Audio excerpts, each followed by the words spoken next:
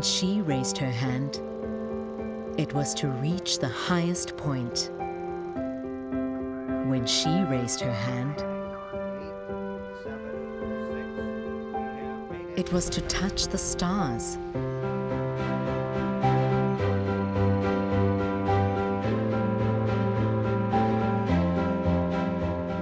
To find a cure.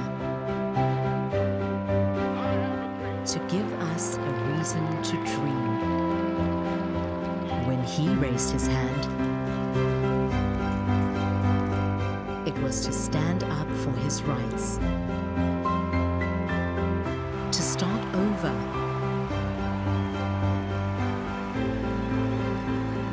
To learn against all odds.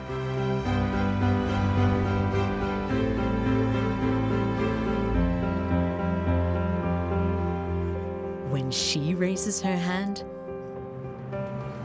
it's to answer yes, to seize her future. Every change starts with a powerful act.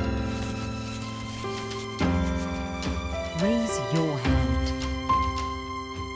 Fund education.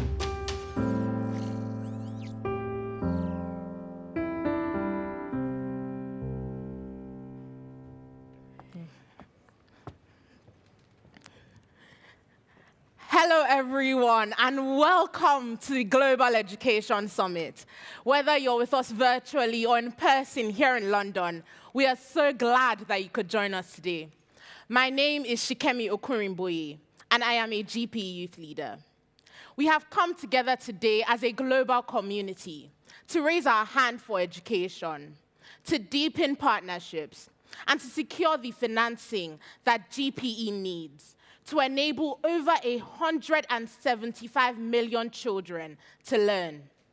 We have a once-in-a-generation opportunity to transform education and secure the future that we want. You see, I grew up in Nigeria, where millions of children are out of school. So I definitely consider myself lucky now that I'm at university, because education gave me the opportunity to solidify my dreams and challenge the injustices around me. That is why I raise my hand for education and for GPE, because I know that education has the power to change lives of children, no matter where they live. Now, I am so glad to hand over to Cynthia. Hi, Sikemi.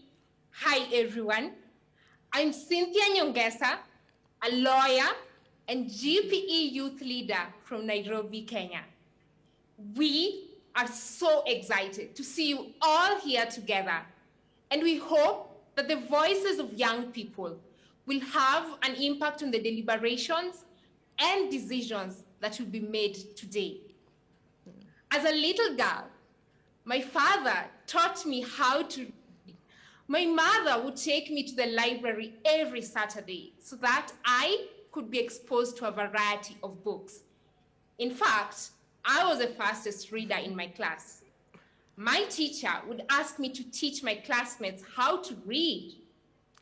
That is the opportunity I hope every child can experience. In the face of the COVID pandemic, we risk seeing many children never returning to school, either because of teenage pregnancies or because their parents lost their jobs. We know that investing in education is one of the ways that our countries can recover from the pandemic. That's why I raise my hand for education and for GPE, because it is through education that a child gains the skills they need, whether that is to be a leader, a doctor, a teacher, or a musician, and to build a better, more equal world for everyone. Thank you. Absolutely wonderful. What powerful, inspiring, and challenging words. Thank you very much indeed to Sikemi here in London and Cynthia in Nairobi. Hello, everybody. and a very warm welcome to the Global Education Summit. My name is Natasha Kaplinsky. And my name is Edwin Macharia, and it is exciting that the schedule we have today to you is all about education and this once-in-a-lifetime opportunity, once-in-a-lifetime generational opportunity to transform education. And that's why we are so proud to welcome you to this Global Education Summit that is about financing GPE for 2025. Absolutely. Well, we are guests today, as you know, of the governments of Kenya and the United Kingdom, together with GPE, the Global Partnership for Education. And we have a truly packed and very exciting lineup for you today. Today, we're going to be hearing from people from across the spectrum of partnerships, that is GPE, from governments and civil society, from businesses and bankers, from philanthropists and international organisations, and from teachers and from youth. And that presents Edwin and I a few challenges. It truly does, Natasha. And so even as we kick off, we'll ask you to just indulge us in two critical things. The first one is we have a packed schedule. And so if you're on stage and you see us looming over you, or you see us getting closer and closer, or beginning to try and politely interrupt you, please take it as a good sign that we're trying to just keep the conversation moving. And please, and I promise you, Natasha has an incredible death stare that you do not want to tempt her to bring out today. In similar fashion, we will try and minimize protocol today and have this day run as a series of conversations. So please do not take offense if we do not call you by your formal title or use your first name. We're really trying to keep the energy of the room going to focus on the people who should most be in the room, who are the young people who are deserving of great education. And Edwin, can I just say how thrilled I am to be working with you. I grew up in Kenya. I spoke Swahili until I was 8, and now I'm presenting with Edwin, so I feel like we're bonded. Asante. So, asante sana. Asante sana, Natasha. That's about as much as I can remember for now. We'll work on it in the course of the day. So we've all come together today, as we know, because we share in the belief that there is nothing more important for the future of our world than ensuring a quality education for every single child. And to kick us off in style, from the Government of the United Kingdom, the Secretary of State for Foreign, Commonwealth and Development Affairs, Dominic Raab.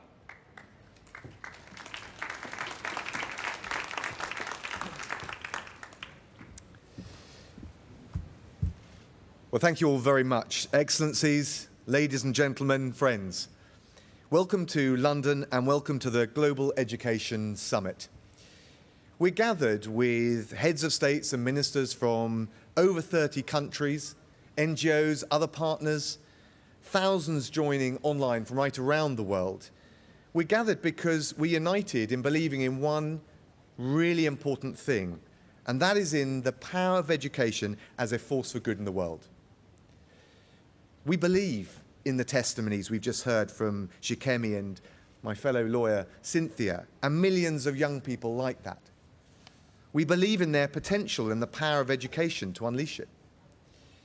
That's why we're here today, and that's why there is a breathless new urgency around the work that the GPE are doing.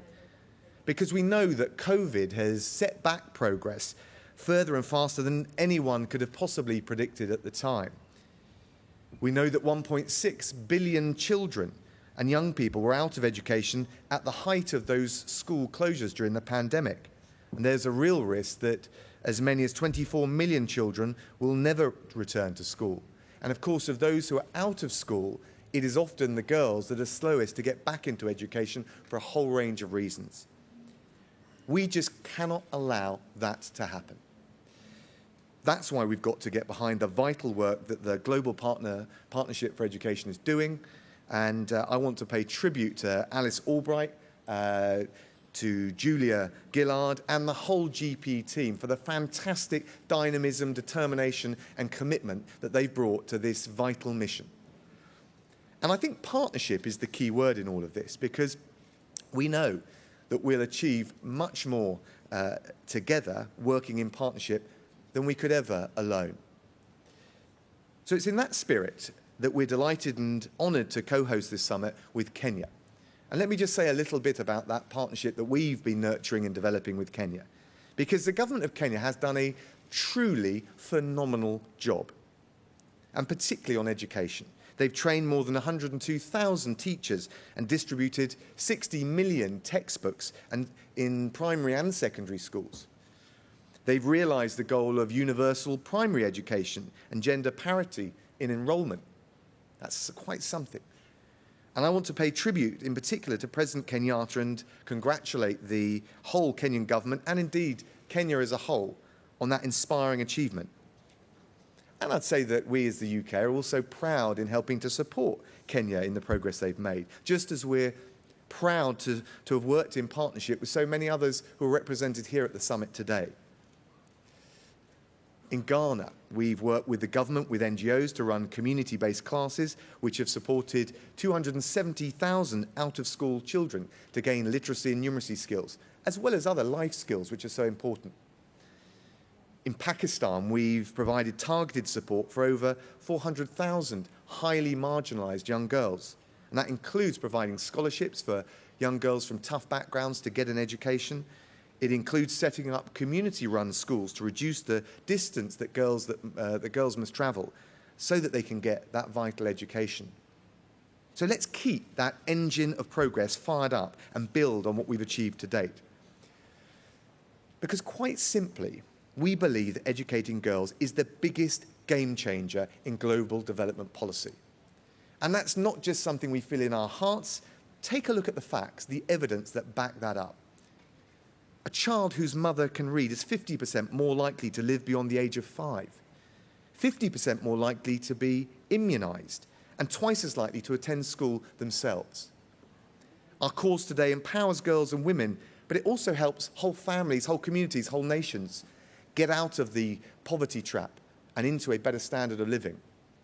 That's why the UK is hosting this summit alongside our Kenyan friends. Between 2015 and 2020, the UK helped over 8 million girls into education. Earlier this month at the United Nations Human Rights Council, we introduced a resolution to promote girls' education and in particular to promote 12 years of quality education, the bedrock, the foundation. And it was backed by over 80 countries. So our alliance for this mission is growing, and that's going to be a force multiplier, if you like, as we step up our efforts. Then in Cornwall at the G7 Summit of Leaders under the UK presidency, the G7 endorsed 2 new targets to focus our work. Those targets are getting 40 million more girls into 12 years quality education and 20 million more girls literate by the age of 10. We want to focus this incredibly important cause on the key areas that will make a difference. But just think for a moment. Just think what it will mean for the lives, the countries, and the whole continents that can be transformed if we can deliver on those global targets and our financial goals that we've got here today. Just think about that. It would be truly transformative, if not revolutionary, in particular in Africa. So let's do it. Let's get behind this. Let's get behind those targets. Let's find the investments that we know will repay us many times over.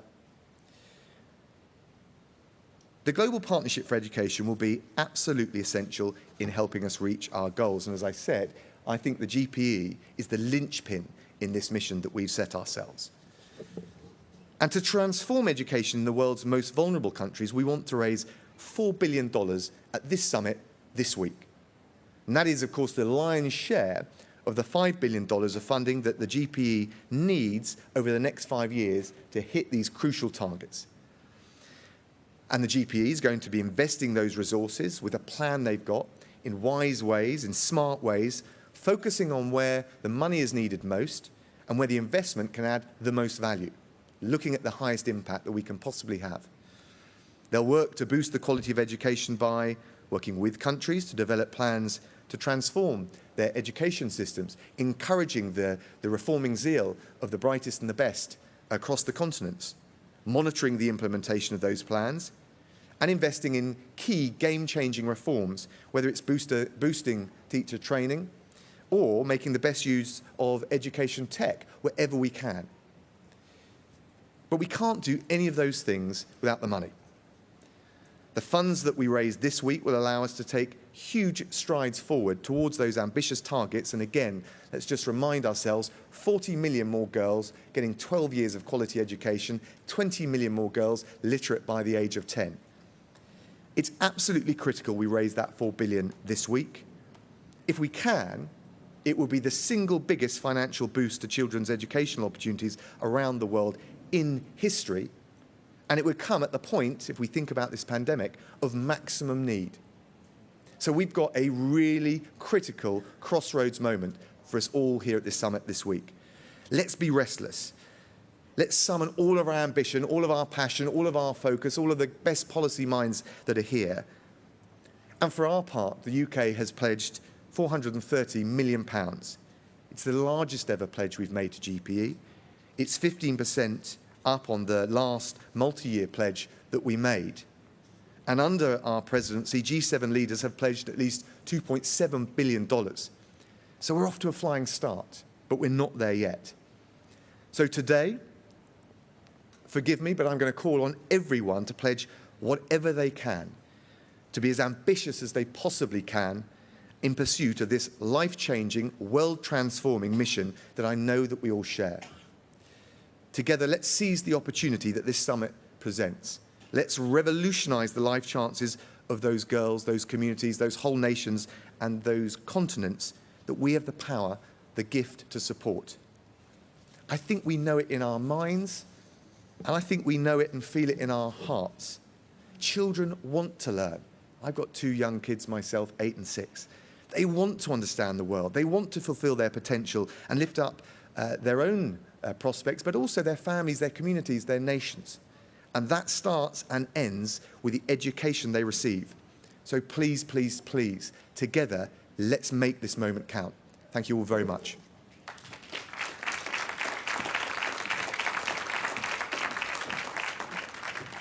Secretary of State, thank you very much indeed. A quality education for every child. That is the vision of GPE. I present now the CEO of GPE, Alice Albright.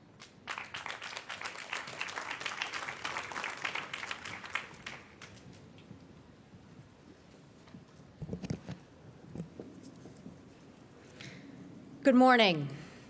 Thank you so much, Secretary Raab. I'm absolutely delighted to be able to welcome you here today to the Global Education Summit and the 4th replenishment for the Global Partnership for Education. Thank you so much, Sikemi and Cynthia, for your very powerful words that have inspired us to be more ambitious than we ever thought possible. I am so honored to be able to share the stage today with the distinguished UK Foreign Secretary Dominic Raab, whose incredible leadership has helped put girls' education on the top of the G7 political agenda, and the esteemed Kenyan Foreign Affairs Secretary, Ambassador Raychelle Omamo. We are extremely grateful for Kenya's leadership on domestic financing for education. Your Excellencies, Ministers of Education, distinguished guests, we are here today because we believe in the power of education to transform our future and make our world a better place. Every one of us in this room and watching online can probably tell a story of how education has helped shape us and helped us realize our dreams. I know that I can. In my travels as the CEO of GPE, I have heard these stories from children around the world, from Sakiba in Pakistan, who looks up at her female teacher, trained with support from GPE, and says, "I want to study until my last breath."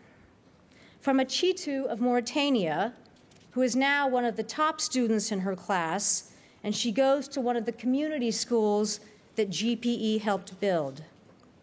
Friends, distinguished guests, we are also here today because we believe in the power of working together, and that is what GPE is all about. But we are at an inflection point. On the one hand, together, we have achieved so much. We've helped 160 million more children, including 82 million more girls, attend school in GPE partner countries. We've catalyzed nearly $1 billion through our innovative finance mechanisms. We have helped partner countries save up to $6 billion through greater efficiencies. We've created a unique knowledge, innovation, and exchange platform, as well as the biggest education advocacy fund in the world. And last year, 2020, we launched the largest window dedicated to COVID-19 education response and recovery for lower-income countries. But on the other hand, there are still nearly 250 million children who don't have education as part of their stories. And the progress that we have made could be set back by years following the extraordinary school closures that were necessary last year. Unless we act, and we act boldly and at scale. But in just 1 year, we've seen more child marriage, more sexual violence, and less education. Even before the pandemic, 129 million girls were not in school, and nearly 1 in 3 of the very poorest adolescent girls has never set foot in a classroom. And many who are in classrooms aren't learning enough. All of that is inexcusable. But when we think about the scale of the problem, it can seem insurmountable. But we are also here today because we believe in the power of working together, and that is what GPE is all about. Together, we can tackle the learning crisis. We have a bold vision and a strategic plan to transform education. We are improving learning, equity, and inclusion for the most marginalized children. We are hardwiring gender approaches into all of our operations. We are providing the finance to catalyze reforms and to invest in stronger education systems. And we are building the power of our partnership with fantastic support from the philanthropic community and civil society. We are working with companies to strengthen education data and leverage their social marketing capabilities to get more girls into school. So, we do have the building blocks in place already to create real change. And that is why GPE must raise at least $5 billion over the next 5 years from donors. The vast majority of it, I hope, happens today. Along with domestic finance and other resources that are crowded in, these investments will help enable 175 million children to learn, get 88 more children into school, and the ripple effects of these investments will be substantial. 2 million girls will escape early childhood marriage, 3 million lives will be saved, and economies will be boosted by up to $30 trillion. So GPE knows what needs to be done, but we can't do it alone.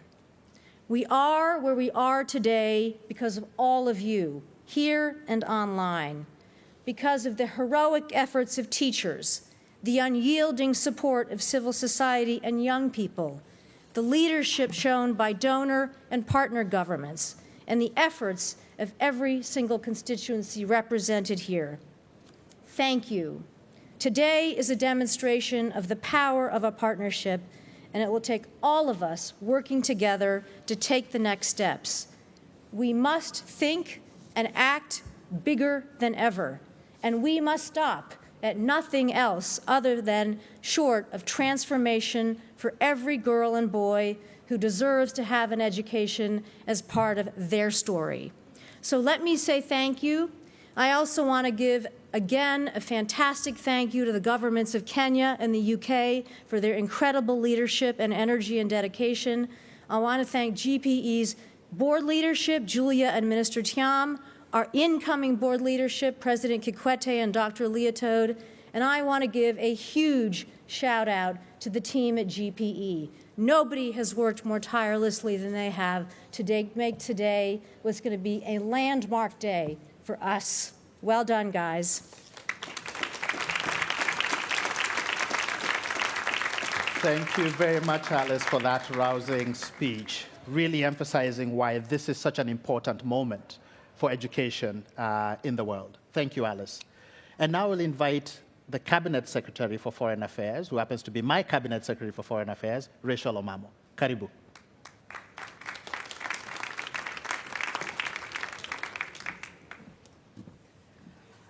May I begin by wishing you all a very good morning and to thanking my dear colleague, Dominic Raab, for his very warm welcome, and also you, Madam Albright, for the wonderful work that the GPE Secretariat has put in under really extraordinary circumstances to ensure that we're able to gather here today.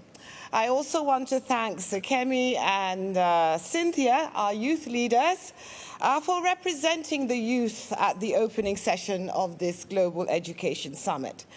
Indeed, the stakes for global education have never been higher, and your statements are timely. They are a reminder that we are here primarily because of you, because of our children, and because of our youth. And I thank Cynthia for speaking to us from my home in Nairobi, Kenya. As co-hosts of the Global Education Summit, allow me to extend our warm welcome to all the participants here. Whether you're here in London or whether you're joining us virtually from other parts of the world, we are truly honored to have you here today. And as we would say in Kenya, karibuni. Excellencies, distinguished guests, delegates, ladies and gentlemen, Kenya's involvement in the 4th replenishment campaign for the Global Partnership for Education began in earnest on the 12th of October 2022, when His Excellency President Uhuru Kenyatta and the Right Honourable Prime Minister Boris Johnson came together and agreed to jointly host this campaign. As you are aware, the campaign has been carried out under unique and difficult circumstances precipitated by the global COVID-19 pandemic. It is against this backdrop of unprecedented financial constraints and social and economic disruptions and upheavals, that Kenya and the United Kingdom have reached out to all development partners across the world with the aim of ensuring that the value of investing in education remains at the forefront of global development and in all our efforts to build back after the pandemic. Education is the pathway. Education is the way forward. In the course of the 9 months since the launch of the campaigns, we have engaged governments, multilateral organizations, CSOs, private foundations, the youth, school children, and all stakeholders in education to highlight the urgency of investing in education, safeguarding our education systems, and ensuring that all our children are able to return to school and receive education of high quality.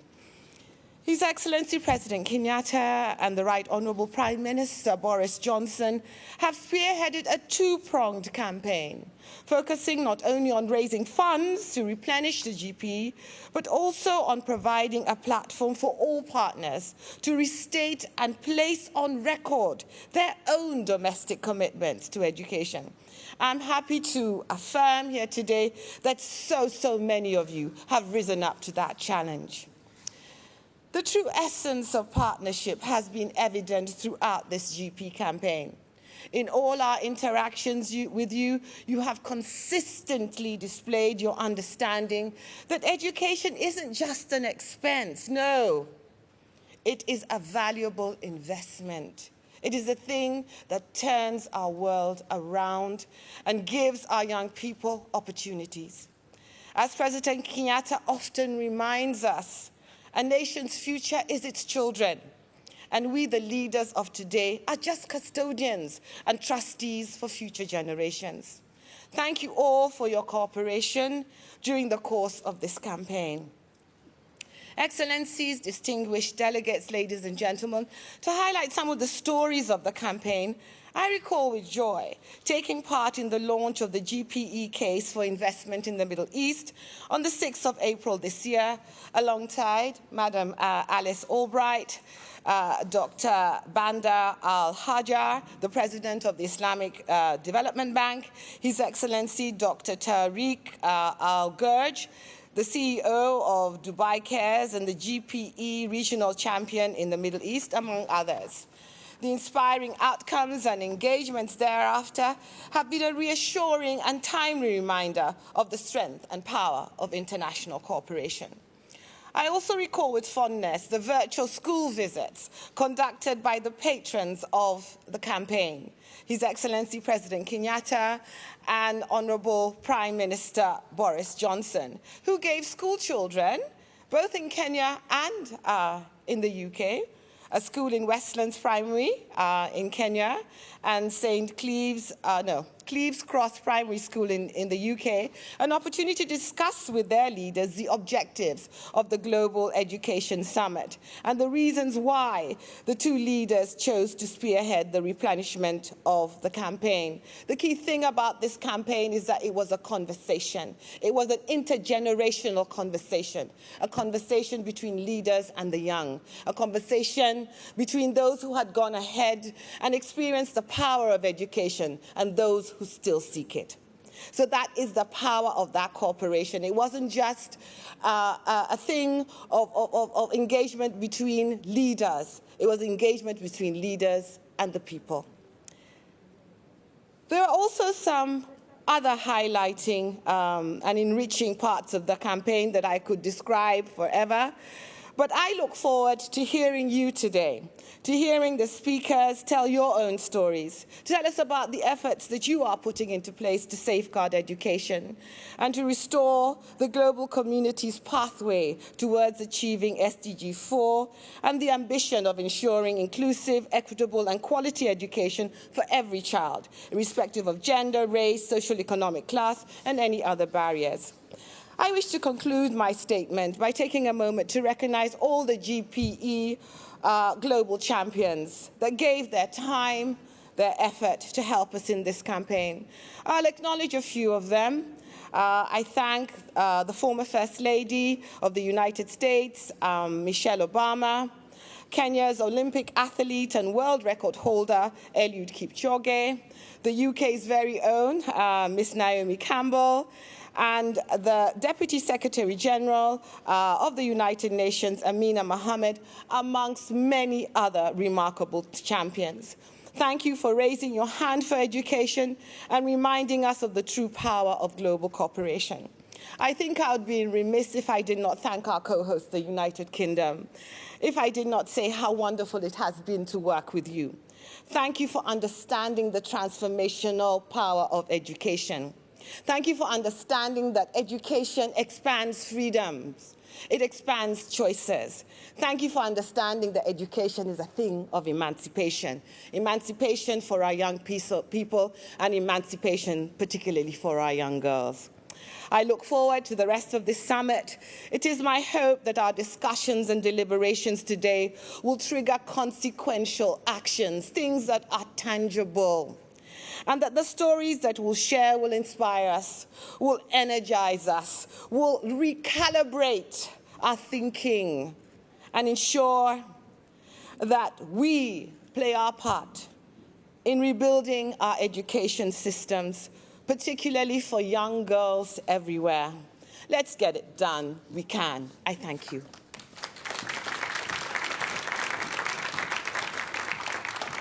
Very many thanks, Raychelle Omamo, there for your very inspiring address. شكرا جزيلا لك ريتشل أومامو لهذا الخطاب الملهم. شكرا جزيلا أيضا لدومينيك راب. شكرا جزيلا لكم.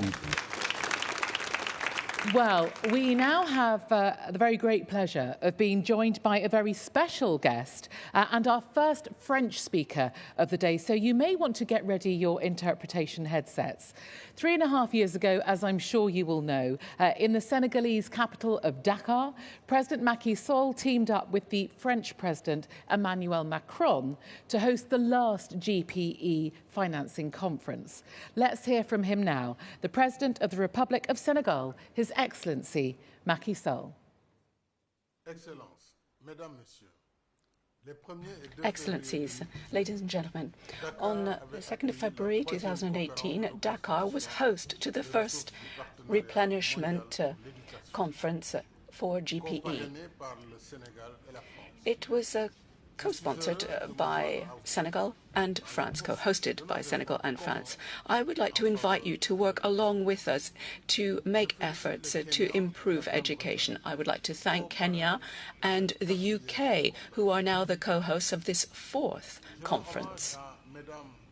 I would like to pay tribute to Madame Gillard and Alice Albright, who are both who is head of the board of the GPE and the board for the considerable efforts that they have put to this noble cause.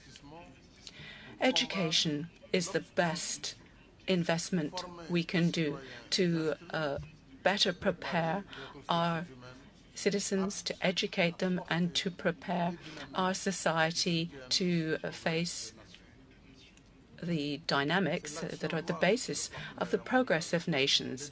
And that is why the Global Partnership for Education for several years now has been coping in the difficult context of the COVID-19 pandemic, has nonetheless tried to replenish this fund.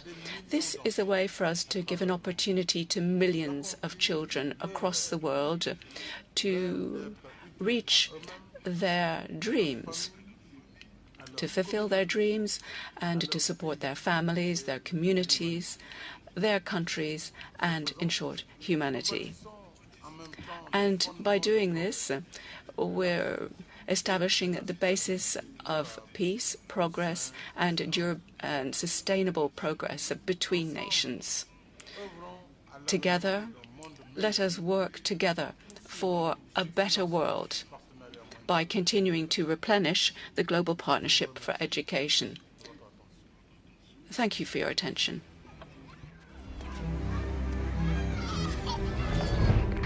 Many schools around the world, as you know, have shut down for some extended period of time. School doors have shut all over the country, leaving millions of students with fears that all the country might follow suit. Has ordered all schools to be shut. Closed public schools turning to remote learning from now.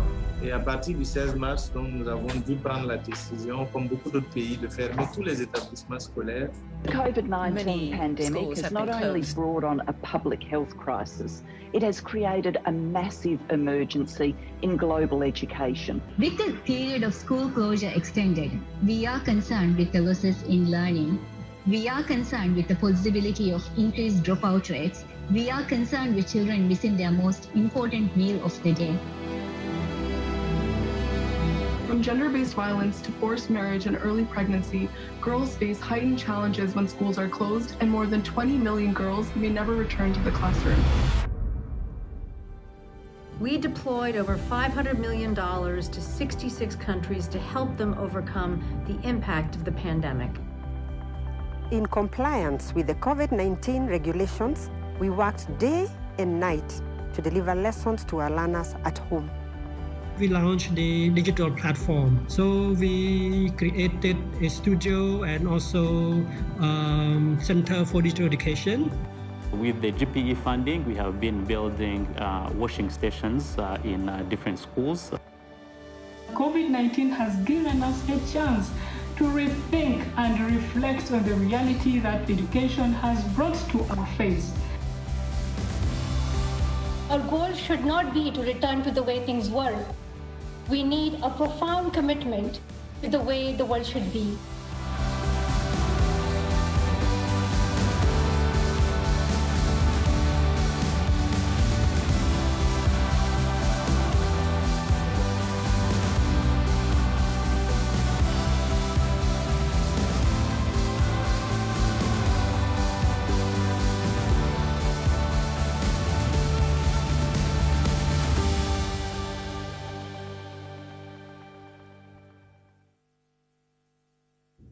Excellencies, dear colleagues and friends, children are among those least at risk of severe disease or death from COVID-19. But the pandemic has hit the world's children hard in other ways. More than half the world's students have been affected by prolonged school closures and other disruptions to education. This has magnified inequities for already marginalized children, especially girls. Some children have been out of school for more than 9 months, increasing their risk of dropping out of education completely, jeopardizing their future employment prospects and their health. In this time of global crisis, coordinated investment in education is critical to provide a safe environment for children's education, health, well-being, and nutrition. That's why the safe reopening of schools is a priority for WHO. Working with other UN agencies, we have published guidelines on the measures that governments and schools can take to reopen safely.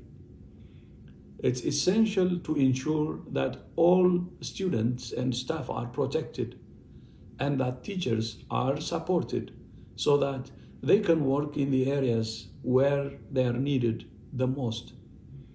Innovative solutions are also needed to mobilize funds for education so that every child can reach their potential. Thank you, and I wish you a very productive summit. Thank you very much for that message, Dr. Tedros. Welcome to what is our first conversation. But even before we get to it, I think it is important to just remember exactly what Dr. Tedros said. One of my favorite people in the room is Dr. Ruth Kagia, who happens to be sitting right here, and I can see her. And she makes this excellent point that COVID began as a health crisis, very quickly became an economic crisis, and now, as we sit here, has the tremendous chance of being an educational crisis, the inability of the world to move forward because of the impacts that we will see in the next generation in their ability to access education. So it's a big issue. And so this is an important point to remind all of you, please keep your masks on, please maintain physical distance where you can. And for those who happen to be in developed countries, please get vaccinated. It is important not just to protect yourselves and your loved ones, it is also will enable those of us who are from developing countries to be able to access those vaccines, because today we are not able to. So this is one of those places where we can truly be a global world thinking about each other and supporting each other. But today's conversation is about education. And in today's conversation, we began with asking Peter Tabichi, who won the Global Teachers Prize in 2019, what the impact of COVID has been for him and his students. And we have a video recording for that, which will lay the basis for today's conversation. So let's watch that video. Hi, I am Peter Tabichi, and I'm joined by my students here, Teresia and Sharon. After COVID-19, this brought negative impacts in that my students, lacked proper guidance and counseling, which they used to enjoy when they were at school. And we also had cases of teenage pregnancy, we had drug abuse and other indisciplined cases. And then after reopening, we had to adapt and be creative as teachers by introducing the blended learning. But unfortunately, at the moment, we don't have enough learning resources that can facilitate the blended learning. For example, we need enough space, more classrooms. We also don't have the digital devices, the laptops, and then there is poor internet connectivity. So let's also hear from my students. So after the COVID pandemic, indeed we had to go back home because of the lockdown. And at home, it was difficult for us to continue with the learning. This is because we do not have the gadgets to access the online learning. And therefore, the flow of our learning had to stop. And it was also difficult for us because we had issues with internet connectivity. For those who were able to get help from well-wishers, they couldn't continue the learning because the internet was slow. Therefore, there was disruption in terms of the flow of learning. Up to you, Sharon. Since most of us come from poor families, when the COVID-19 pandemic came, most of our parents were dismissed from their workplaces, which became a challenge to us. For the income generating activities were reduced. Therefore, we could not find money to buy the resources needed in education. Thank you. Thank you. Thank you very much for that, Peter. Applause for Peter. Thank you. My name is Edwin Macharia, and I'm having this first conversation with two incredible women with me on stage. The first is the Minister for Education from Tanzania, Madam Joyce Ndalichako. Karibu sana. And the second is Gabriela Boucher, who is from Oxfam. So let's start with you, Madam Waziri. Okay. You've heard what Peter said about the impact of education for him and his students in Kenya. Does that resonate with what you experienced in Tanzania? Yes, certainly. Yeah. Could you tell us more about what that meant for learning and education delivery for the country? Yeah, thank you very much. Tanzania, like many other countries in the globe, was hit and affected by COVID-19 pandemic in different sectors, including education sector. And we had to close schools and universities for almost 3 months. And then reopening was done in phases. We started with classes with exams, and we opened universities, and finally all students went back to school. And then during the school closure, we had to take measures and interventions that aimed at ensuring continuity of learning while children were at home. And these measures included the use of TV, electronic media, and this really helped many students to continue learning. However, these measures did not benefit children from areas where there is digital divide challenge. Yes. Also, we created a virtual library where we uploaded all the textbooks for basic education and other education materials, and students were able to access them free of charge.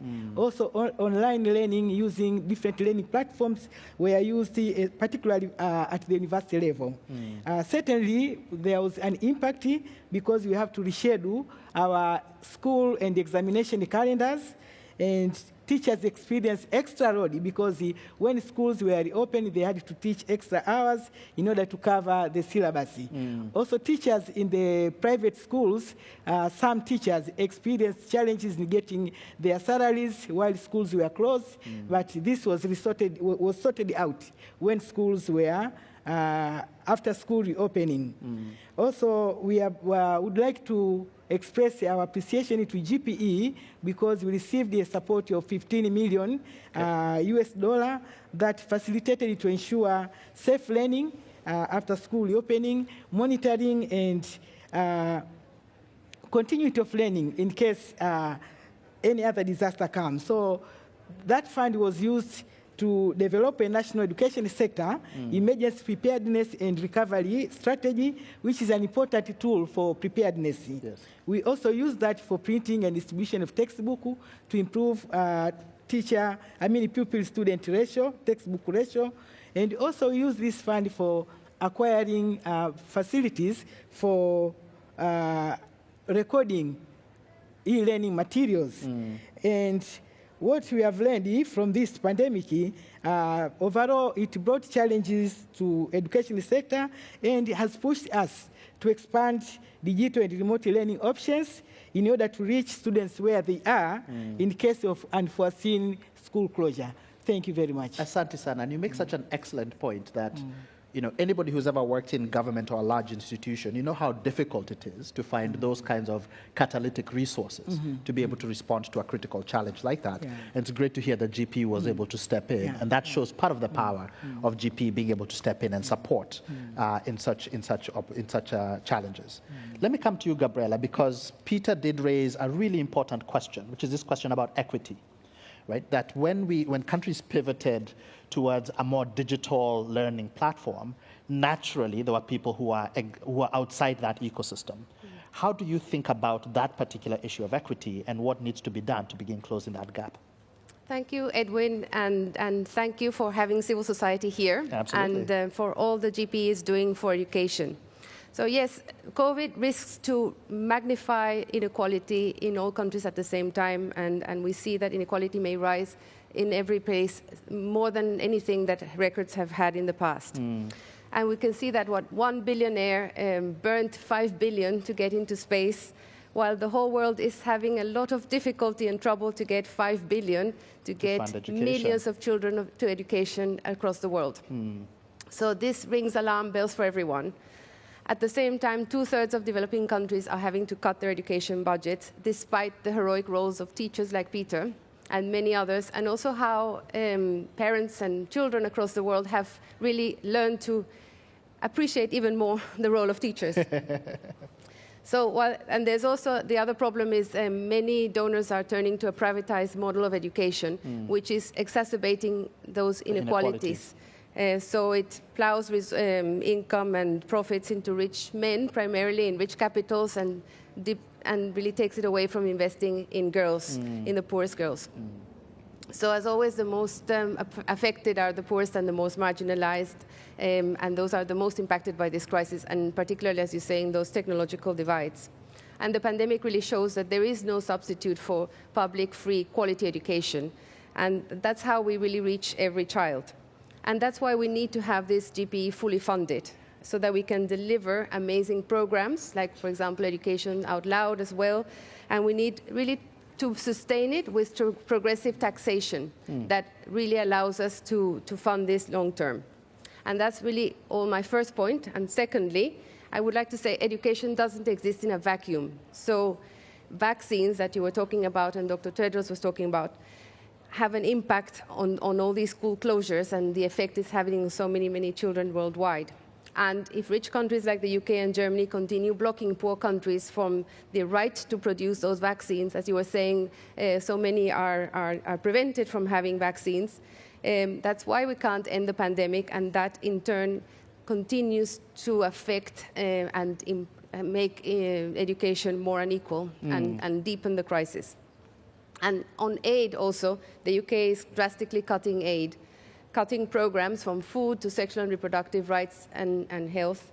And that will leave especially girls less healthy, less safe, with diminished life chances, even before they set foot in the classroom. So for rich countries, it's important to see the connections of all these issues and the damage that eventually it does in people's lives, especially in girls' lives.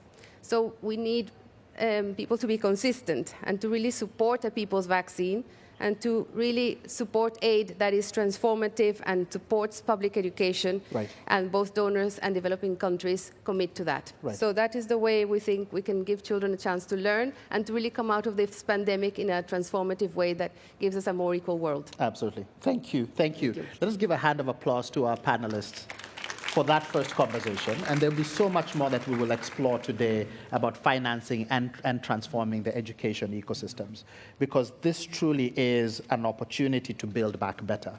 And the question is, will we be able to do it? So we'll round this out with a message from the Africa Union, which will be on video. Asanteni sana. Greetings. My name is Professor Sarah Anyang Agbo, the Commissioner for Education, Science, Technology and Innovation at the African Union Commission. Africa has faced severe disruptions in its education systems as a result of COVID-19, threatening to reverse development gains by member states.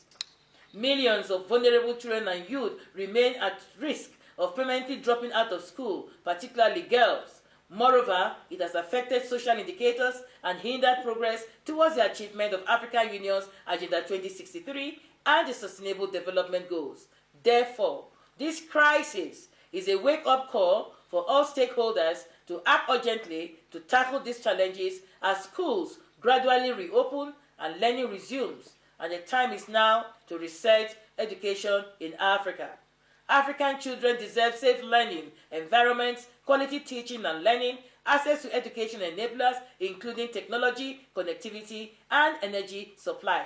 Therefore, it is important we work together, and that is why I am delighted AU and GPE are partnering on these areas. The Global Education Summit is an opportunity to come together and through political will, partnership and collective action, push forward the transformation of education systems in Africa. I thank you.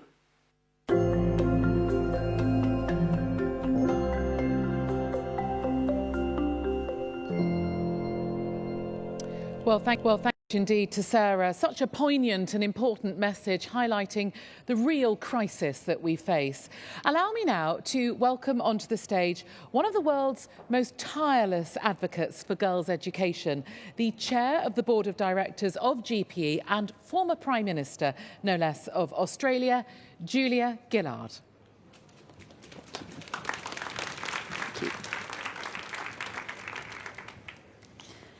Thank you very much. We are gathered at an exceptional time in history, a time that requires acceleration and transformation. GPE is uniquely positioned to traverse these challenges and seize these opportunities. Thanks to the contributions of all of our partners represented here today, since GPE's inception, we have helped get almost 1,000 children learning every single hour for the last 19 years.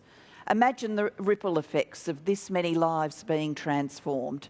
Take the example of a 9-year-old girl in a Maasai community in rural Kenya, whose biggest dream was to go to school, but there were none.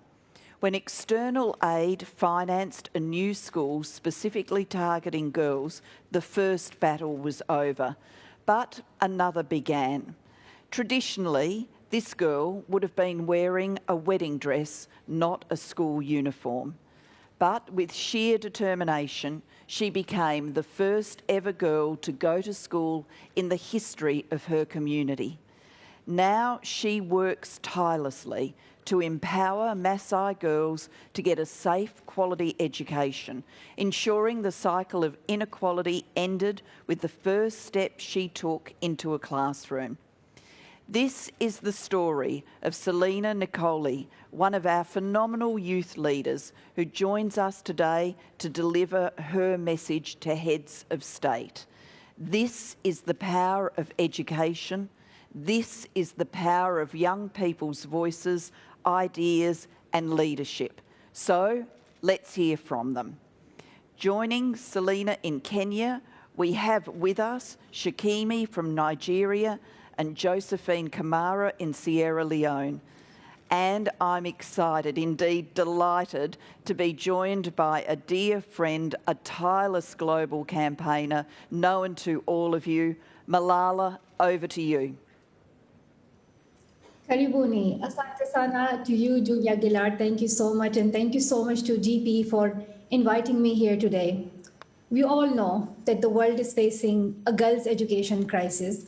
Nearly 130 million girls were out of school before the COVID-19 pandemic. Now, 20 million more girls are at risk of dropping out because of it. Climate change is exacerbating the issue. Malala Fund estimates that climate-related events will lead to at least 12.5 million more girls a year deprived from learning.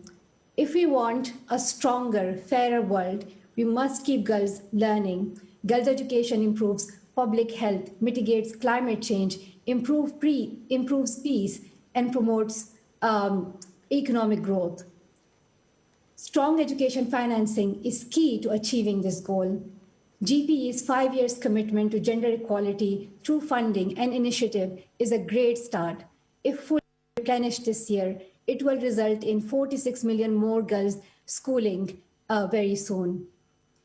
To discuss what more leaders can do to help us build a future where all girls can learn and lead, I'm joined by 3 dedicated young advocates, and I would like to start from Sikemi first.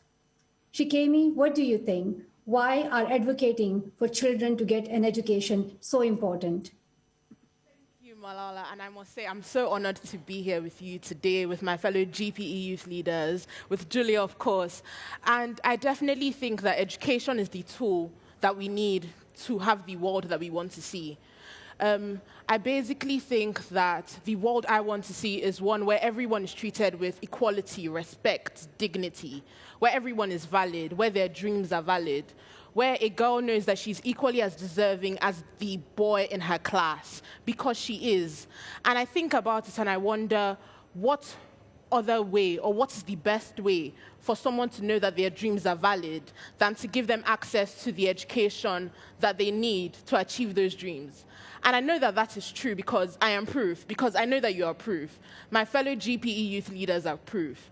And looking again at the issues that are stopping us from the world we need to see, issues like poverty, global warming, insecurity, weak economies, as COVID has shown us, poor healthcare, these things are stopping us from the world that we need. And education has the power to stop that. I grew up in Nigeria, as I've said before, and I was in secondary school when the Chibok girls were abducted. And so I don't just want leaders to invest in education. I want them to invest and also to ensure that it is quality and safe education. And we as youth leaders, we as the youth need to push for that. And like going on that, I have a question for you, Malala. I've been thinking, you know, the world needs more Malalas so that we can change it. And you have started a global movement. I'm just wondering what you think we as the youth can do to push on that movement, to make it grow, to achieve the world that we want. Thank you so much, Sikemi. And you highlighted that education for girls is one of the most powerful investments that we can make right now. My message to youth activists is always that we must believe in ourselves, we must believe in our voice. We are not just the leaders of the future, but we are the leaders of now as well. The issues that we are talking about, from climate change to girls' education, to poverty, to gender inequality, are already affecting us. It is affecting our lives. So many million girls around the world do not have access to equal opportunities simply because of their gender, simply because they're girls. And we should not be living in this world. What I'm really positive about is the optimism that young people carry in their hearts. They want a better world. They want a safer world. They want a more equal world. And they are ambitious. They are not giving up on their dreams soon. You know, when you are growing up as a child, you believe anything is possible. And I think that's the passion that we need to carry in our hearts and in the work that we follow in the you know, right now and in the coming years. So I want young people to believe in their leadership. Their voices are important. I hope that our leaders listen to our voices, but I'm also very positive that we are already making change and we are out on the streets, we are protesting, we are raising our voices. So it is giving me a hope for our future that this generation of young people will create a more equal, sustainable and better world for all. Thank you so much, Malala. Always fantastic to hear your wise words and see you. Thank you.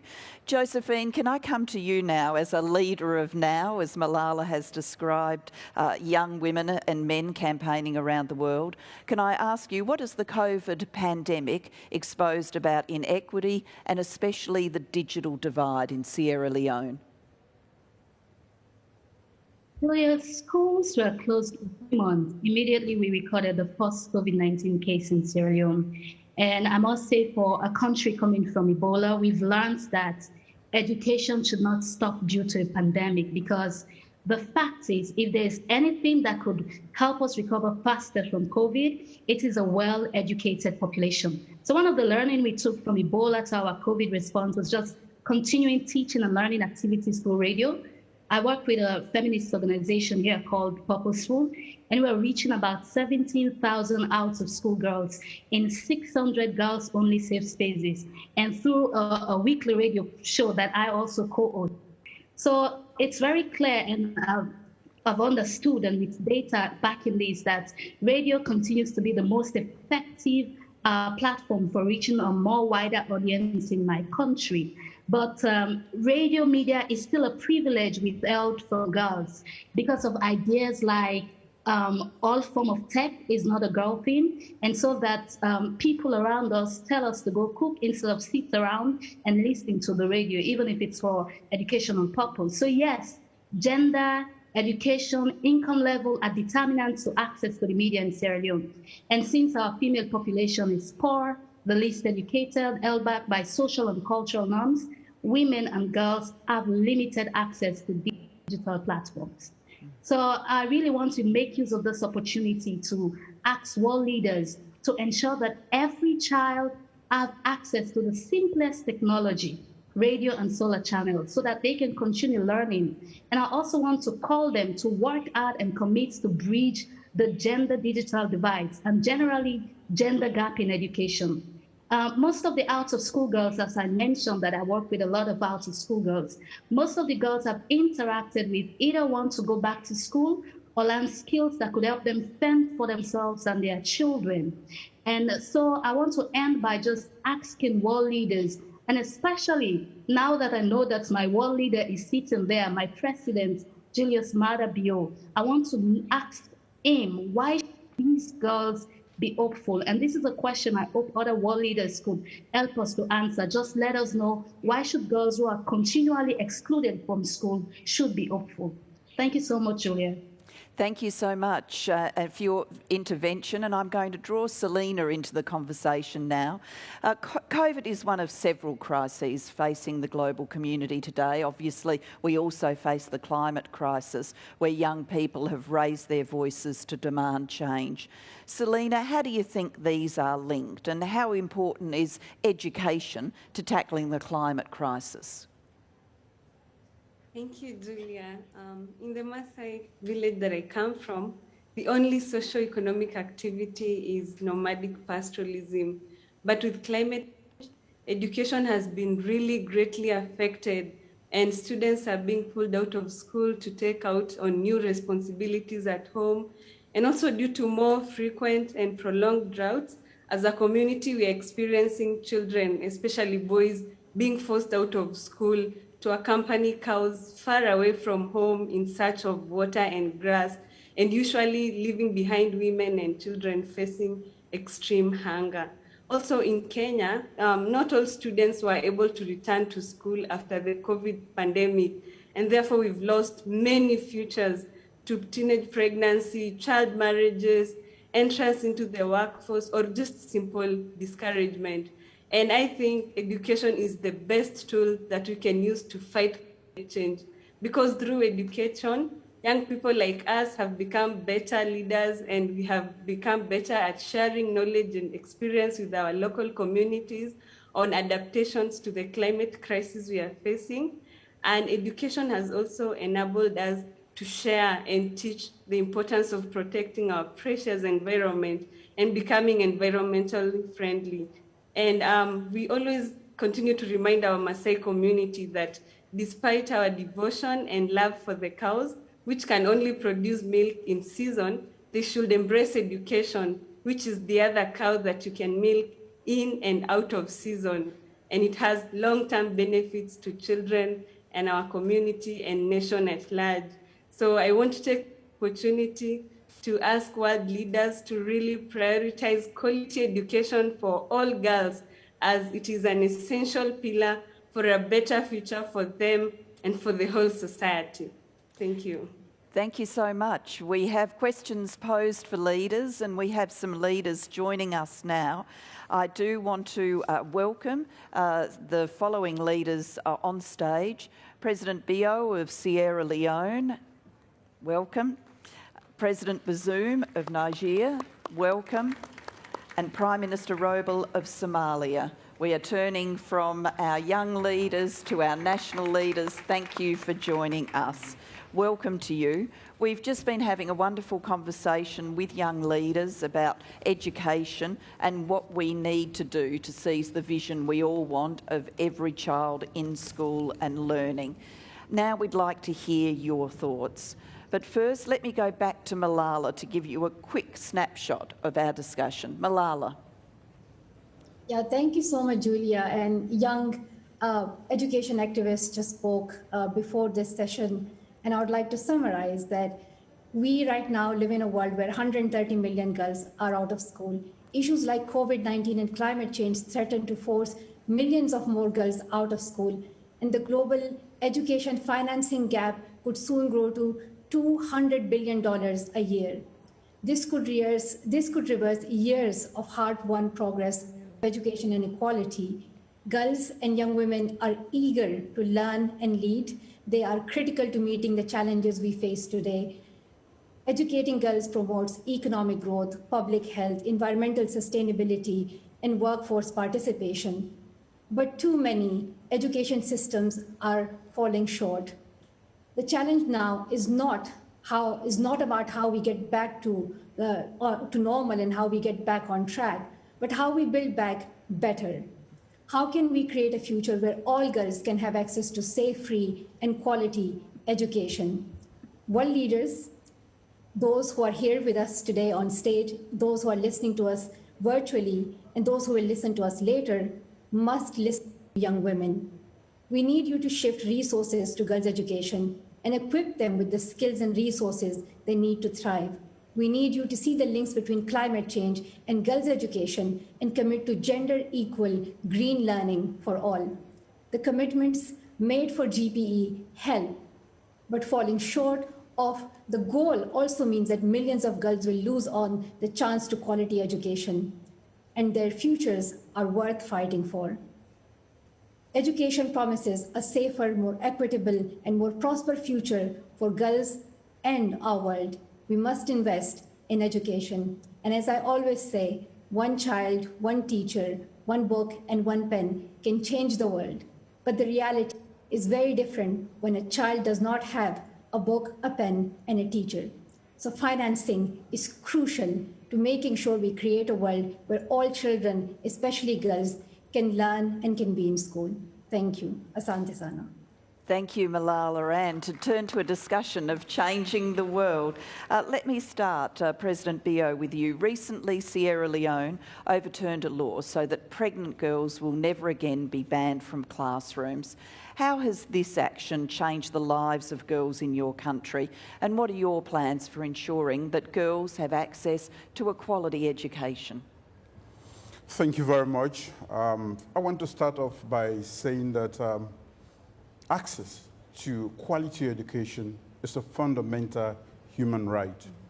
Besides, my government has already stated that human capital development is our priority, but also we want to make sure that human capital development is actually inclusive. Having said that, I want to add that it is easier said than done, access to quality education. For women or girls in particular, there is, of course, gender disparity, especially in the schools, and certain norms and discrimination have not allowed the girls to be able to continue to do their education. So we have to take care of that. And again, when you think about the number of girls who drop out of school, I thought that it would be a big failure on my part, who is very passionate about education, to leave any girl behind. So our policy is to make sure that all girls, irrespective of the fact that they are pregnant or not, are able to continue school or go back to school after childbirth. It was for this reason that we brought in this new policy. What has it done? Well, of course, it's been difficult. We are trying to narrow the gender disparity gap, especially for pregnant girls. So we had to bespoke this particular policy to make sure that those gendered norms that militate against pregnant schoolgirls is taken care of. That is why we did this. And what has it done?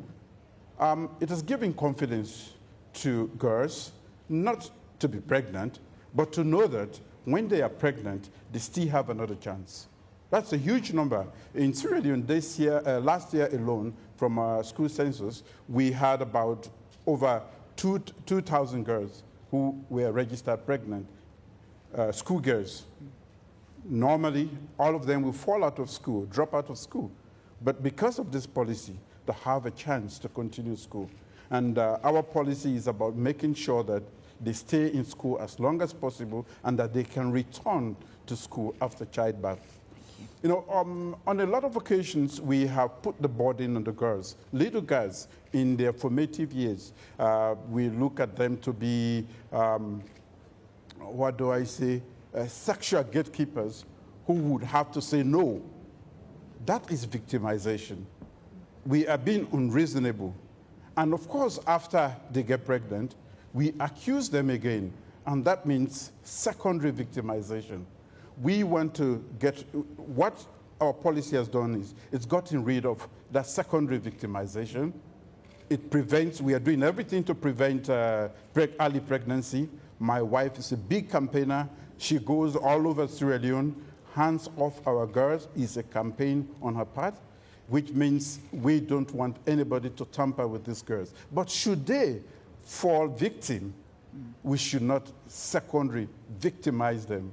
And that is what this policy is about.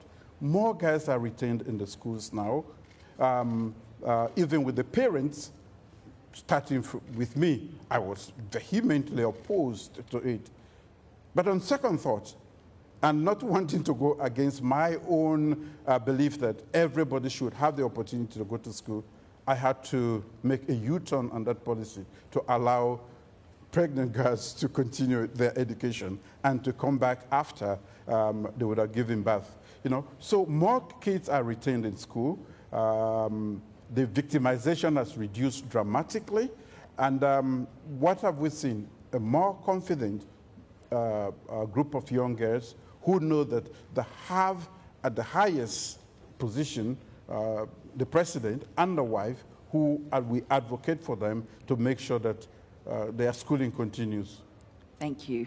Well, thank you so much for thinking so deeply about an important policy issue and for putting the priority on girls' education. I am going to turn now to President Bazoum, who will be speaking to us in French if you want to access your translation device. Mr. President, you made education a policy priority when you took office earlier this year. How do you plan to strengthen the education system so that you can address challenges like climate change, child marriage, and ensuring that the children of today are ready for the economy of tomorrow?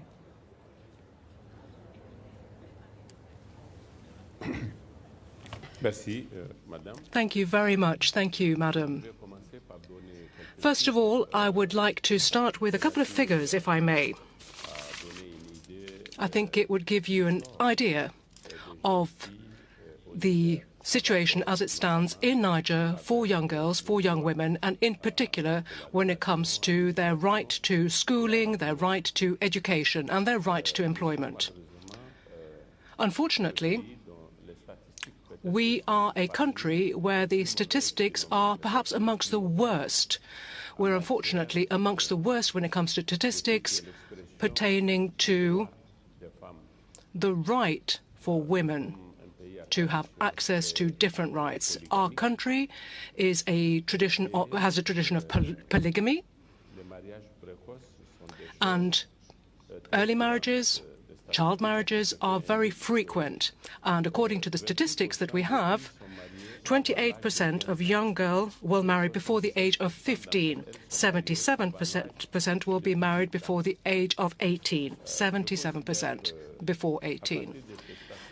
So, on the basis of those statistics, I would argue that our situation is clearly one where young girls, or women, more generally speaking, will never be in a position to fully participate in the economy of our country, promoting that economy. They'll never be in a position to do so because they are deprived of what they need in order to do so, namely education and training. They're deprived of those opportunities. So I have taken note of the problem, and I have decided that my policy will be to keep girls in school for as long as possible. We know that they marry at a young age, too early. perhaps because they drop out of school quite early, too early. And the only way of making sure that girls stay in school, that they continue with their education, the only way of making sure that they stay for as long as possible is to create the necessary conditions for them to be able to do so. And that is the reason why I have decided to promote a policy, for instance, for boarding schools in rural areas for young girls. We're going to be building boarding schools, and these boarding schools will welcome girls from villages where you don't necessarily have schools, where you don't have school establishments, so they'll be able to come to boarding school. And if we can guarantee that, if we can say that for the 4 years of high school education, for 4 years, these girls can stay in their schools, can stay where they are, it means that for many of these young girls, we're protecting them from early marriage, childhood marriage, around the age of 13, because it tends to be around that age. Around 13, they are often asked to marry very early on. According to our Muslim culture, you know, if a girl is no longer at school, she should get married. That is the received wisdom, if you like. They should get married, therefore. So if we can get them to continue with their education, maybe to the age of 15 or 16, the so-called BEPC diploma, which is, you know, the second cycle, and then maybe even moving on beyond that, if we can make sure that these girls stay in education for that long and even receive vocational training where the case may be, then it would mean that girls in our country would be able to stay in schooling until the age of 18. They wouldn't drop out of school, they would stay in school until 18. So, Madam, as you pointed out, I was recently elected less than 4 months ago. In fact, that's when my presidential term started. So I'm only just starting with this project, but I will build on it and continue to build on this policy objective of mine. I want to make sure that young girls can succeed in school. I want to make sure that young girls can be well educated, properly trained, because I think that that is the only way, it is the key to promoting the participation of women in our economy. We need to make sure that that half of society is involved, is on board, because as things stand right now, they don't have that opportunity. They can't actually make a contribution to the economy of our economy. So we want to bring them on board. That is one of the aspects that I intend to pursue in my policies. And the results I'm hoping for are the ones I've just outlined for you. Thank you. Thank you so much, and we wish you well as you go about that journey, and GPE will be with you every step of the way. I'm going to turn now to Prime Minister Raab. Your government's partnered with GPE to support education for children who are affected by conflict, climate shocks and displacement. How will education for all children support your vision of economic and social growth for Somalia? Thank you so much. First of all, I would like to thank GPE for being reliable and trusted to Somalia since 2012. Sadly, conflict and natural disaster spare no one. Least of all our children. In my country's experience, schools have been an important lifeline during the emergencies. As you know, schools provide children with the safe haven where they not only can continue with their education, but also benefit from critical life skills and psychosocial support that can strengthen their resilience. Access to schools during and after the emergency have proven to lessen the risk of wide variety of threats to the children and youth, such as violence, abuse, and exploitation.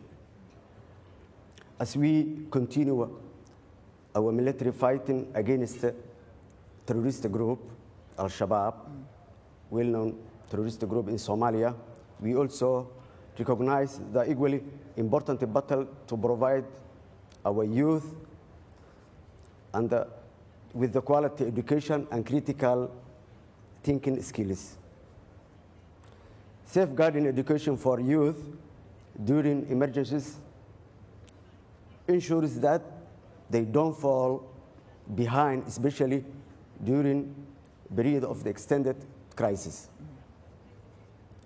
With support from the GPE, Somalia is addressing the need of children's chronic emergencies through the construction of safe temporary classrooms, the provision of teaching and learning materials. For the economic and social growth for Somalia,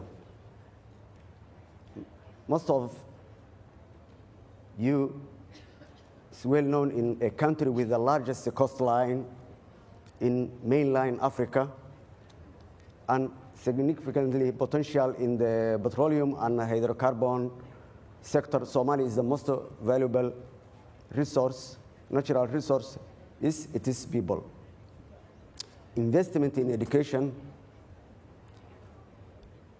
to educate our children and youth today will drive their creativity, productivity, and result in a lifetime of learning. An educated society promotes entrepreneurship and technological advances that accelerate economic growth and ensure Somalia will be competitive on the world marketplace. We cannot achieve development and growth as a society without the educational empowerment of 50% of our population. The Somalia government is committed to ensuring the equitable access to quality education of our girls.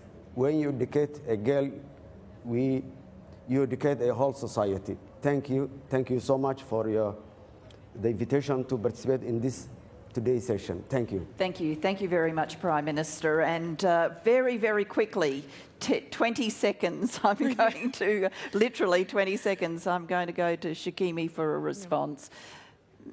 I think that what we've heard from the leaders today is really important, and it is very necessary for us to identify the obstacles that stop girls from going to school and working on that. And I think that, and as the leaders have said, economic and social development cannot happen without the girl child.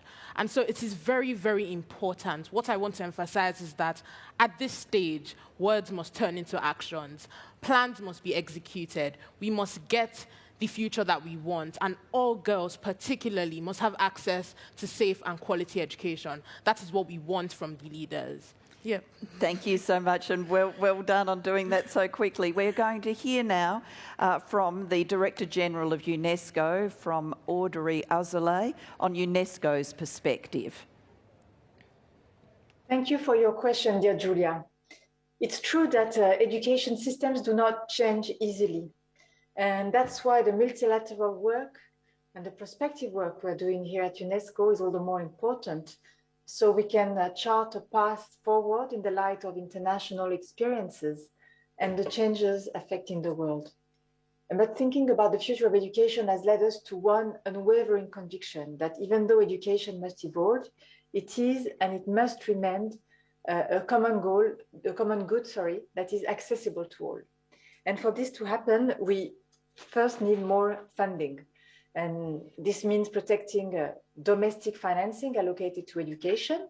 And in this regard, I welcome the commitment made by the 100 countries that participate in our UNESCO Global Education meeting last October to set aside between 15 and 20% of public expenditure for education. We will have the opportunity to reaffirm this commitment at our next Global Education meeting in November, and also to discuss the lessons learned during the pandemic.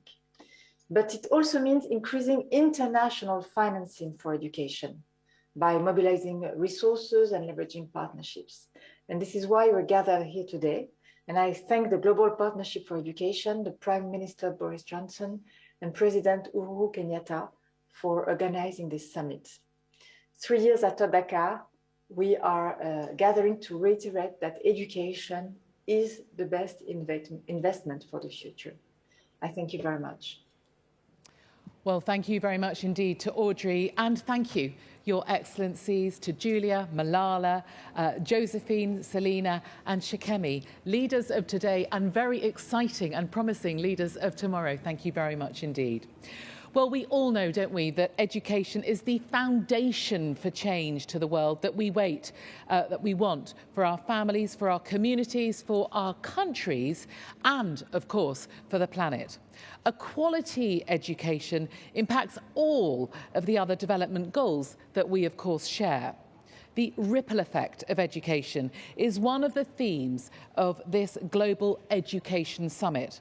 And so this feels like a very good time to remind you that, as well as all the speakers joining us here in London, there is a wealth of discussion and debate available on the virtual summit portal. So when you do have a chance, please do make sure to check that out.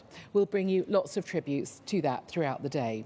Like this, the ripple effect, education's impact on sustainability. Are we doing enough? Are we asking enough? And are we enough? Can we bring forth a change in paradigm so pronounced it begs the walls to break, it asks the earth to shake, and when it shakes, we grab onto the closest thing we can find? In my mind, we find each other. Hello and welcome to the Global Education Summit. This is education's ripple effect. As countries try to navigate their way out of the pandemic, we have an opportunity to transform learning for the future, to build back better from the pandemic, and to make sure that every child receives a quality, inclusive, and safe education. It's about human connection. The transfer of knowledge from teacher to student, the transfer of wisdom is what sits at the heart of education. It is fundamental that we make quality education open to all. And when we do that, we will see a ripple effect of a quality education. Healthy and safe children, active citizens, strong action against climate change, and girls with decision-making abilities. By bringing together critical services such as immunization, education, nutrition, we can enable a virtuous cycle. For young people, investing in their education is investing in their lives and their futures. They want relevant and quality education, which is gender transformative, inclusive, and based on climate justice and sustainable development. Listen to us. We want to preserve our world, the ecology, and the climate. Work with us, engage with us. We are smart, driven, and ready to become the future leaders. When you have environmental degradation, that will not change unless people in the communities can change their behaviors, and education is key to that. It's apparent that, yes, time is not on our side anymore, but we have to start somewhere. This is the time to step forward for those left furthest behind. Together, we must deliver results, leaving no one behind. Education is a weapon that can change the world. Thank you very much for that. Today's conversation is about financing education. And I'm pleased to have representatives from the multilateral banks who are such critical partners for GPE and are really important sources of financing for countries for education. And so today we will have Mari Pangestu, who's the Managing Director of Development Policy and Partnerships at the World Bank. We'll have Beth Dunford, who is the Vice President for Agriculture, Human and Social Development at the African Development Bank. And live on stage, I have with me Dr. Banda Hajar, who's the President of the Islamic Development Bank. Karibu sana. Thank you. Ahlan bika. And so to kick us off, we will actually have a video that was sent to us by Matsaguru Asakawa, the President of the Asian Development Bank from Manila. So let's watch that video. Distinguished participants, warm greetings from the Asian Development Bank. ADB recognizes that human capital development is vital to the well-being and empowerment of people, equitable economic growth, and resilient and sustainable societies. However, due to the severe impacts of the COVID-19 pandemic, the hard-earned gains that many developing countries have made are at risk of being reversed. Now, more than ever, we must redouble our efforts with investments in education that provide effective and innovative solutions to the challenges they face. To meet the immense needs across the Asian Pacific region, ADB aims to significantly increase its financing for education. Our target is to double the percentage of our support to education to up to 10% of our total annual commitments by 2024. As we make progress towards this goal, I am proud of ADB's partnership with the Global Partnership for Education, which provides cutting-edge knowledge and precious grant resources. For example, in collaboration with GPE, ADB supports open and evidence-based policy dialogue with key stakeholders to improve the quality of education. By blending GPE's grants with ADB's loans, we can provide clients with access to increased financing on more concessional terms, along with opportunities to invest in best-in-class education programs developed through joint ADB-GPE expertise. Continued collaboration between ADB and GPE will make a tangible difference for education in the 29 countries in Asia and the Pacific, including small island countries eligible for our joint support.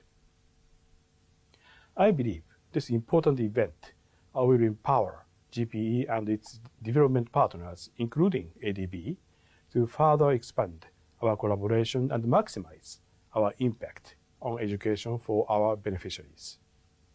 My sincere wishes for the best outcomes.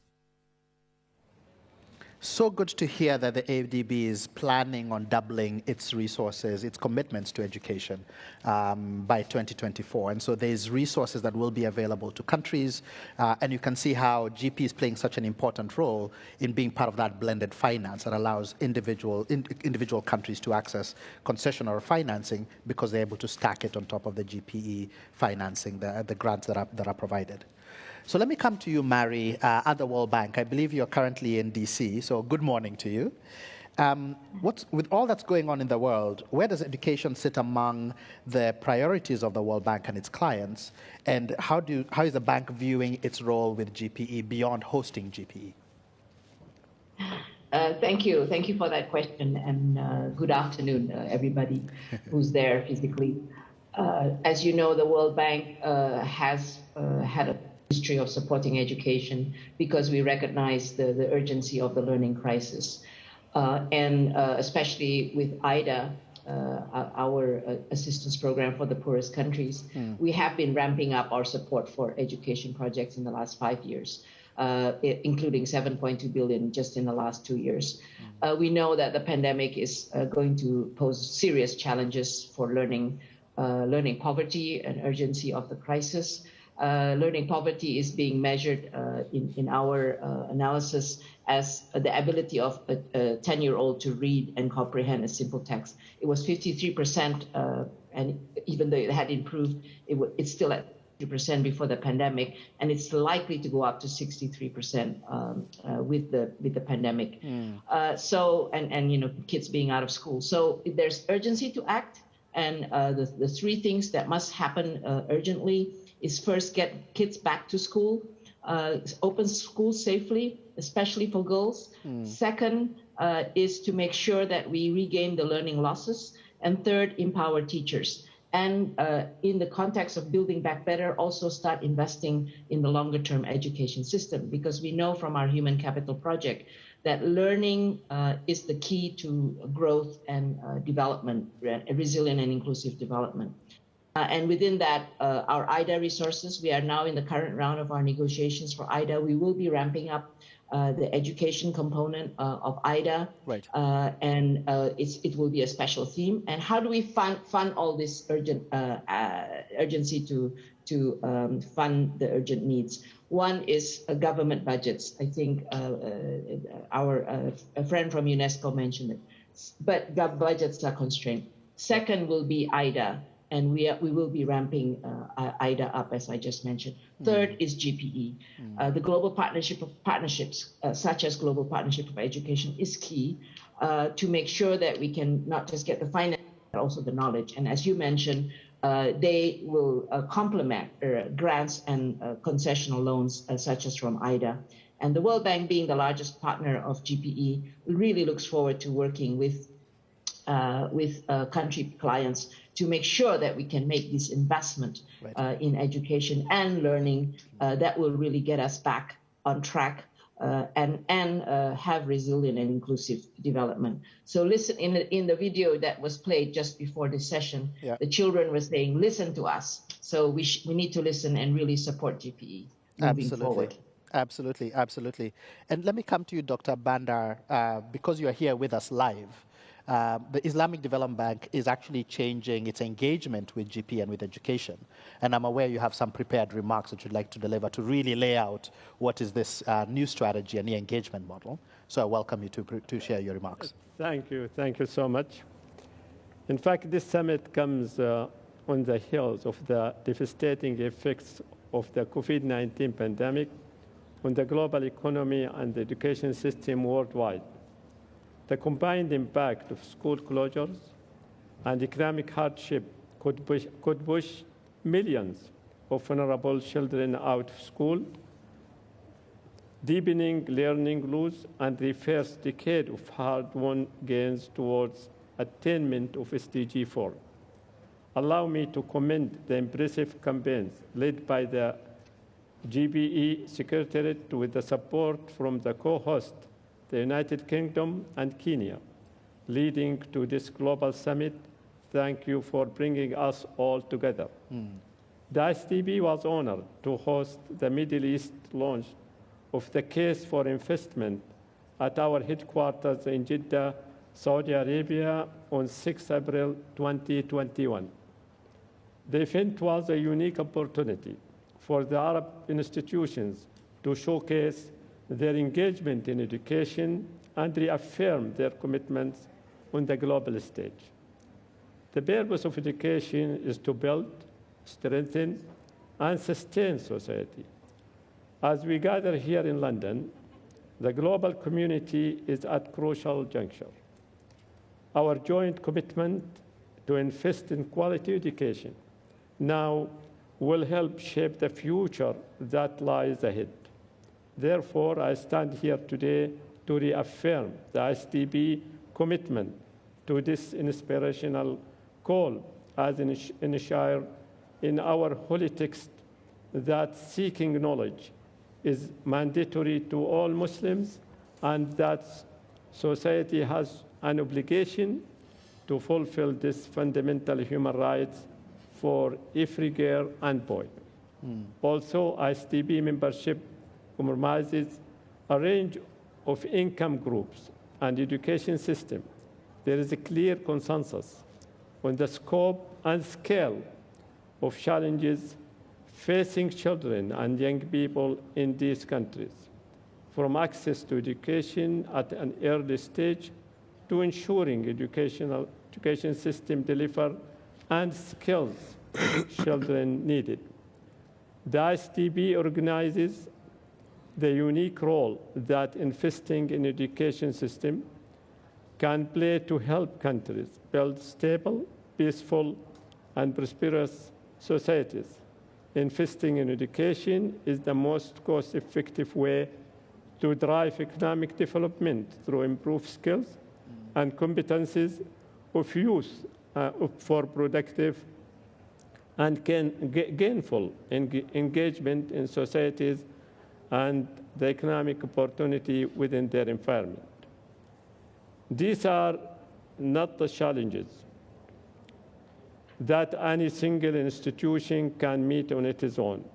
This is why in 2018, ISDB began to deepen its partnership with the Global Partnership for Education by mobilizing $30 million in new funding to support Tajikistan, unlock further $10 million from the multiplier GPE's innovative finance instrument.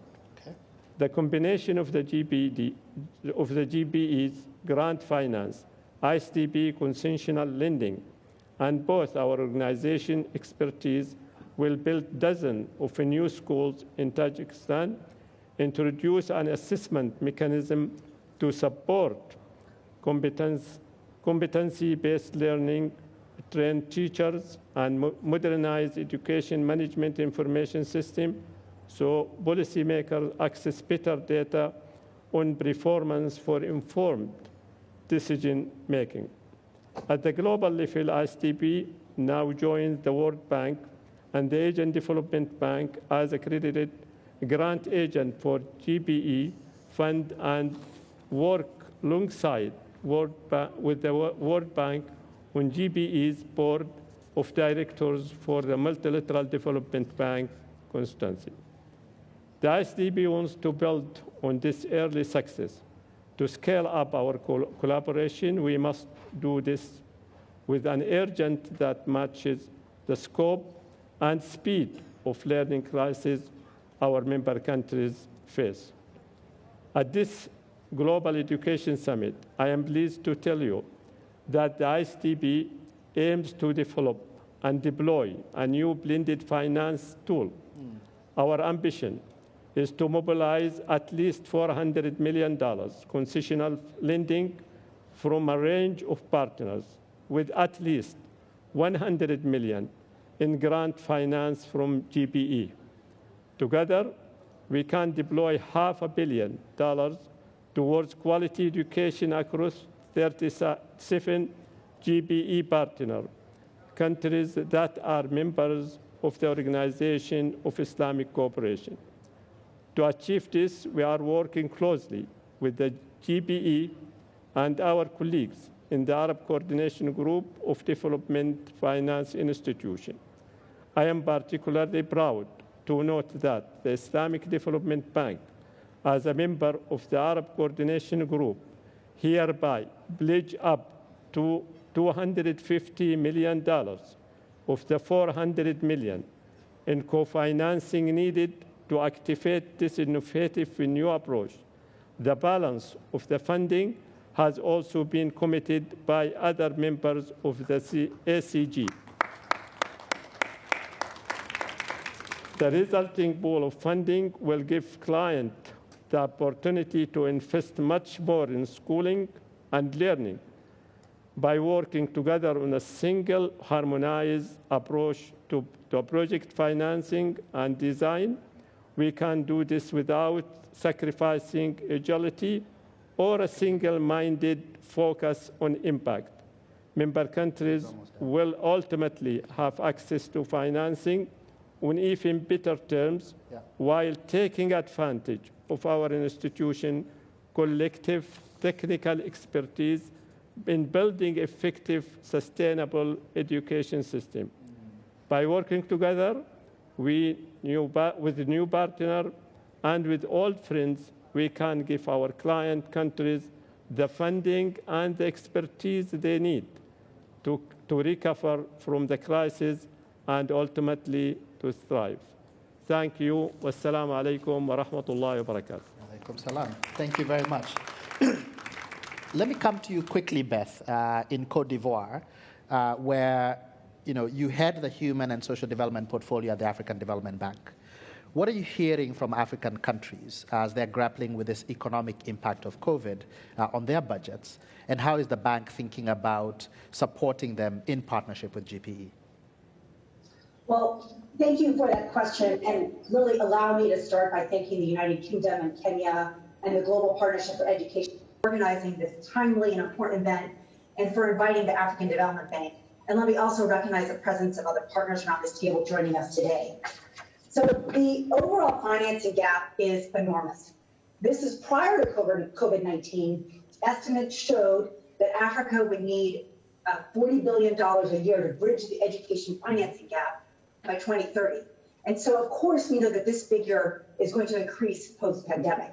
And so that's why at the international level, and in a time of mounting debt and fiscal constraints, we join the GPE in emphasizing domestic financing and complementarity within the global financing architecture, including through exploring financing opportunities with the GPE multiplier.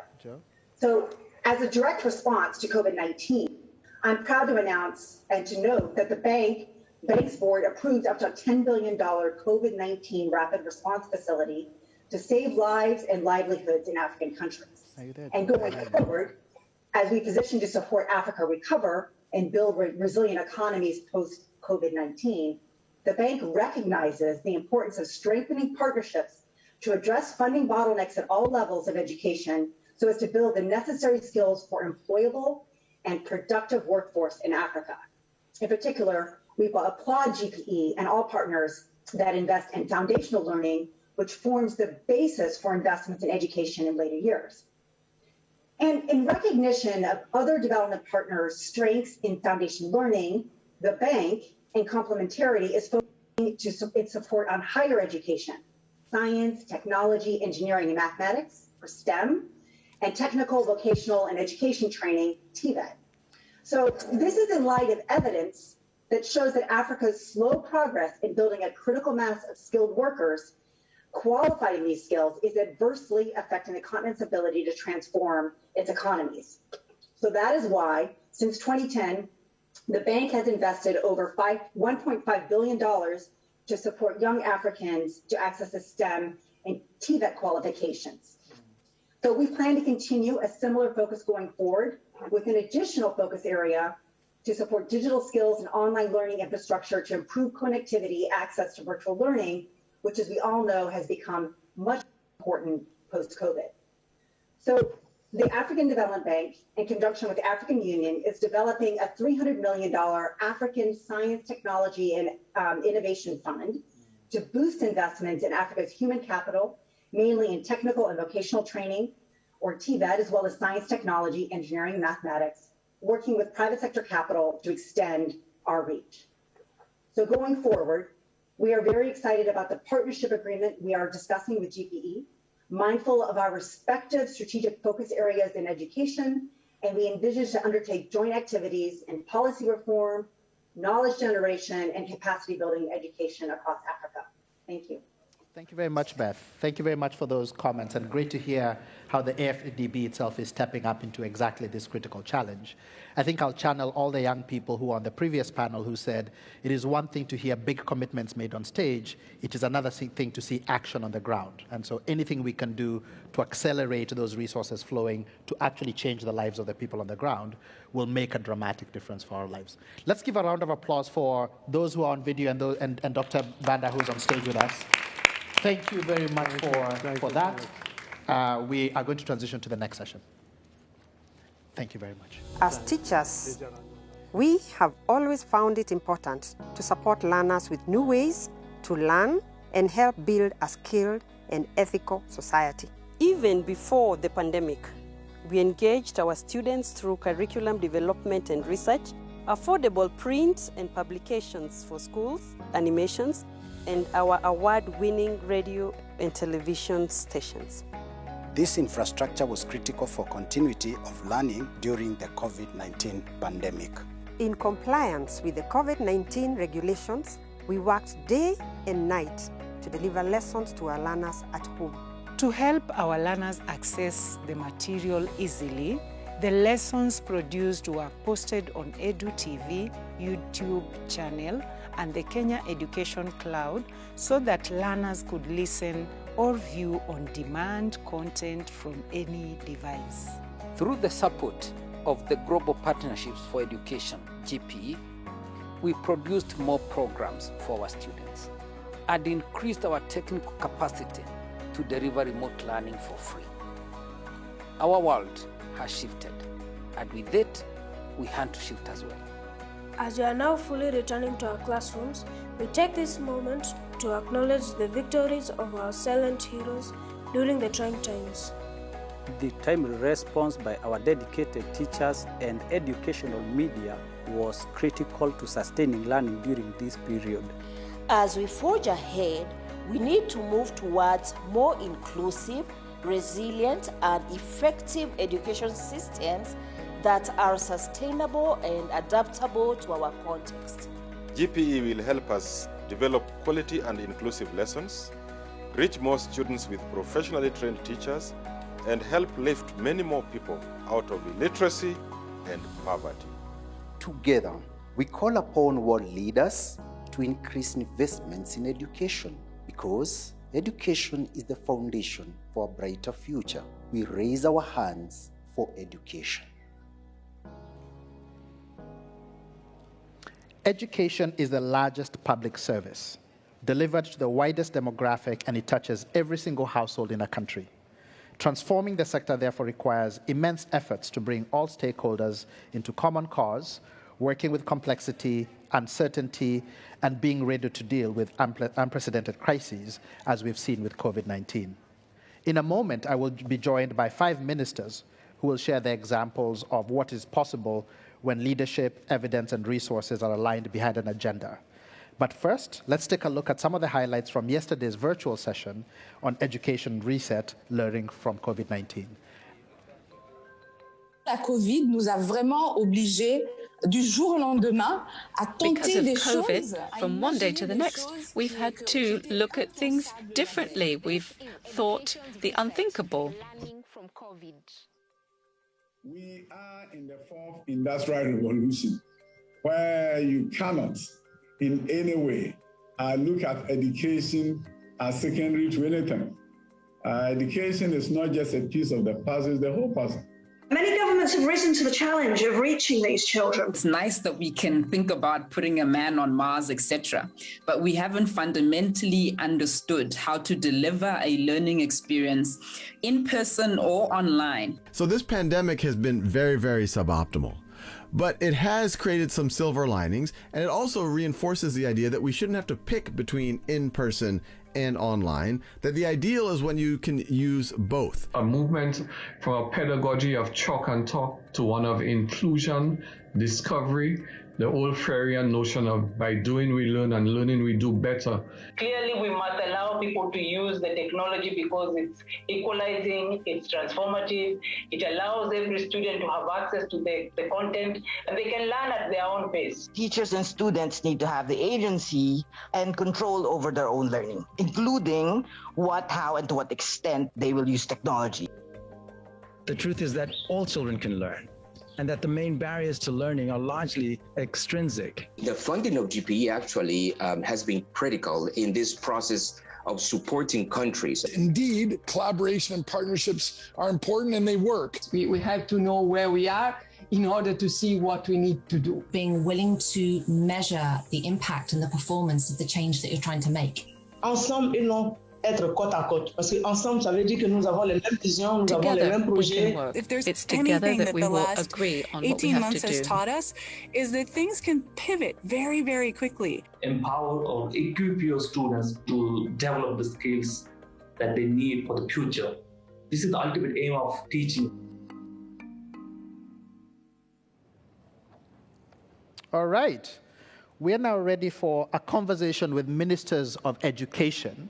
But before we get to that, the room feels a bit tired and flat. So if I could ask everybody to please stand up. And for those who are on video, wherever you are, if you're seated, please stand up. Think back to when you were in primary school and think of your body as a crayon. And so the floor is your paper and you are the crayon. I ask you to hold your hands akimbo, everybody, even those who are holding paper. And I want you to write on the floor your longest name. So of all the names you have, the one that's longest, I want you to write it as though you're writing on the floor. Let's go.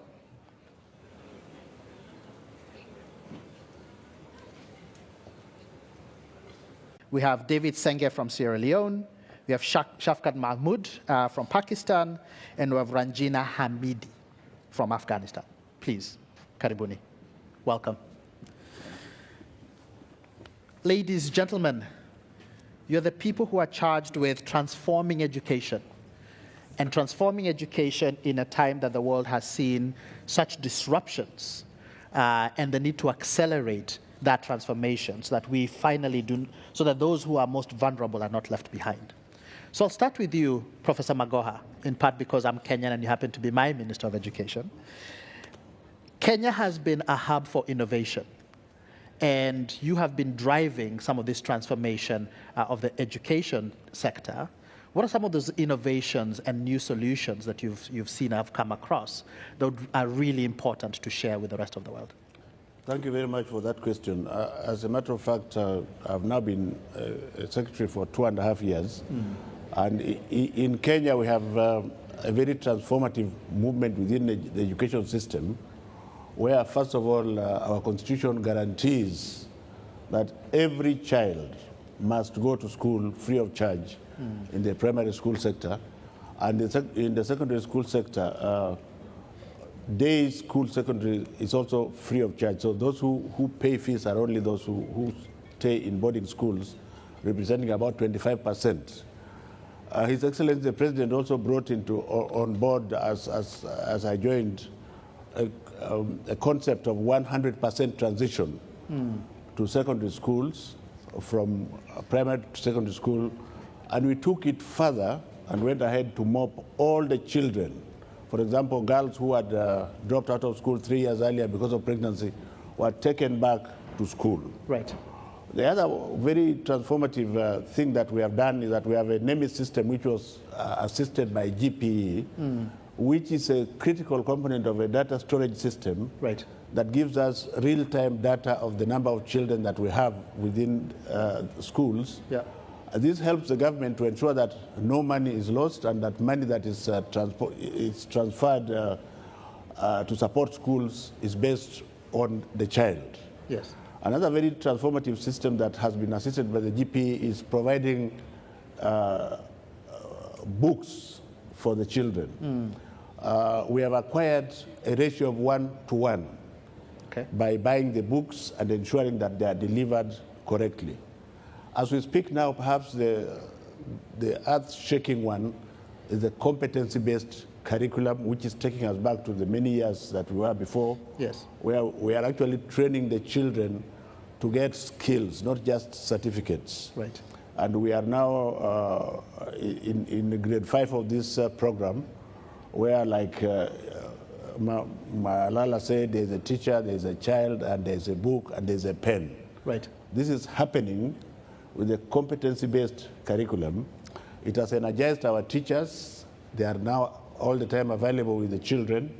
And I think this is going to ensure that as we create leaders of tomorrow, they are powerfully enabled. Right. We are also re-engineering NEMIS, which is basically the data source for us, to make sure that the government gets value for money as far as transferring certain concerns, like if you want to feed the poorest of the poor, we are able to know how many children are poor and where they are, and where we are feeding them. Right. So data, I think it is data, and I think the security of data is extremely important, and therefore I want to end by thanking His Excellency the President, the Right Honorable Prime Minister, and GPE for having enabled us to make those very bold steps. We have 15 million children in school. Right. And I think the last batch, if I was to go back to COVID, we closed for 6 months. Right. We were able to go back with the help of GPE to get the children back in school. Right. Through a blended learning system. They have done their exams, and we are just roaring to go into the next term. Right. Thank you. Asante sana. And that is such an important point around data and evidence being at the forefront of policy change.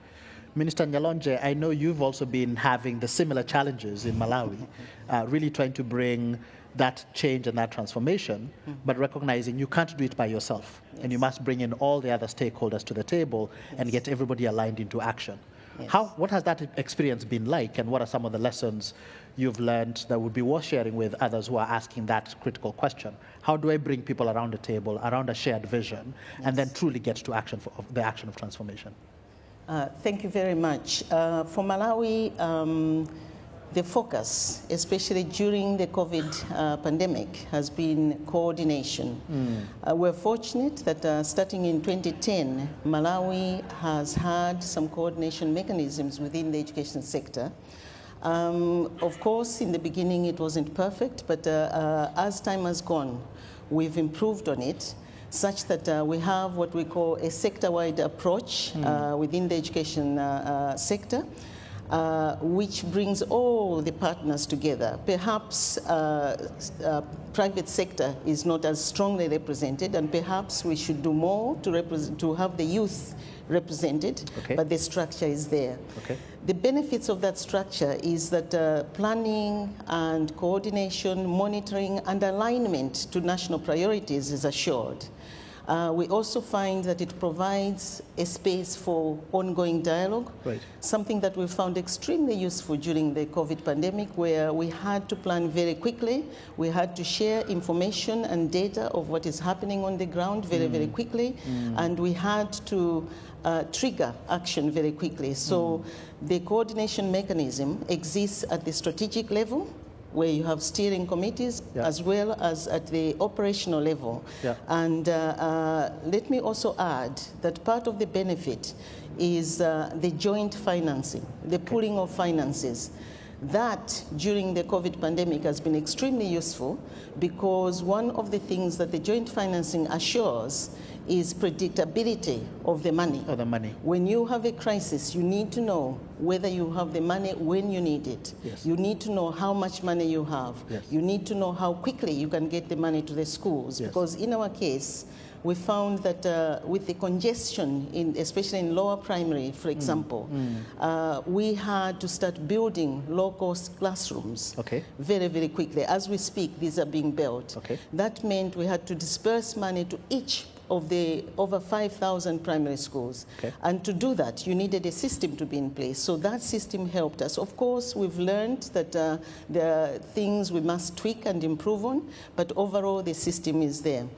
I want to talk a little bit more about the joint financing mechanism. It's been extremely useful for us, and that is a mechanism also where the resources from the Global Partnership for Education is also coming through, because during this pandemic, Malawi has benefited to the tune of $10 million to enable us to deal with the emergency response and the recovery, because we had in some places some disasters. Even as COVID was coming in, we had floods. Life still continued. Yes. So what we found ourselves doing is that we do not have sufficient learning space. Of the 90,000 plus classrooms we need, we only have half. That is without COVID. When COVID came, we had to split those classes even more. So then the challenge was, how do we put up classrooms? We put up tents, and then floods came, and things got haywire. So we found that coordination was extremely useful, because it was through the coordination mechanism, for example, that we were able to get our partners, including UNICEF, for example, including other bilateral partners in the country, to come in and support us with various inputs, which enabled us to keep some learning going. And what we also are doing at the moment to cope with the emergency and to go through the theme that I'm talking about is we're introducing an education radio station, which will enable us to not only transmit the learning in terms of disasters, but it will also be a way of transmitting key information to all parts of the country, some of which are very inaccessible and have no network whatsoever. So we believe that coordination is important for the joint working, but also for the monitoring and evaluation and the production of evidence for policy and decisions, which we found extremely useful during the COVID time. And so build that entire infrastructure to be able to deliver together comprehensively. Fantastic. Thank you so much. The question was supposed to be for you, David, but I actually saved that one for the last, because I think there's a way you'll be able to tie it in, and you'll see why when I ask you. So just hold on to your horses. Let me come to you, Shafkat, from Pakistan. And Pakistan has been making really tremendous efforts around the question of access to quality education and really trying to bring children back into school. What are some of those transformations that you've seen begin to take root, and what is the direction of travel for the country? Well, thank you for inviting me. There are lots of things being done in the provinces which are looking after the school education and to try and bring out-of-school children into school. There are some access issues are being solved by creating double shifts in schools, so that in the same school you can have different children come in the morning and different in the evening. Some incentives are being given. We are in our plan to cash transfer to the poorest of the poor. We also give special allowance for girls who are going to school. So that way the cash transfer, if we are giving 1,000 rupees, goes to 2,000 rupees if they send their children to school. But I think when we talk of transforming education, actually the COVID experience has taught us the value of using technology for transforming, actually trying to transform, because transformation is a big word. We can do all the traditional things right. We can improve access, we can get teachers better trained, we can try and get as many children as we can into school. But actually, when we say transformation, that's something much bigger than that. And I see that after the response to COVID, the way when we developed it, and we found that, for example, we started a tele-school, and we found 13 million children tuning into tele-school every day when there was no school. We started a radio school for people who did not even have television. And we found that people were tuning into that. We started to develop better content for transmission through these channels. We also started to do experimentation, the blended learning, where we started to use technology in classrooms. We started to use tablets. We started to use smart boards. And we found that learning levels improved because of this. So, and also in a country where there are serious rural-urban disparities, there are rich-poor areas. The technology allows you to leapfrog many of the traditional barriers. For example, sitting far away, you can beam the best possible lesson to a village which is far away. So I see, and we are now investing heavily in technology, and we are trying to make sure that we have the wherewithal, the training, the capacity, the expertise, and we are trying to build the entire education technology sector in the country so that we are truly able to use technology to transform education. Because that is where I think we will be able to impact out-of-school children, because we'll be able to reach them nearer to their home. We'll be able to reach, improve adult education. We will be able to access girls who are not willing to go far away from home.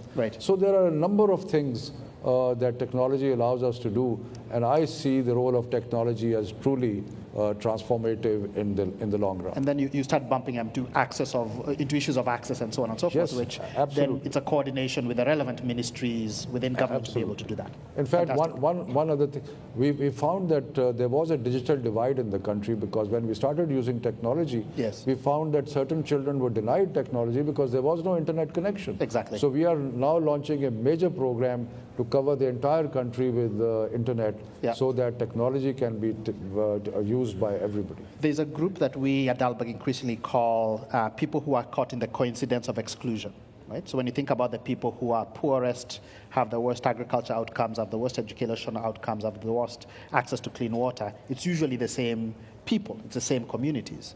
And so if I come to you, Madam Hamidi, on Afghanistan, which clearly has gone through tremendous challenges of the last decade and beyond, how are you thinking about that transformation, recognizing the challenges that you have in the country, but also in some ways the opportunity and the need to really build your human capital if Afghanistan will rebuild as a country? Well, thank you for that question. It's an extremely important question. And as we talk about transformation and transition, my country has been at war for more than 4 decades, almost all of my lifetime.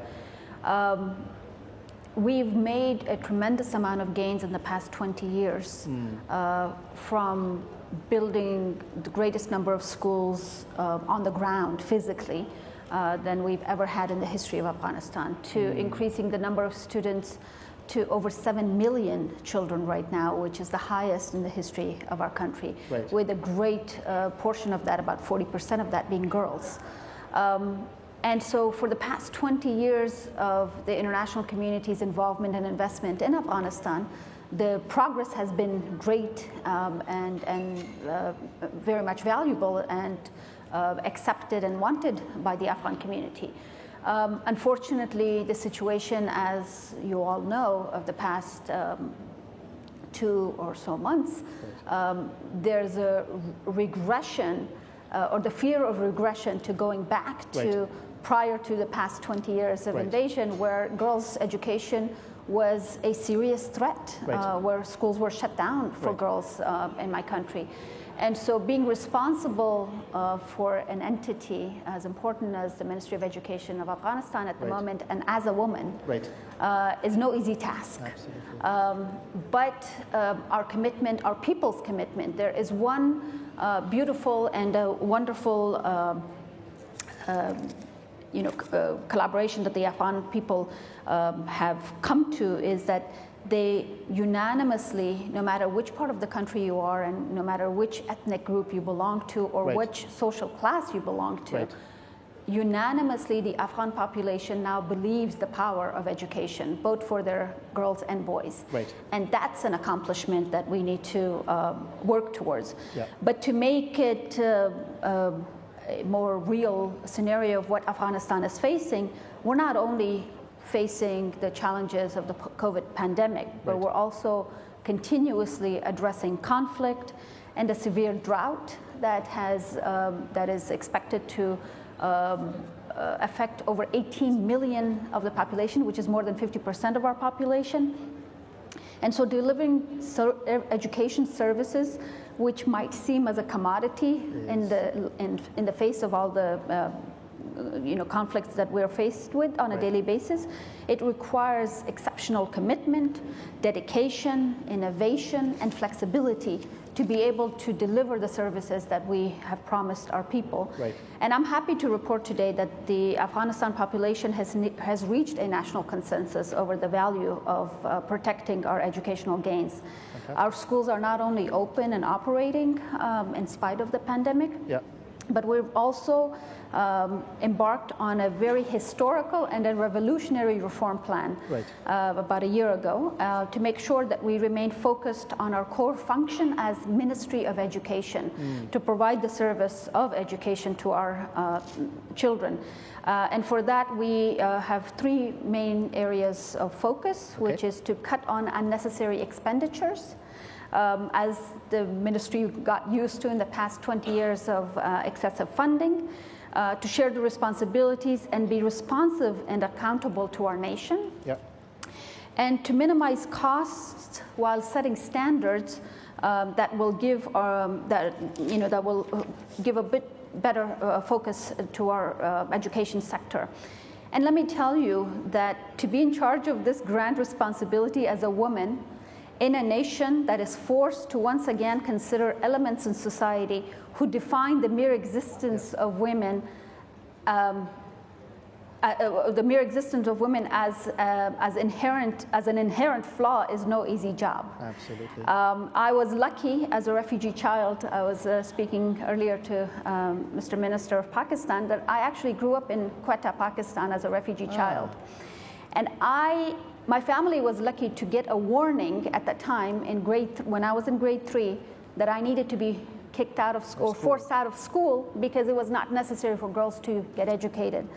My father made a commitment at that time to take us out of Pakistan and immigrate further, because he did not see any future for his daughters, and we're 5. And today, as his daughter, I'm responsible for millions of children in Afghanistan.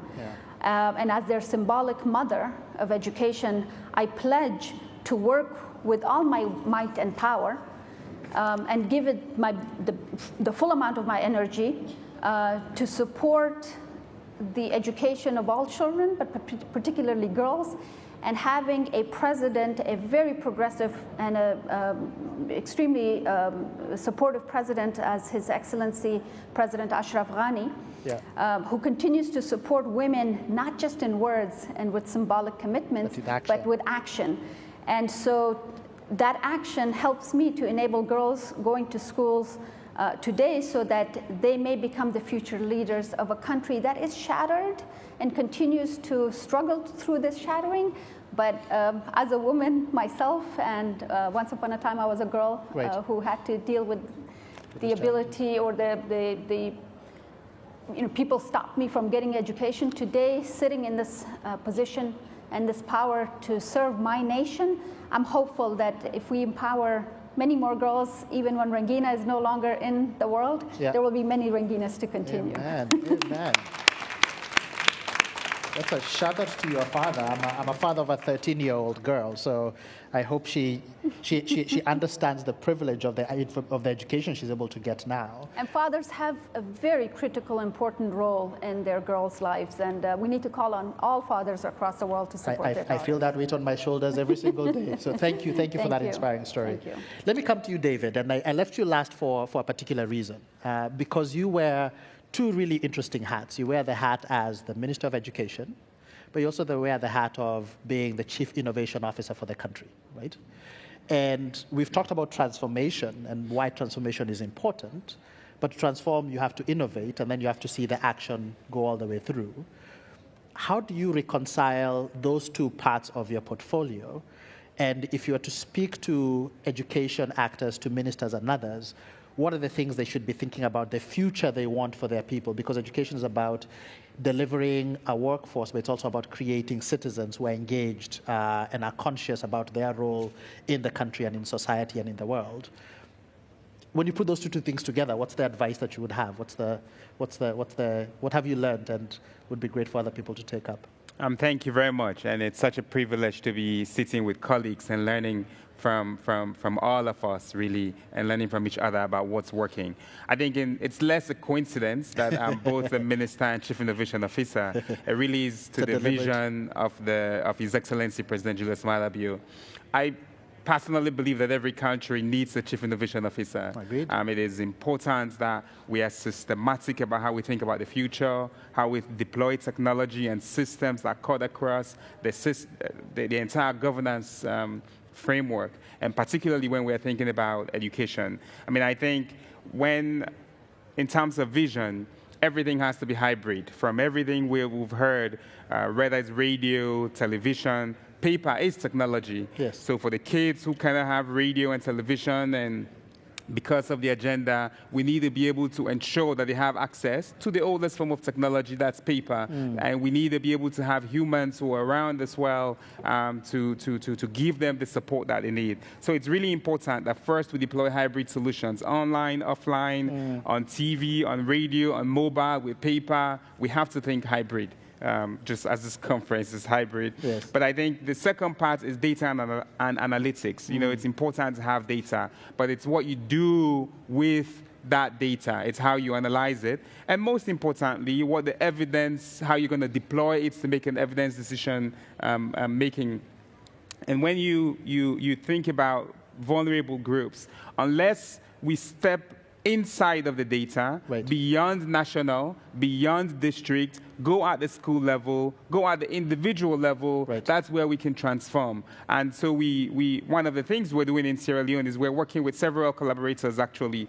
Fab Inc., EdTech Hub, supported by FCDO, and several organizations are working with us. Sierra Leone now has our annual school census data from 2012 all the way to 2020 linked. And we are able to, from wherever I am, really interrogate that. That's why you saw His Excellency can reference our annual school census data. We don't joke with it. It's fully digitized. And for me, really, when we speak about new forms of thinking, we talk about 5 C's, critical thinking, comprehension, computational thinking, creativity, and civics, because ultimately the education has to have a value, has to be applied. Absolutely. And one of the things that I've done in Sierra Leone and continue to engage is this framework of thinking about public education on public education. We need the parents. We need the kids themselves. We need those who are out of school. We need the cynics. We need the naysayers. We need everybody to fully understand that the only way we can transform our countries and the globe is through the power of education.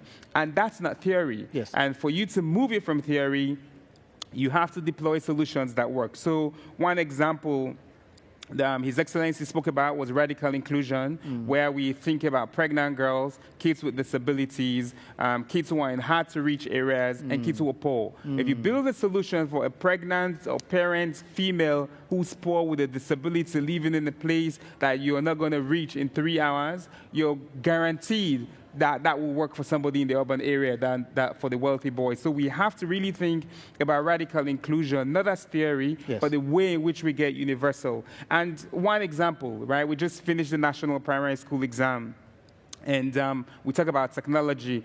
One of the critics when President Bio made me a CIO was, why are you talking about innovation when we're poor? Why would you have a chief innovation officer doing education? But, you know, we show we don't, we talk and do is what we say in Sierra Leone. Everybody takes the national exams, the primary school exams, the largest number ever this year. And usually it will take up to 6 weeks for kids in remote areas to get their results. And if you're a poor woman in the far hills of Alaba, you have to walk 48 miles to a city close by, and you buy a scratch card and you check your kids' results. If you're unlucky, the system is down, you have to pay that again, and that's money that people did not have. We deployed an SMS system. Simple, we have the data of all candidates, we put it online, deployed it on all mobile. You don't need data, you can just text and you have your results. Today we've had over 1 million SMSs in 3 days. And you see people everywhere now, whether you're sitting in your lounge in Freetown or somewhere where you're going behind the tree to get signal, as long as you can have a feature phone, you can have access. So the power of technology is immense to really transform education in our systems. We cannot overstate. I mean, I've heard our colleagues talk about it. It is fundamental that we in developing countries are allowed to really innovate and to deploy technology. Often in these conversations, people say, why are you talking about technology in these entities? But I've seen and I understand and I know, because the children and the parents and the families in far Kailaung, in down south in Pujan, are engaging and seeing how this has transformed their learning, not just for themselves and their engagement, but also for their children. So I do think, really, for the future, for us as a world, we need to ensure that how we get that female from a poor background and marginalized to get access to the same quality education. We need to deploy hybrid technology. We need to focus on evidence derived from data-driven, and we need to deploy policies like radical inclusion that transforms our societies. This is the only way we're going to... I like that phrase of radical inclusion, because it's exactly what breaks what I was calling the coincidence of exclusion. It's exactly that. I mean, the thing about radical inclusion is you have to be intentional. You cannot be silent about inclusion. You have to do something. You have to change the law. You have to build a ramp. You have to ensure that you build a system that works for everybody. That's why we call it radical inclusion. This is the passion that ministers of education, most people, you don't see this passion, and you only assume they're blank faces and just making edicts. This is the passion that I've seen from ministers of education every time I work with them. And I feel the weight on your shoulders is so heavy, but we believe in your leadership. We believe in your ability to transform education for everybody. And so thank you for that conversation. We will wrap up now. Asante sana. Thank you. It might look like a simple bell. Well, for Carolina, it is your dedication to overcome any obstacle and change your life. For Jeremiah, it is the commitment to learn by any means. For Marcella, it is the ambition to become an empowering teacher. For Washington, it is an educated community where no one is left behind.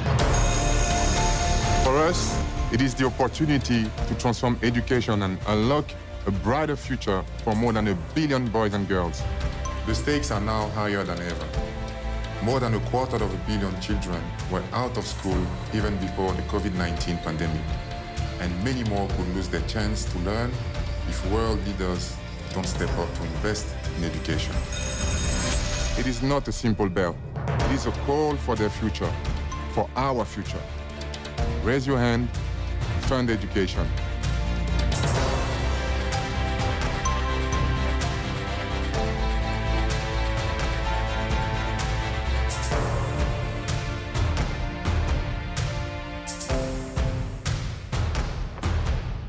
Well, he doesn't need much introduction, does he? Didier Drogba, a global footballing icon with a call for our collective future. And that's why we are all here, not just to raise our hands, but to raise hard cash. And this is where the fun really does start. Now, throughout the rest of the day, we're going to be hearing pledges and commitments to fund education and to fund GPE. Now, we're going to start by using Didier's bell every time a commitment comes in, and we're going to get used to this sound, and we're going to get to love it. OK, so that's the sound that we're all looking out for. We're going to start with the most important part, of course, and that is the biggest source of education financing in GPE partner countries, the government budget. Budgets, of course, all over the world are coming under huge amounts of pressure, aren't they, because of the economic fallout of COVID. None of us want to see a health crisis, as Edwin highlighted earlier on, turning into an education crisis. That means protecting and prioritising education budgets and spending the money more effectively, more efficiently and, crucially, equitably. So let's hear from GPE partner countries now about how they plan to do just that. We're starting off with Afghanistan.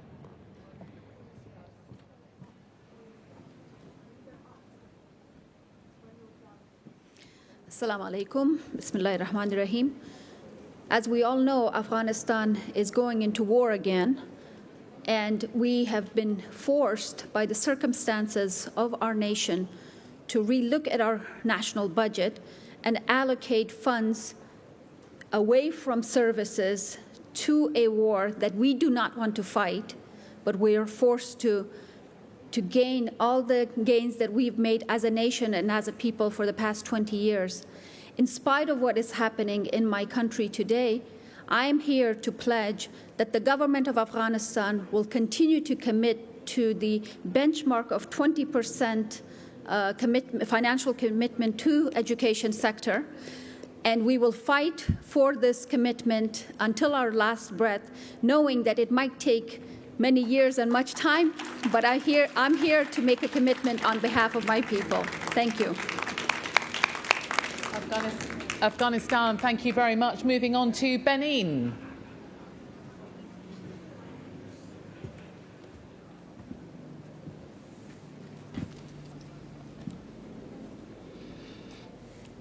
Mesdames, Messieurs, ladies and gentlemen, it is a great honor and a great privilege for me to pledge on behalf of the government of Benin the replenishment of our commitment on behalf of Benin to fund our education system.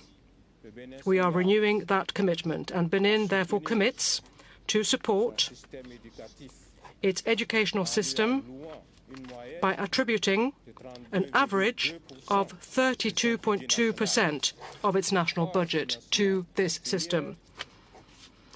That's not taking into account external funding, and that's not taking into account any debt issues or indeed any public expenditure that would not involve development policy spending. Therefore, I would like to raise my hand. I raise my hand in order to support all funding for all educational systems, wherever they might be, and more specifically for the Benin educational system. Thank you for your kind attention. Thank you very much. To Cameroon. The government of Cameroon very recently modified its national development strategy to make sure that education and training had a biggest share in this strategy. Cameroon takes education as a priority, and the girl-child education in particular. Cameroon insists on getting girls on to the sciences.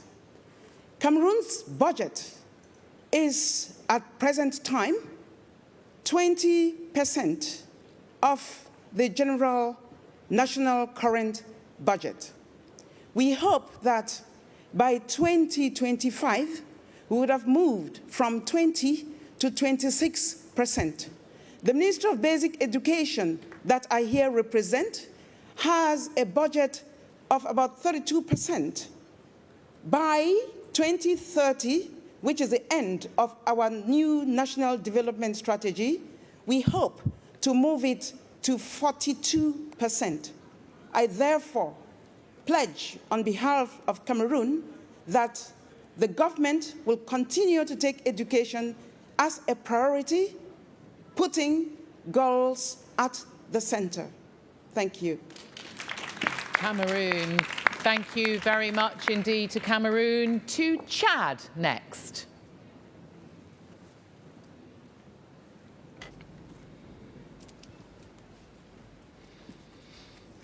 Mesdames et messieurs, ladies and gentlemen, on behalf of my country, Chad, it is a great privilege to stand here before you and to commend you on your active participation in this summit. And I would also like to take this opportunity to thank those who have initiated this meeting. Thank you. I would like to say that education is a continued priority for my country, Chad. And for that reason, notwithstanding the very exceptional circumstances prevailing in my country, we are still taking a commitment in this area. We're still making a pledge. Education has no borders. Education cannot wait. And my country will move from 16.5% to 17.5% of the national budget, attributed, therefore, to national education. That is our move. And these resources will be earmarked for the education of vulnerable strata in our society, in particular, persons living with a disability, refugees, displaced persons, and, most importantly, girls.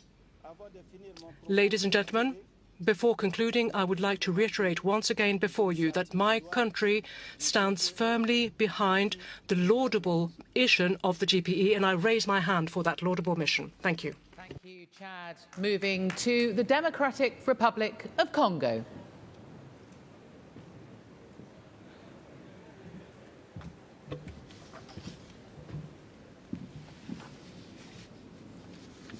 Mesdames et messieurs, ladies and gentlemen, on behalf of the Democratic Republic of Congo, I commit to this. My government will support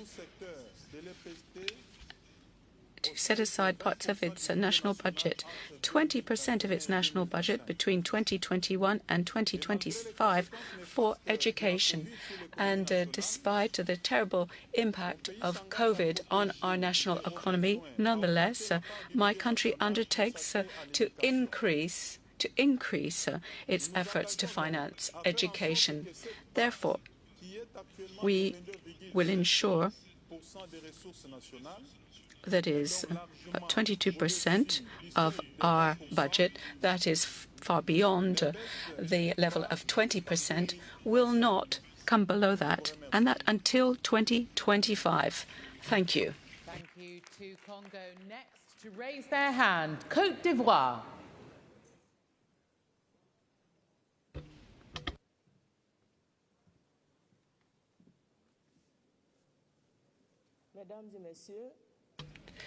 Ladies and gentlemen, I am Maria Touconé, Minister of National Education and Learning in Côte d'Ivoire.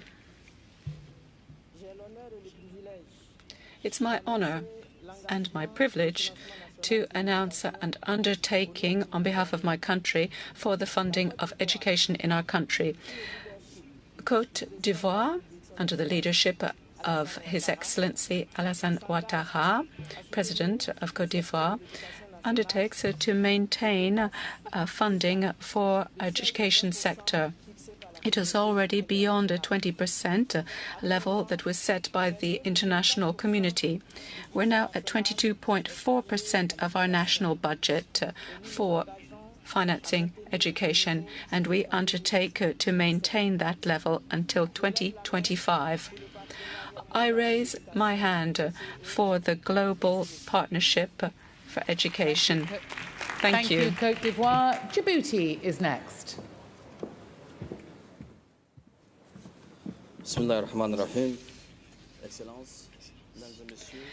Excellencies, ladies and gentlemen, since the beginning of the pandemic, this terrible unexpected pandemic, our government has put in place a plan to tackle this. This national plan covers education.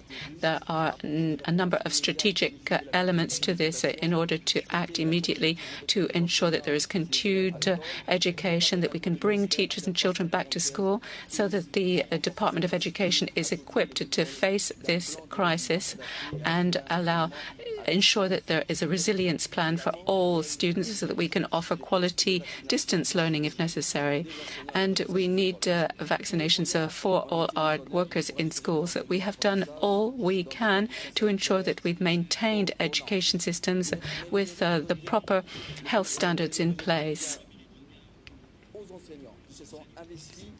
And teachers have done so hard and have given so much to make this possible. I thank them. I salute them. Now, the COVID fund from the GPE has helped us. I would like to thank GPE for this support. Now, with regard to our national funding for education in Djibouti, 24% of our national budget goes to education. Djibouti and representatives here are undertaking to continue to support our educational sector at the same level until 2025. Thank you very much. Raising their hand next is Eritrea.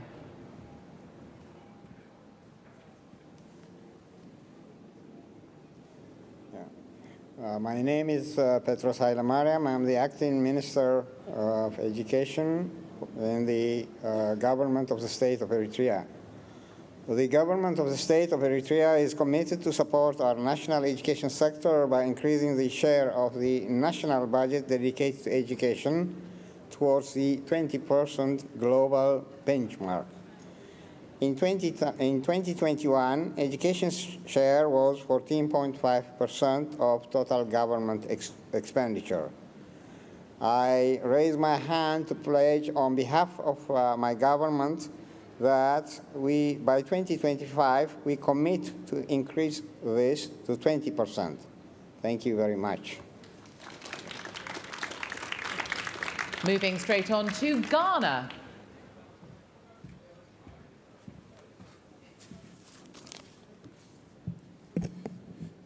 My name is Dr. Yaosedi Chuma. I'm the Minister of Education of the Republic of Ghana.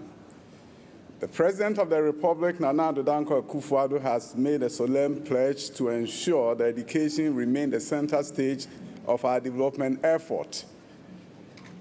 The last 3 years, high school has been made free for all our youth, and the minimum education level that any child in Ghana must have is secondary senior high school education. Our national budget at this point in terms of appropriation for education is 23%. I raise my hand to pledge that we'll continue to spend at this level from now until 2025. Thank you. Thank you very much. We welcome Guinea to the stage now.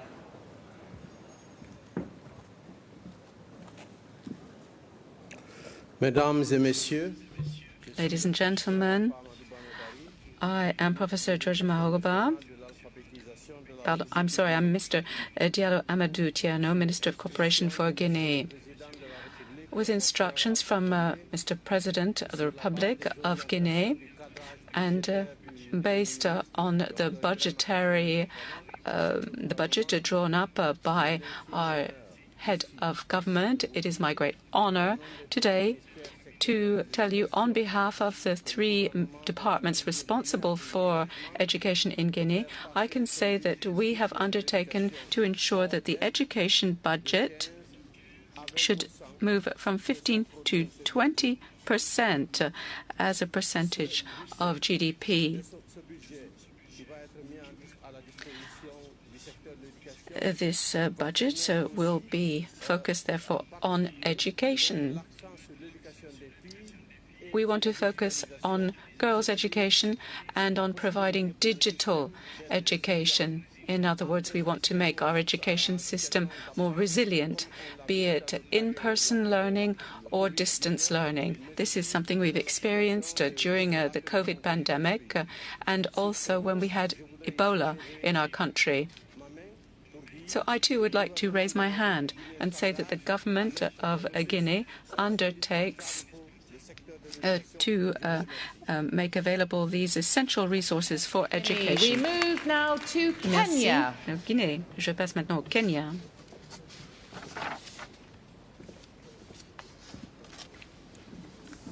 Excellencies, ladies and gentlemen, on behalf of the government of the Republic of Kenya, I, Professor George Magoha, Cabinet Secretary for Education, am honored and privileged to announce the domestic financing commitment on education. Kenya is committed to support our national education sector, and that already exceeds 20% global benchmark. Currently, at 25.9% of the national budget is allocated to education, and we commit to maintain this level of financing through to 2025. Thank you. And now, finally, Lesotho.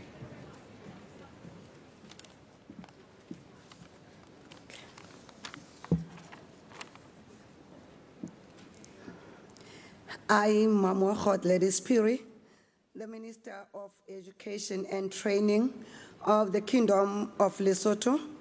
I'm honored and privileged to announce the domestic financing commitment on education on behalf of my government of Lesotho. The Kingdom of Lesotho is committed to support our national education sector by protecting the share of national budget dedicated to education, despite the fierce competition for resources in the face of the COVID pandemic and this aftermath. Currently, we have allocated 20.5% of the national budget to educate, and we commit to ensure this share does not diminish through 2025, expecting to increase. I raise my hand. Thank you.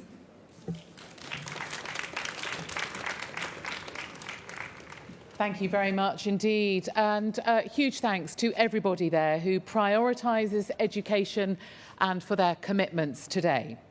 So some very, very strong commitments there to prioritising the volume, efficiency and equity of domestic finance for education. And we are going to be hearing more from them later on and more from GPE partner countries. We're going to turn now to a different source of funding, to what is rapidly a growing part of GPE Partnership's story, private foundations. And yes, it's time for Didier's bell. I told you we'd start to love that bell. We're joined by leaders now from the world of private philanthropy, people with a passion for transforming education who are looking to work in partnership to join forces with GPE and leverage innovative financing tools such as the GPE multiplier. We're going to be moving around the globe in this short session with speakers from different languages. So again, if you could have your headsets ready. Moving straight to Dubai, that's where we're going to start with, and we are speaking to Dr. Tariq Al-Gurg. Very nice to see you, Tariq. 7 years ago, Dubai Cares was the first foundation to partner with GPE, wasn't it? And today, you'll see that there are foundations lined up to join your lead. That must feel good. But where does it leave you and your partnership with GPE?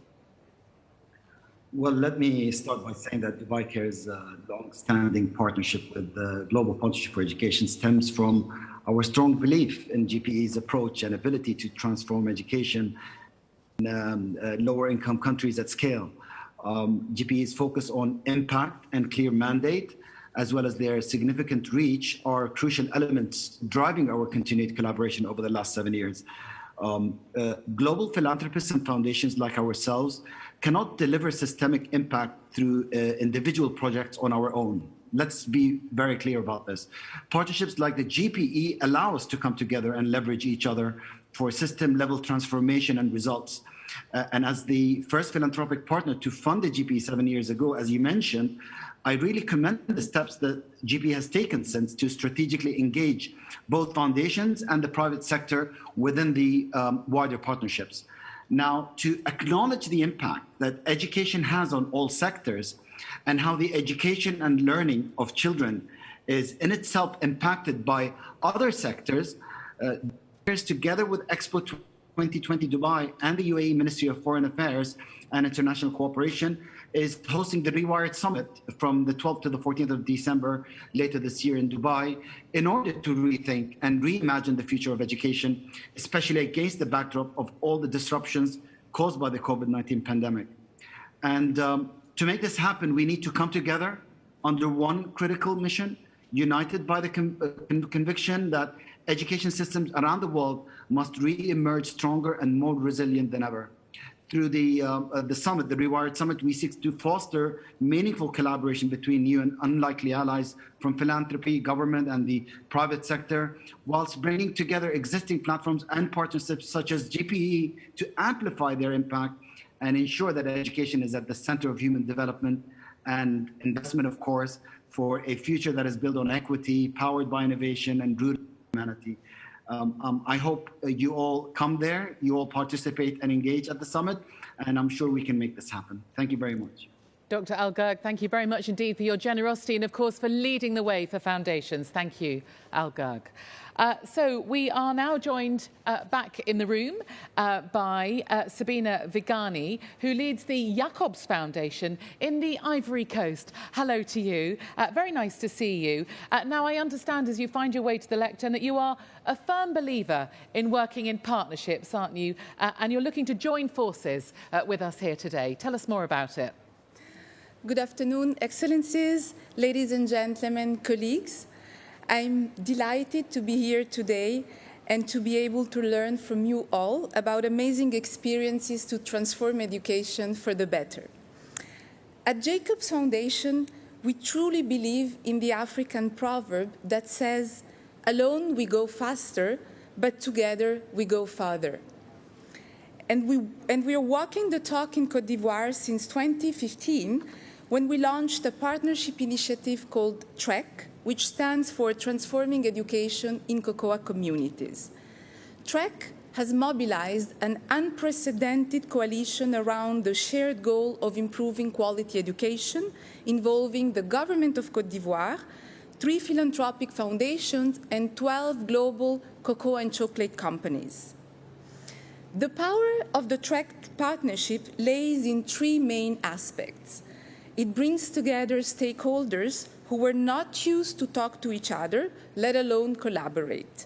It fosters coordination and strategic alignment with government policies. Second, the partnership has built trust among stakeholders by putting evidence at the center of decision-making. Third, we embedded what in business is called R&D, research and development. We piloted several evidence-based solutions addressing the learning crisis, adapted to the local context, to find the most effective and scalable solution for Côte d'Ivoire, which turned out to be the Programme d'enseignement ciblé, inspired by the well-known Teaching at the Right Level. This coalition of visionary leaders from the public and private sector is now preparing to bring the partnership to the next level by launching a joint fund dedicating to scale the Programme d'enseignement ciblé. This is being made possible by teaming up with the Global Partnership for Education and its innovative financing mechanism, the Multiplier. So together with UBS Optimus Foundation and 14 cocoa and chocolate companies, we raise our hand for education and commit $39 million to partner with GPE as alone we go faster, but together we go farther. Thank you.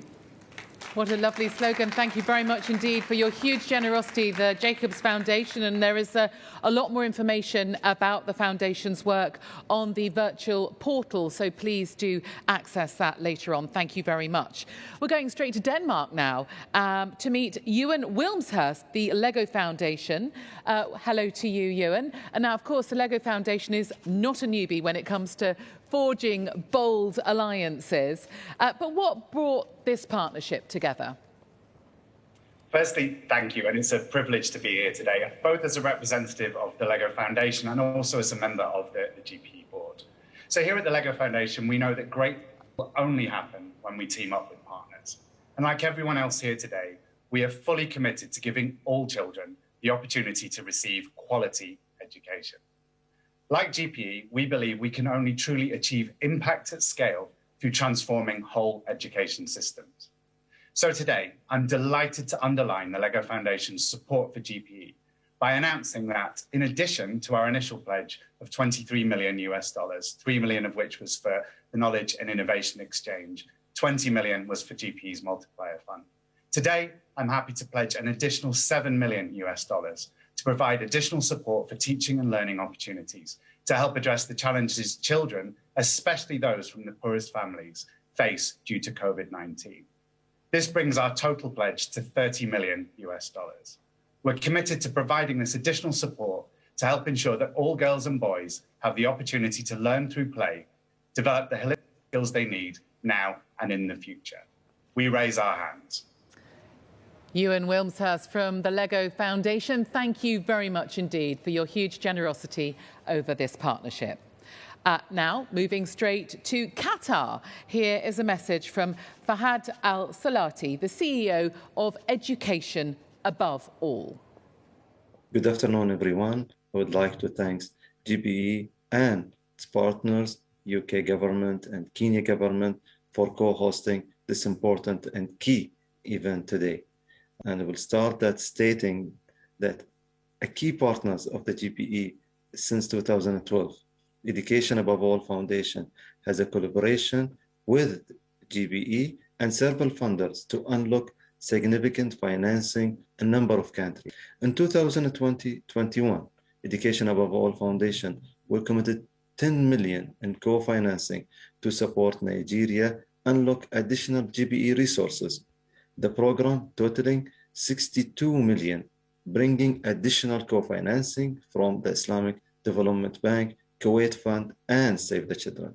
The GPE multiplier contribute $15.5 million of this total.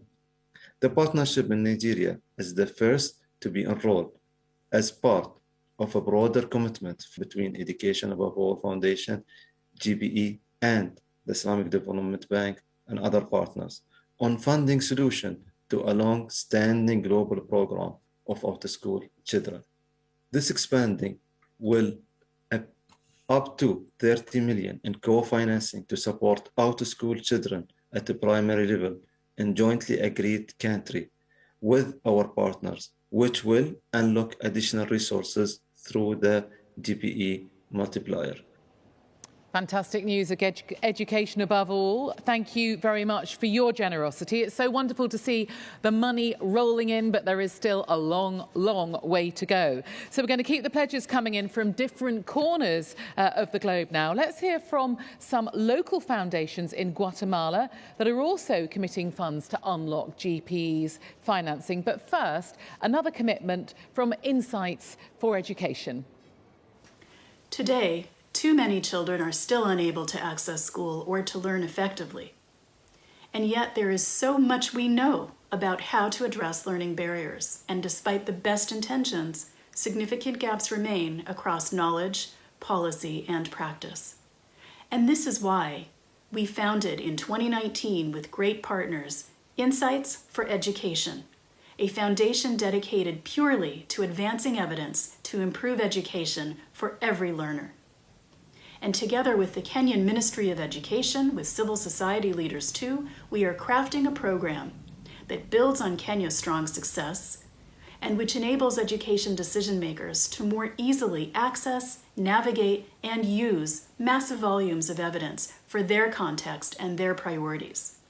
Together, we will elevate and we will celebrate national and community experience to address the most pressing barriers for the most marginalized children. And so today, we are raising our hand for GPE, and we are proud to inaugurate GPE's Match for Foundations by pledging $3 million to unlock another $3 million in GPE's multiplier funds for improving education outcomes in Kenya. Somos la Fundación Sergio País Andrade. We are the Foundation Funsepa, Sergio País Andrade, and for the past 2 decades, we have focused on using technology as a tool for development. We have become the technology arm, support arm for the Ministry of Education of Guatemala. We have supported them in every step that they have made so we can take technology to young people and children in Guatemala, thus giving them an education worthy of the 21st century. Thus far, we have benefited more than 500,000 children across the country, and we've been able to open a digital city. We've offered more than 27,000 computers to 1,700 schools, and we have trained 90,000 teachers in the country on how to use technology as an educational tool. We're certain that none of this would have been possible without the extremely valuable partnerships that we have built over the years. Our allies have been a key part of this journey, and we'd like to thank them deeply. We are convinced that technology can help us change the world for better. We're part of the multiplier, and we are committed to continuing to work to improve the quality of education in our country and to create better opportunities for the people of our country. Here we are to transform our country, Guatemala, digitally.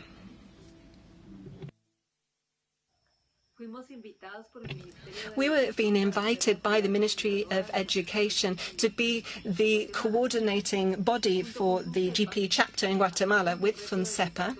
We took on this task on behalf of the private sector because we think that impact solutions must come from governments and that we must work as part of alliances where we can create most value. In our foundation, Carlos Novela, we've been working for 25 years on innovative systems and solutions. We focus where there are bottlenecks or where there are matters that need to be addressed urgently within our education system in the country. So, for example, early years training teachers, maths learning, for example, and teaching, and the education of people who have been left out of the educational system. We commit to investing $1 million every year, and we will put all our team in place to serve the strategic plan that the Ministry for Education will be showing and presenting to the GPE. Fantastic stuff. So more commitments there. Very exciting. We're going to come back to the room now and speak to Camilla. Please join me on the stage, Camilla. Camilla's from Open Society. And Camilla, Open Society has had a track record, hasn't it, of engagement in global education and is a long-standing partner of GPE. You've chosen now to directly support GPE's Girls Education Accelerator. What makes GPE a partner of choice for you? Thank you. Good afternoon, Excellencies, ladies and gentlemen, colleagues. Open Society Foundations is happy to pledge today $1 million towards the Girls Education Accelerator. We have supported and engaged with the GPE for many years because it is the global fund that articulates coordinated international cooperation towards the accomplishment of SDG 4, the strengthening of public education systems, and the right to education, leveraging multilateralism and policy dialogue among different social actors. We are pledging specifically towards the Girls' Education Accelerator because gender equality in and through education is a matter of social justice that must be embraced as a top priority by all governments. Gender equality in and through education includes and goes beyond ensuring 12 years of free quality education for all girls, as stated in SDG 4. It calls also, and foremost, for challenging historic inequalities, social norms, and politics that perpetuate patriarchy in our societies. It calls for an education that can be profoundly transformative in the present and towards the future, an education that can be emancipatory for all. I thank you for your attention, and along with all the others that have pledged, I raised my hands for education. Thank you very much. Camilla, thank you again for your long-standing generosity. We will, of course, tally up all of those pledges and present them to you at the end of the day. But I think it's fair to say, Edwin, don't you, that we can already confirm a huge leap forward this morning with in terms of direct fundraising and the commitment with the GPE multiplier. It's very exciting. Absolutely. It certainly is. Absolutely. We're going to conclude the first half of the day with another GPE youth leader, Yeah, aren't because I we? hear it's lunchtime and people want to eat. I don't know why. There's one very special message before lunch. Anthony. Karibu, Anthony. Education is important to me because it was the route to a better life for me.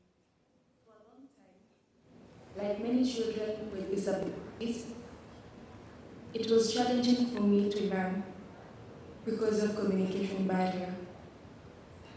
As I am deaf and I use sign language. Once my school decided to employ a qualified teacher and a sign language interpreter, life changed for me.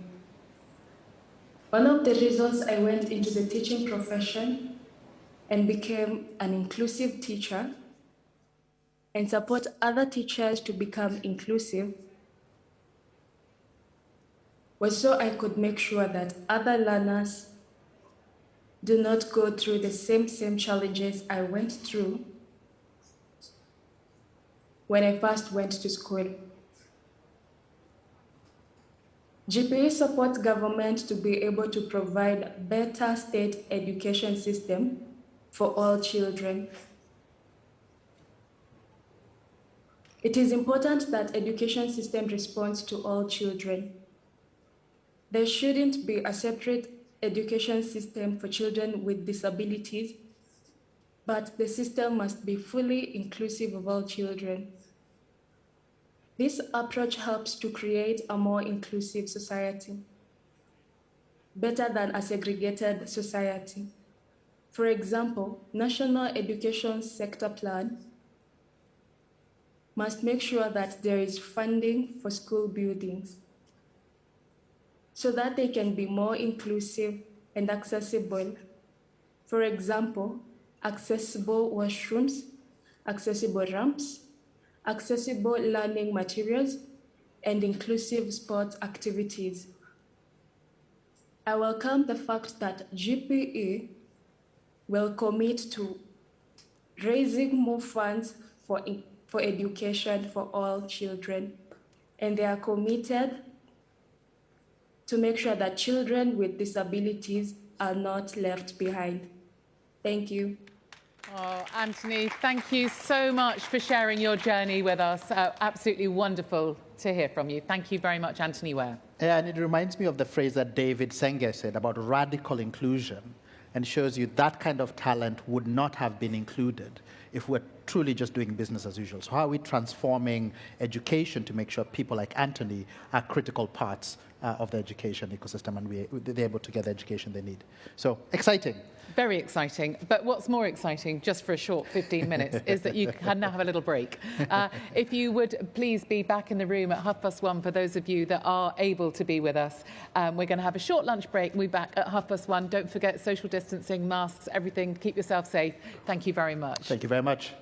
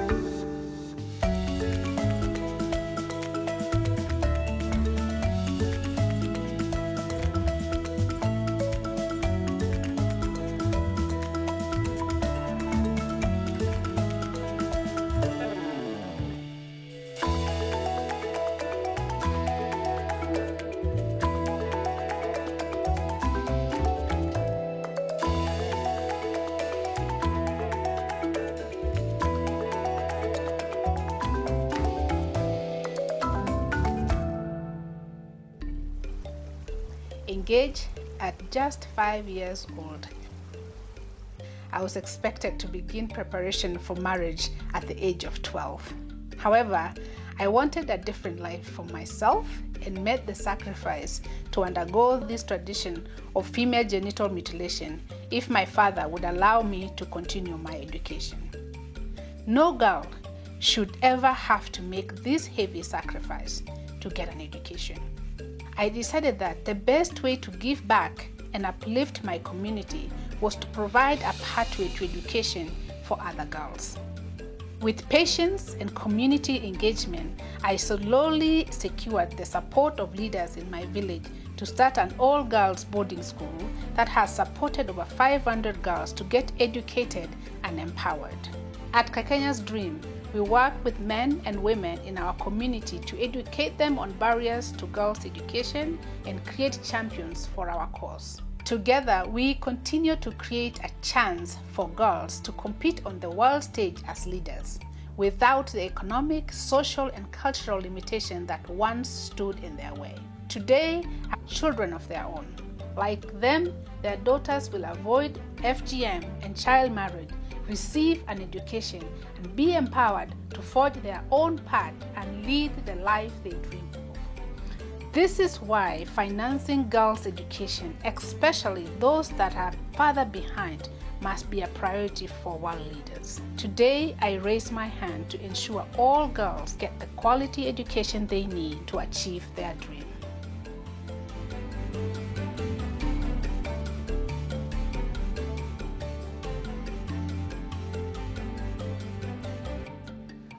Well, a very warm welcome back to the Global Education Summit. What a powerful story that was from an amazing woman, Kenya, sharing her dream with hundreds of rural girls in Kenya. Ensuring that every boy and every girl can get a quality education is what we're all here for today.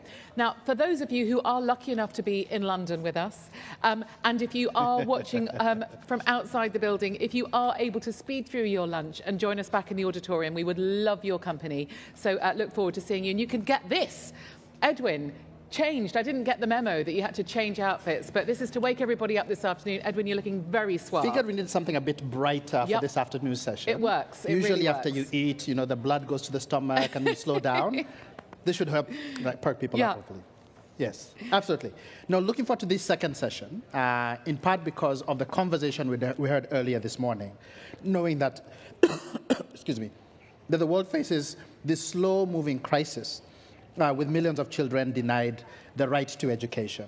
The determination of individuals like Kenya is truly extraordinary, but it's really not enough. We heard this morning from leaders of the development banks and then from the private philanthropies. Their work is inspiring, and there's a lot that they're doing, but each too is not enough. And we heard from government leaders and the panel we had with ministers who are incredibly passionate. They have the responsibility, and they carry that responsibility heavily on their shoulders, but they're looking for support from others to be able to stand, for others to stand beside them and alongside them to give them the support they need to transform education. And this is why we come back to this critical question of GPE. It's a global partnership for education, and partnership is the key word in that particular. Absolutely. That's where GPE really thrives, isn't it? Its mission statement says it all, to mobilise partnerships and investments that transform, that crucial word, transform education systems. Well, it takes partnerships. Crucially, it takes money. That it does. That it does. And right now, I believe we have a session with that bell. There you go. Didier Drogba's bell. And it's time to bring on some commitments that are being made. And the first pledging session is we'll hear from 3 government leaders. We're proud to introduce the Prime Minister of Norway, Erna Solberg, the President of Spain, Pedro Sanchez, and the President of the European Commission, Ursula von der Leyen. Excellencies, ladies and gentlemen, education, more than ever before, holds the key to unlock sustainable development. The COVID-19 pandemic has been detrimental for our economies and societies. The health crisis has triggered an education crisis of unprecedented scale. decades of progress could be lost. I am particularly concerned about the consequences for girls and the most vulnerable children. We know that education increases productivity and leads to higher earnings. We know that education reduces poverty and exploitation. And we know that girls who receive an education are less likely to marry young and more likely to lead healthy, productive lives. I would like to thank the co-hosts, President Kenyatta and Prime Minister Johnson. The Raise Your Hand replenishment campaign has been very successful. The Global Partnership for Education makes a difference. Since 2002, 160 million more children are in school in GPE partner countries, including 82 million more girls. The partnership is an essential education partner in building strong, inclusive and resilient education systems, and in assuring the right to education for all children in the times ahead. Norway is a long-term supporter of the Global Partnership for Education. We were the third largest donor in the last replenishment period. We will strengthen our commitment to the partnership even further in the forthcoming period. Norway will support the Global Partnership for Education with $430 million between 2021 and 2025. This represents an increase of $6 million a year. This replenishment conference comes at the right time. Now, more than ever, we must recommit to achieving quality education for all. And I call on all countries and the international community to back up political commitments with financial support. This is the only way we can achieve a prosperous and secure future for all girls and boys. I raise my hand for the Global Partnership for Education.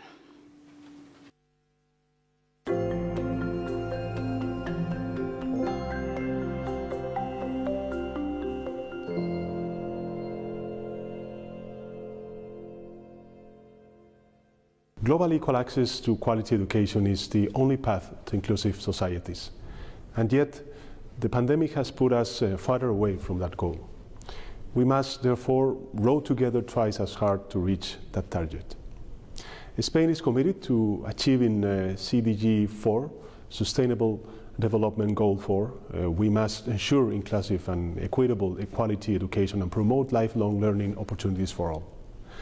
And the best way to get there is through a collective effort that strengthens national education systems. This is why Spain has invested $354 million in the Global Partnership for Education since we joined it in 2006. Today, I am happy to announce a new contribution of at least 20 million euros to fund GPE's strategic plan for 2021-2025. This contribution forms part of the joint support of European Union members in the spirit of Team Europe. We see the following key issues for the next years. First, girls' education is a priority. Girls must be able to complete at least 12 years of education in every country in the world. Equal access to education is the first stepping stone for gender equality through life. Second, the pandemic has highlighted the opportunities offered by online education, but it has also shown the importance of bridging the digital gap. We must therefore adapt educational systems and provide them with the necessary tools. And third, we must work with vulnerable countries even if they are considered as middle-income economies. Some of these vulnerable countries host large poverty pockets and high levels of inequality, especially in Latin America. We support increasing technical assistance to those countries that are not eligible for grants, but which can benefit from GPE's expertise. Spain looks forward to continue working with the GPE in this new phase, meeting new challenges with determination. I raise my hand for GPE.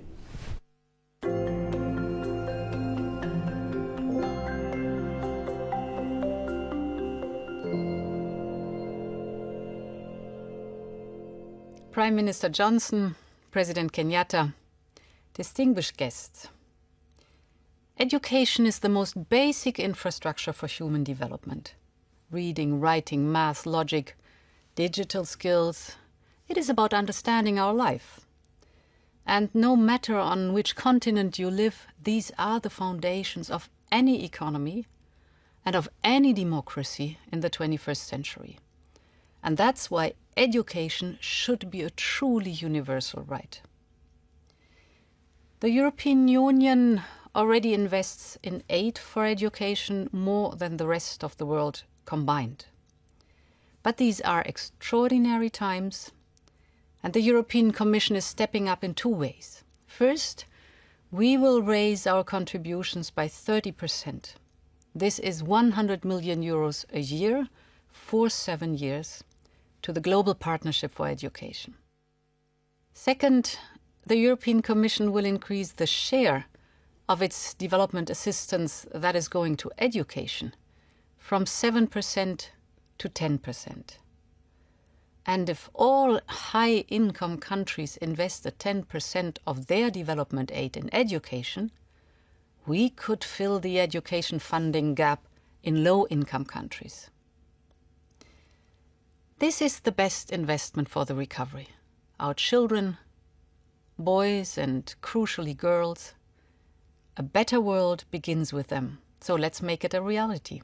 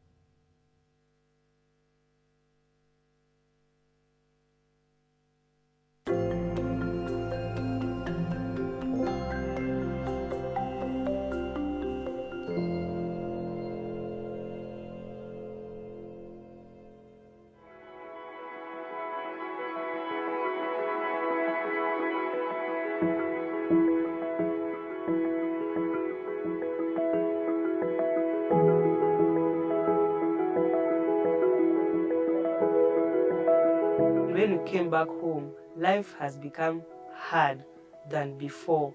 Food was provided before by both parents and they had job.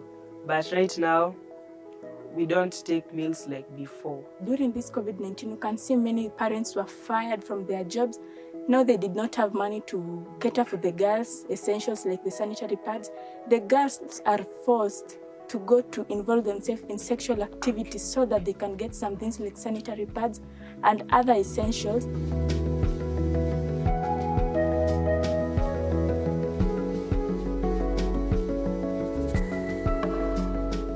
There are some girls who they are not here with us in school simply because they are nursing their babies now, or they are still pregnant, and just because of this COVID pandemic.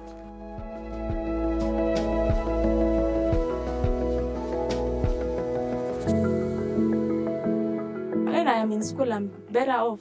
I'm that much sure that I'm going to pursue my dreams, because even the teachers are putting effort to make sure that we have come to our dreams.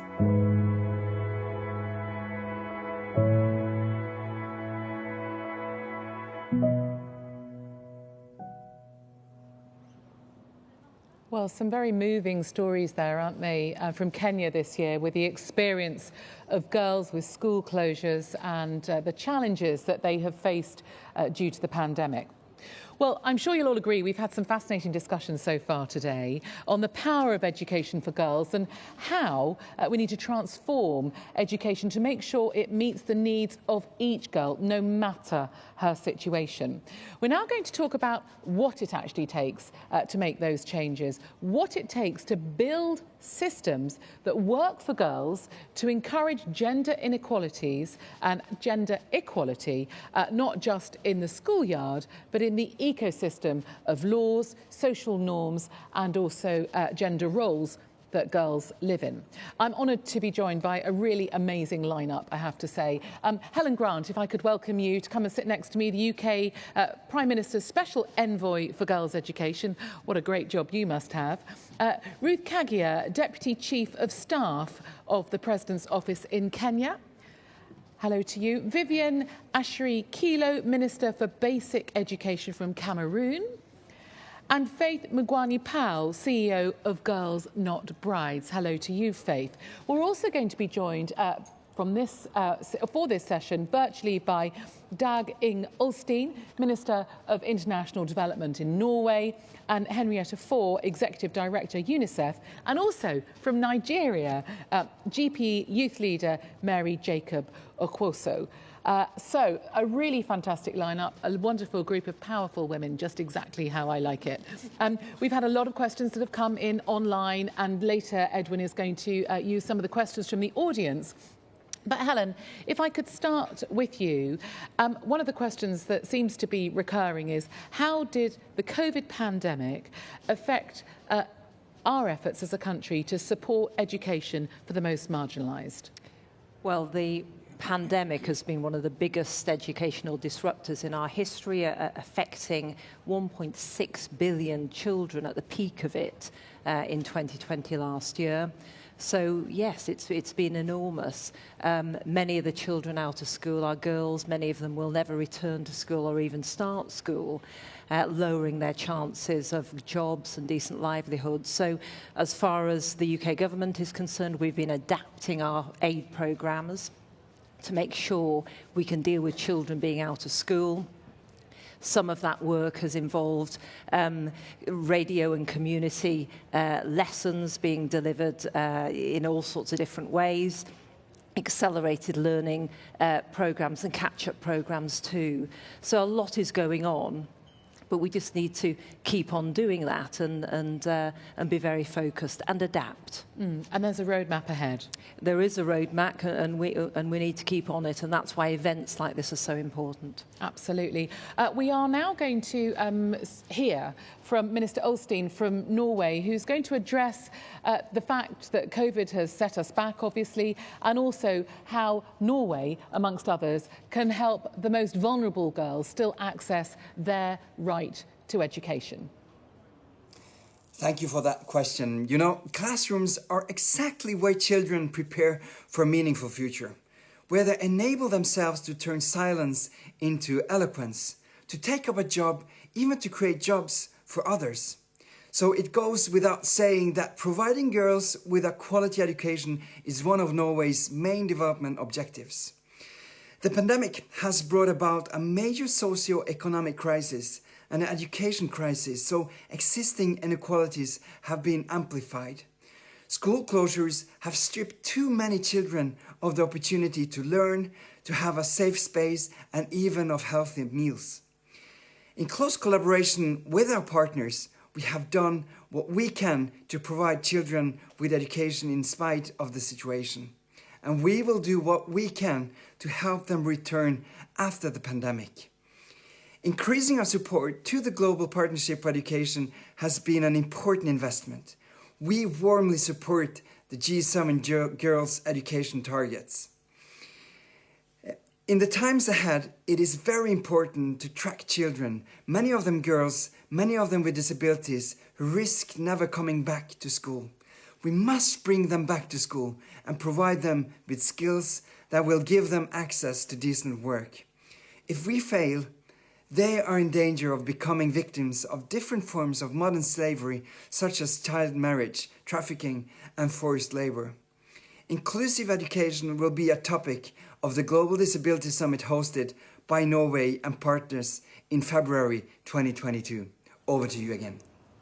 Minister Ulstein, thank you very much indeed. Just underlying Norway's strong commitment to education.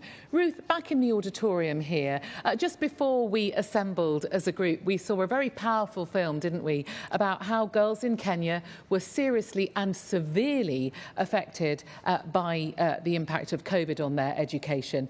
You've been a very long-standing and a very strong partner, haven't you, for GPE? How do you see the priorities panning out? Thank you. The priorities have not changed. They've just become more urgent, more critical, and more visible. And there are basically three clusters of priorities. The first, make sure all girls get into school. At the moment, only 34% of low-income countries have gender parity, even in primary education. So get all girls to school. Second, once they are in school, make sure that they are learning enough to acquire critical skills. As somebody said earlier, you still have what they call learning poverty. A lot of them are leaving school without having learned enough. So focus on the quality of the learning process. And third, and crucially, and sometimes often forgotten, make sure that they get returns to that education. Because if they complete school, no matter how successfully, and there are no jobs, or their earnings are much less than anticipated, then you create another vicious cycle of girls not going to school. Thank you. Thank you very much indeed, Ruth. Absolutely right to highlight those three priorities: gender parity, quality of learning, and making sure that there's returns on that education. Thank you, Ruth. We are now going to hear from Henrietta Fore, Executive Director of UNICEF, and she is available to hear now. We need to place gender equality at the center of education policy, planning, and budgeting, to open doors for girls to gain an education, to make sure they are safe to do so, to invest in teaching and learning environments that can put their dreams within reach, and to listen to girls and empower them every step of the way. We know what works. For example, we know how important community involvement can be. In Côte d'Ivoire, UNICEF helped establish a real-time monitoring system to make sure girls were learning and protected throughout the pandemic. We are also working to help communities take gender issues into consideration in other decisions and investments, including separate bathrooms for girls and ensuring protection services are offered in schools. It is also vital to ensure that men and boys are part of the solution. For example, our global program to end child marriage, which supports girls' education, reached over 175,000 boys and men. This includes husband schools to help support the development of positive behaviors and change attitudes about child marriage. Changing social norms and power imbalances is not a quick process, but we can no longer leave girls behind. We need to work together to help them unlock their full potential. Let us join forces to ensure that quality education is within reach of every child and young person, including girls and young women. Thank you. Well, no matter who we hear from, there are consistent themes that seem to be coming through, which is reassuring and also helps to focus our priorities. And Minister Kilo, perhaps that's something that you can pick up on. What are Cameroon's priorities? You've been a long-standing partner, haven't you, of GPE. How do you see the way forward? The way forward, as I see it, is for us to continue to harp on the importance of the girl-child education. Many people tend to forget that when you educate a girl, you've educated a nation. And so these girls are supposed to be protected. In Cameroon, we emphasize on girl education to the extent where we actually do private classes for girls in particular. In the northern parts of Cameroon, where the practice of early girl-child marriages has been long-standing, we have tried to educate the community and get the community involved in understanding the importance of the girl-child education. And so we noticed in our certificate examinations at the end of primary education that more and more girls are writing these exams and are having these certificates. So we are really happy to note that many are getting convinced by the fact that girls should be in school.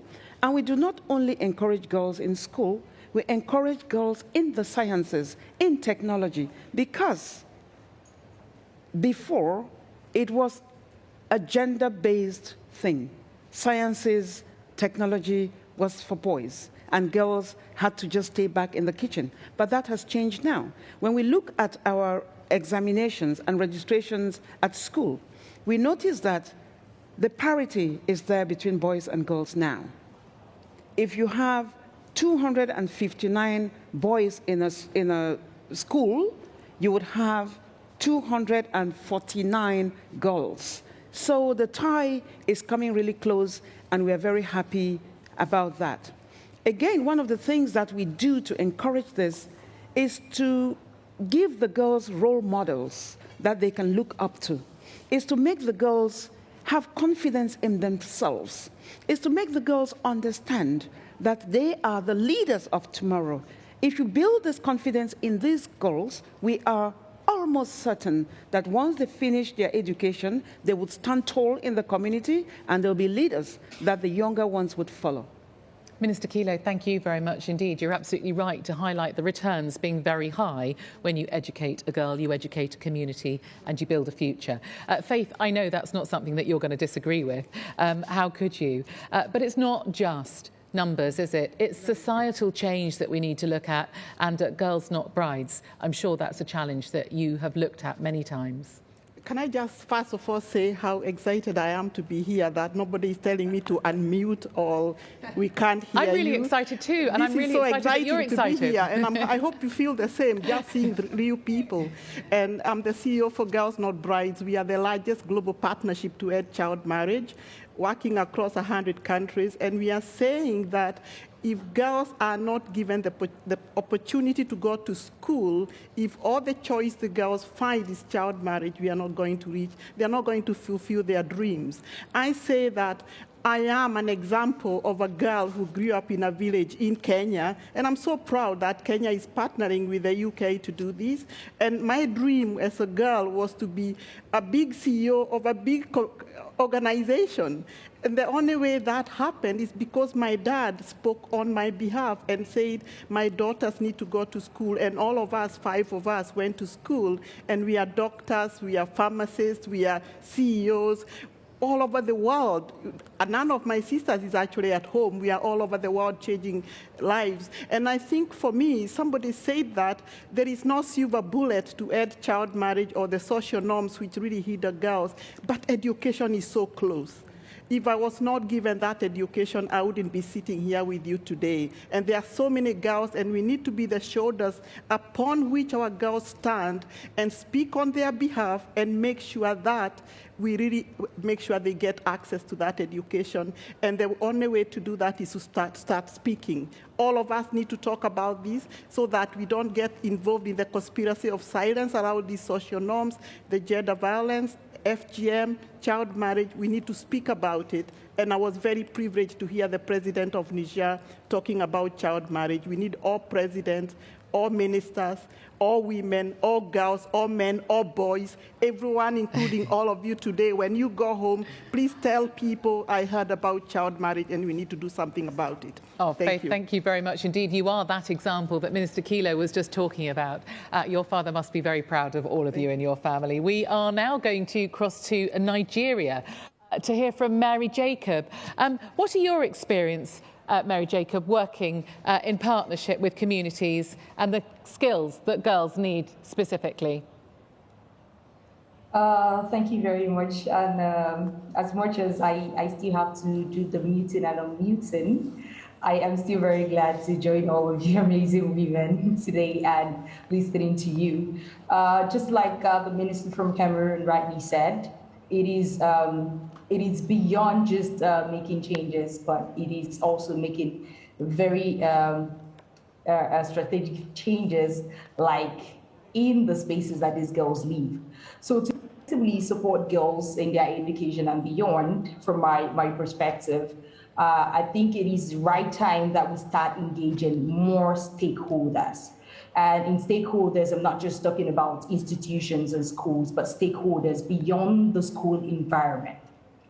That is looking at the parents, like the CEO rightly mentioned. If her dad didn't speak up, probably she wouldn't be here. So partnering with parents, guardians, community leaders, and of course, grassroots organizations who are the ones that communicate with these children and with these spaces. And when I also talk about stakeholders, I am also being very particular about these girls themselves, because if we're going to give power to the community, we want to see a situation where this community is highlighting the success of these girls, and if their whole environment is giving them a very positive energy and vibe, these children are going to vibe to it as well. But putting these girls as stakeholders also enables us understand their fears, build their capacity, and also give them the playing ground to also explore their future. So there has been a lot of communications between homes, community, and grassroots organization. And it is also very important to know that we have had like very reduced levels of children, especially girls, out of school, since we have started involving more stakeholders out of school, more stakeholders that are working with these girls. By bringing the whole community together, we are multiplying the support that we give to these girls. And we are also reducing their vulnerabilities to factors that can cause them to drop out, because they are having a better future. And then lastly, I would say that it has been amazing in the work that I do in Nigeria to create and present role models to these girls. Like the minister rightly said, when these girls see women who were once girls, especially that we are girls in their own context, when a woman is telling a young girl in Nigeria and you're speaking the native language, and if this girl is understanding that this woman, as powerful as she is, was once in this small community of mine, she once suffered what I suffered today, it's more hope to understand that they are as having a better future, and it gives them a more playing ground to look up to these mentors and believe that they can actualize this. So it is time that we put in more interest and more attention. It is something I'm doing here in Nigeria, and it's working marvelously. And I am so excited that all world leaders are here today, listening physically or muting and unmuted like me. And you powerful women on stage, it's something to reckon with, and to believe that in no time we can say that it is a better time for all girls around the world. Thank you very much. Mary Jacob, thank you very much indeed for your eloquence and for inspiring us so much. It's quite extraordinary to see the young talent coming through, the leaders of tomorrow, but intimidating. Thank you very much indeed, Mary Jacob.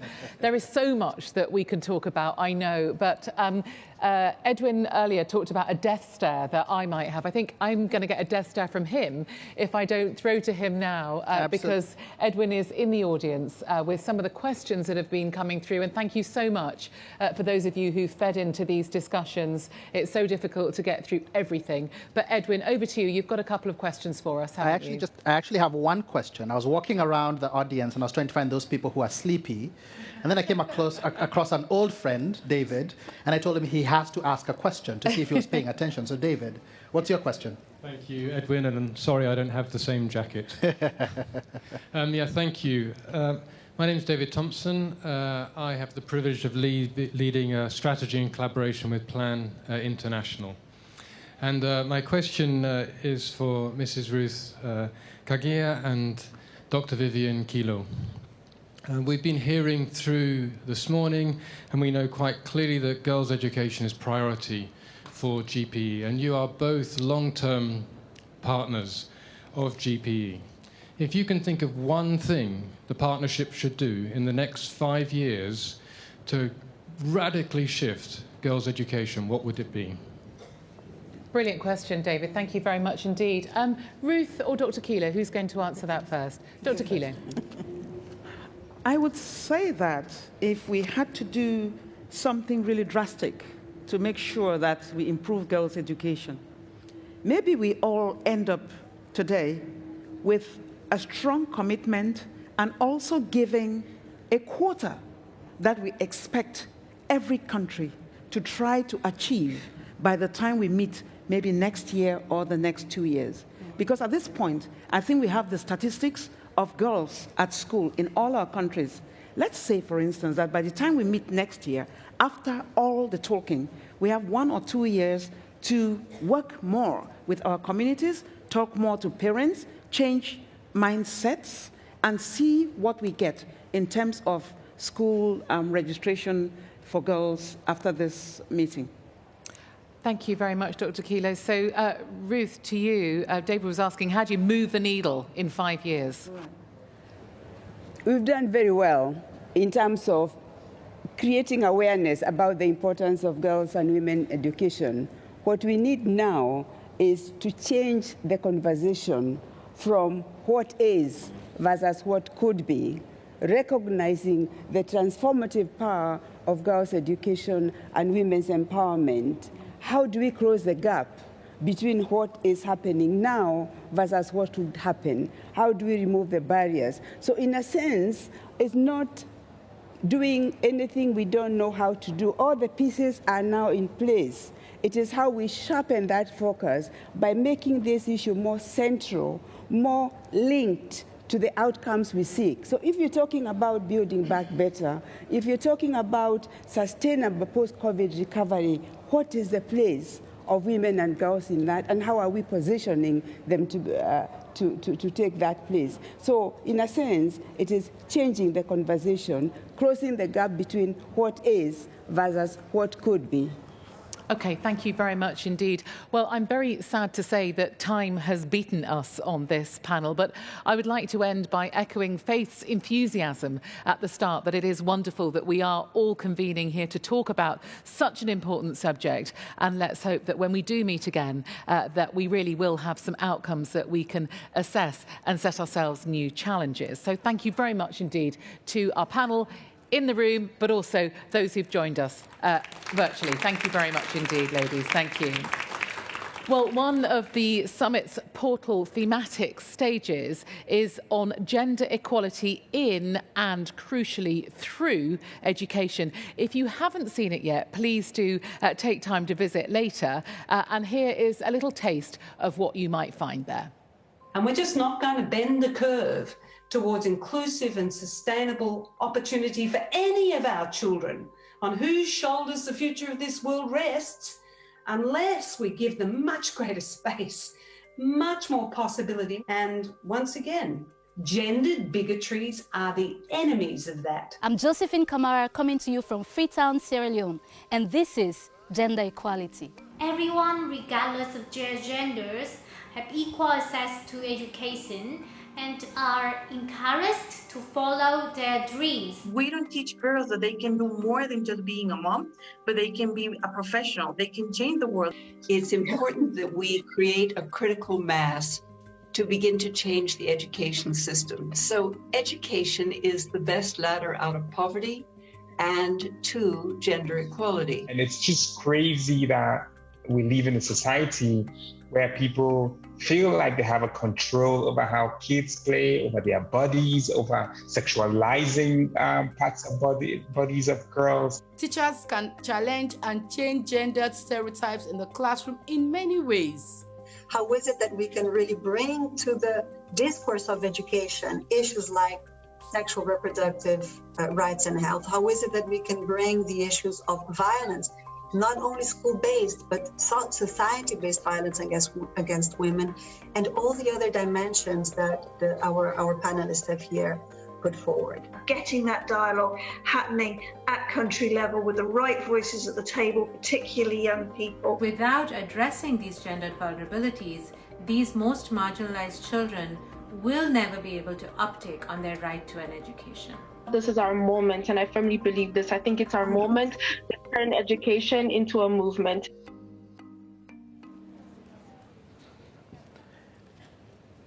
It is impossible to not appreciate how central the question of girls' education is for society and for the world. And in my travels, I meet many people, but rarely do I meet people who have these two characteristics. One is somebody who went to what was my arch-rival college. I went to Amherst College, she went to Williams College, and those two schools just do not get along for some strange reason. But more importantly, it's somebody who has such unmatched passion for education, and specifically girls' education. So it's such a privilege to welcome Alice Albright onto stage, the CEO of GPE, to really bring home this question about gender equality and education. Karibu sana, Alice.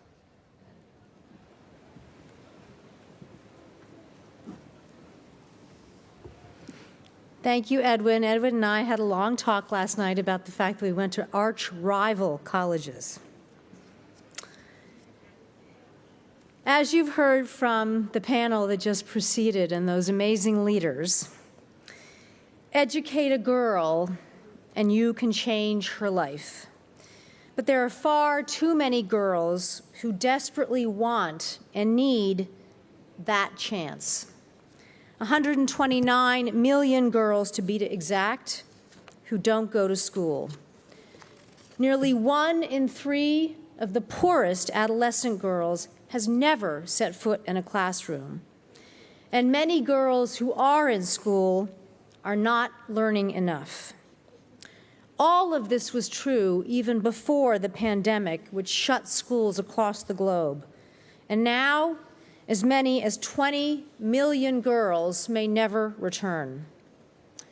Educating girls has been in GPE's DNA since the very beginning, because it is one of the smartest investments a country can make.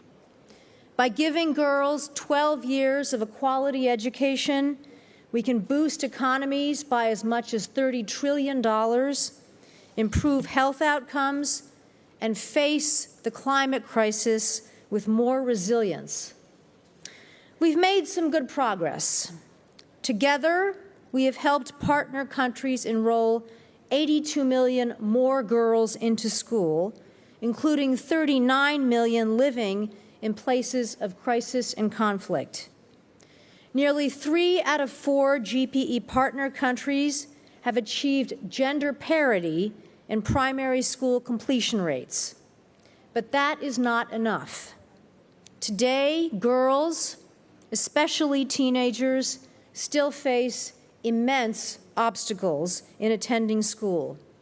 They're worried about their safety, pregnancy, early marriage, many of these deeply rooted in harmful gender norms that affect girls and boys.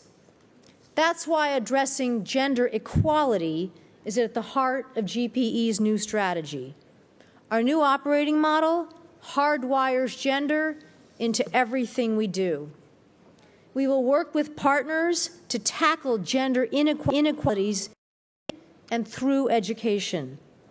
How? First, by infusing gender throughout our operations, aligning with ambitious government-led efforts to transform education and ensure that gender is considered at every turn. Second, by using evidence to identify systemic and social barriers to education that affect girls and boys actually differently. And then helping governments overcome these obstacles, shatter gender stereotypes, close gender gaps, particularly in countries where girls lag the most. And third, by creating a Girls' Education Accelerator Fund to create opportunities for girls to go to school and learn. To secure this funding, countries must commit to ambitious action for gender equality. So all of these measures together will help us look at gender holistically. We make sure that girls are not only in school, but they are also healthy and well-fed, that they have female teachers to inspire them, and textbooks free of gender stereotypes, that their families and communities are ready to support them to stay in school and achieve their dreams. That is what GPE means when we talk about transforming education, because we're not just dedicating to getting more girls into school, we're dedicated to changing the world for girls, for those girls in particular who need it the most. Thank you so much.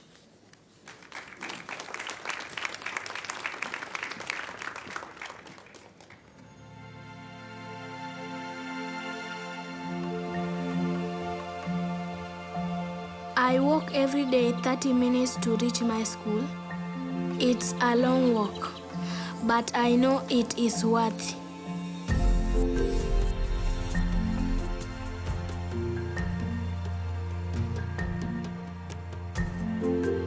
My favorite part of the day is when I follow math classes. My dream is to become a journalist.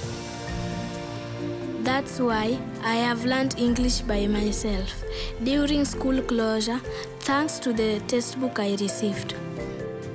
Without that, I would have lost 7 months of potential learning.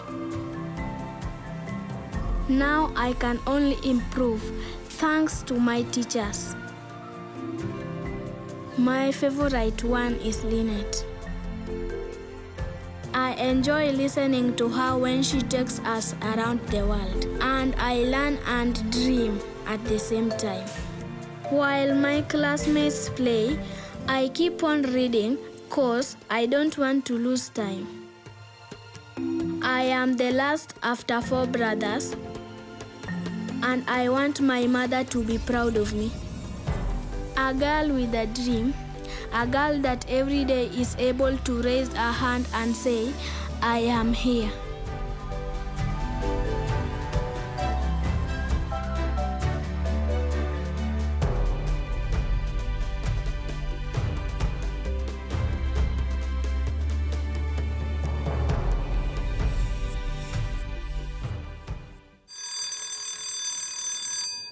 That's a nice noise, isn't it? What does it mean? It means cash, let's hope. That bell, it's time for commitments rather than cash, but cash and commitments is the golden ticket. This is about how the business community is working with GPE to help address global educational challenges. We're very grateful to all of them. We're going to hear now about 2 new initiatives, one to help bring more girls into school, and the second, a data leadership programme absolutely crucial for education. But of these initiatives, for these initiatives to work, we need to have the capability of business partners in support of this education system transformation. It's another example of the breadth of this partnership and the success that it creates. I know that business leaders are itching to tell you about their commitments, and so I'm going to pass the floor to them, starting with PwC. Thank you.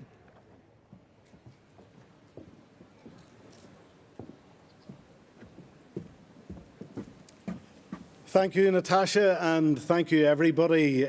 My name is David Armstrong. I'm a partner in PwC here in the UK. I'm delighted to be here today, partly because for the last 10 years, I've had the great pleasure of being involved in a UK government-funded programme called the Girls Education Challenge.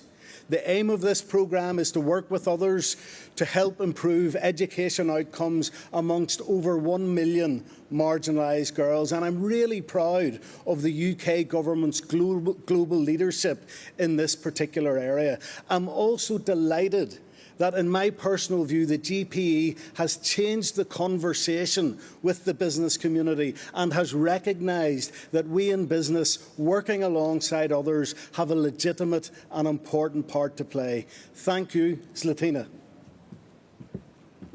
Thank you. Zlatina Lujeva, I'm a partner at PwC. and I'm delighted to be part of the business collaboration and dialogue today. I'm particularly proud of the work we have done to connect our global investments in education and skills with mentorships, apprenticeships, and ultimately better jobs.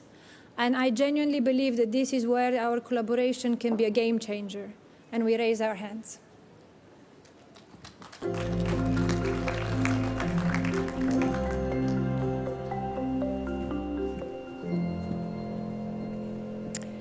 Good afternoon, Your Excellencies, distinguished guests, ladies and gentlemen.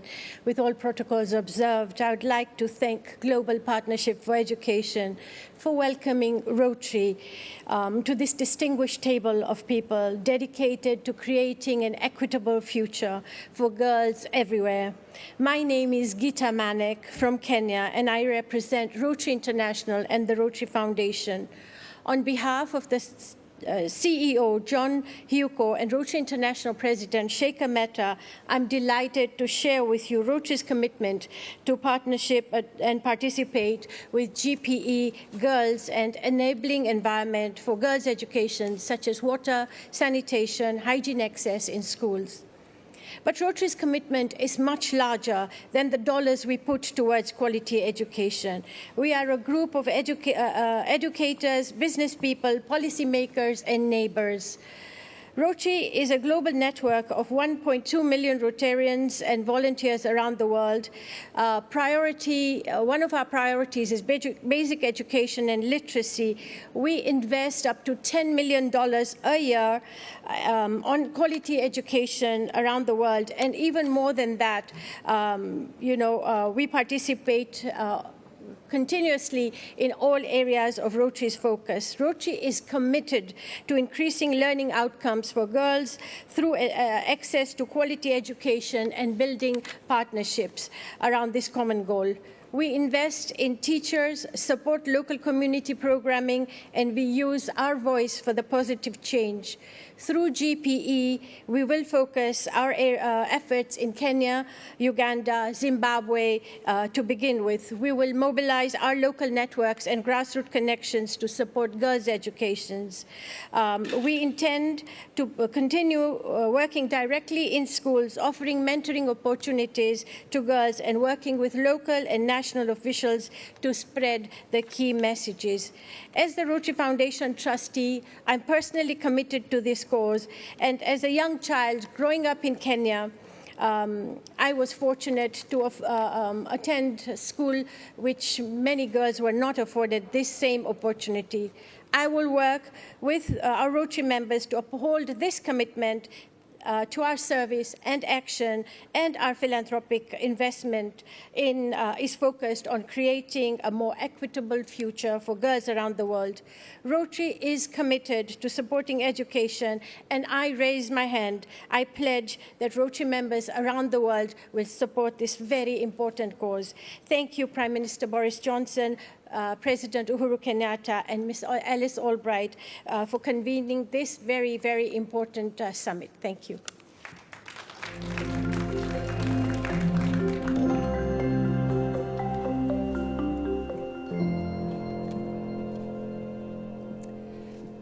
Hi, hello everybody.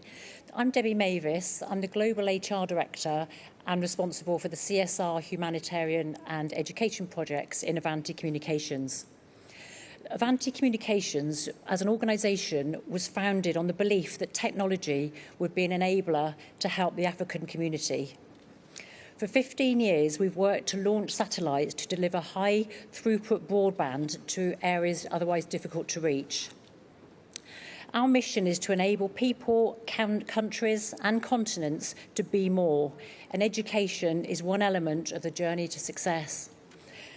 By encouraging education, we can help children to build a better future for themselves, their families, and the communities, allowing them to be more. Our pledge to GPE is to leverage our knowledge and experience of the African continent to provide support, expertise, and skills to the Girls' Education Awareness Programme. I raise my hand to education and Avanti's partnership with GPE.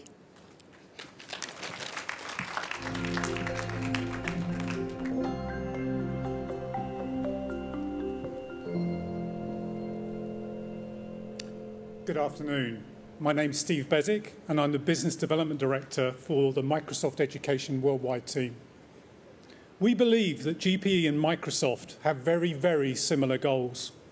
Microsoft's mission is to empower every person and every organisation on the planet to achieve more.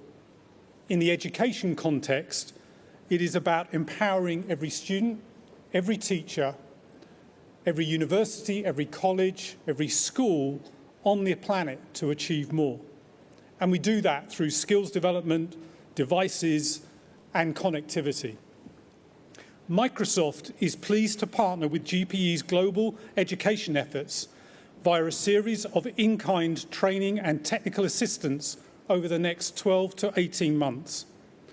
We expect these collaborations to improve education outcomes across each of the countries GPE will support. We raise our hand. Thank you.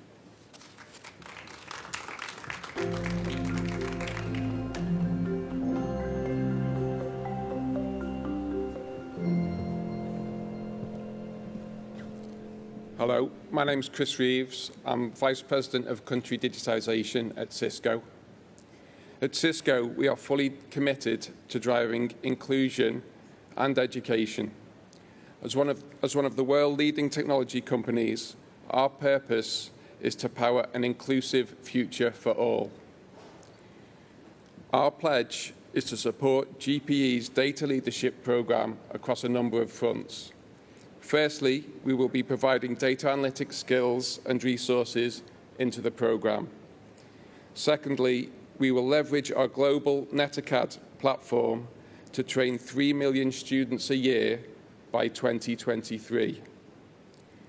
Finally, we will partner with governments around the world to prepare their workforce for the skills required for tomorrow's economies.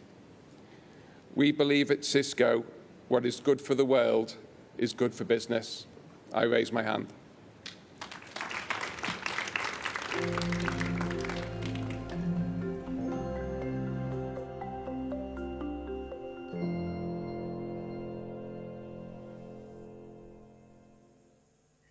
Hi, hello to you all. My name is Elizabeth Tanya Masiwa, and I am CEO of Akello International, a subsidiary of Econet Group, and I'm also Executive Director at Higher Life Foundation and Delta Philanthropies. Girls' education is important to Econet as a business because it usually results in the empowerment of not only communities, but a nation as a whole. Girls' education is extremely critical, even when we look at the time that we are at in history. Research shows that an empowered woman is more likely to have her child vaccinated. But in today's world, she is more likely to protect her child from COVID-19 and more likely to make the decisions that are critical to the future of her daughters. As a corporate, we not only are committed to continuing to fund the advocacy of girls' education in Zimbabwe, but through the High Life Foundation, we are entrenched in our communities in various programs, including giving scholarships to women and girls, allowing girls to learn to code to create their own sustainable livelihoods, and ensuring that women have an opportunity to educate themselves and their children in innovative ways. Econet understands the merit and value of education to national development, and we pledge to continue to work closely with our ministries of education to drive this education initiative, but to also ensure that our girls remain in school. I raise my hand, and at the High Life Foundation and Econet, we raise our hand to continue to invest in girls' education. Thank you.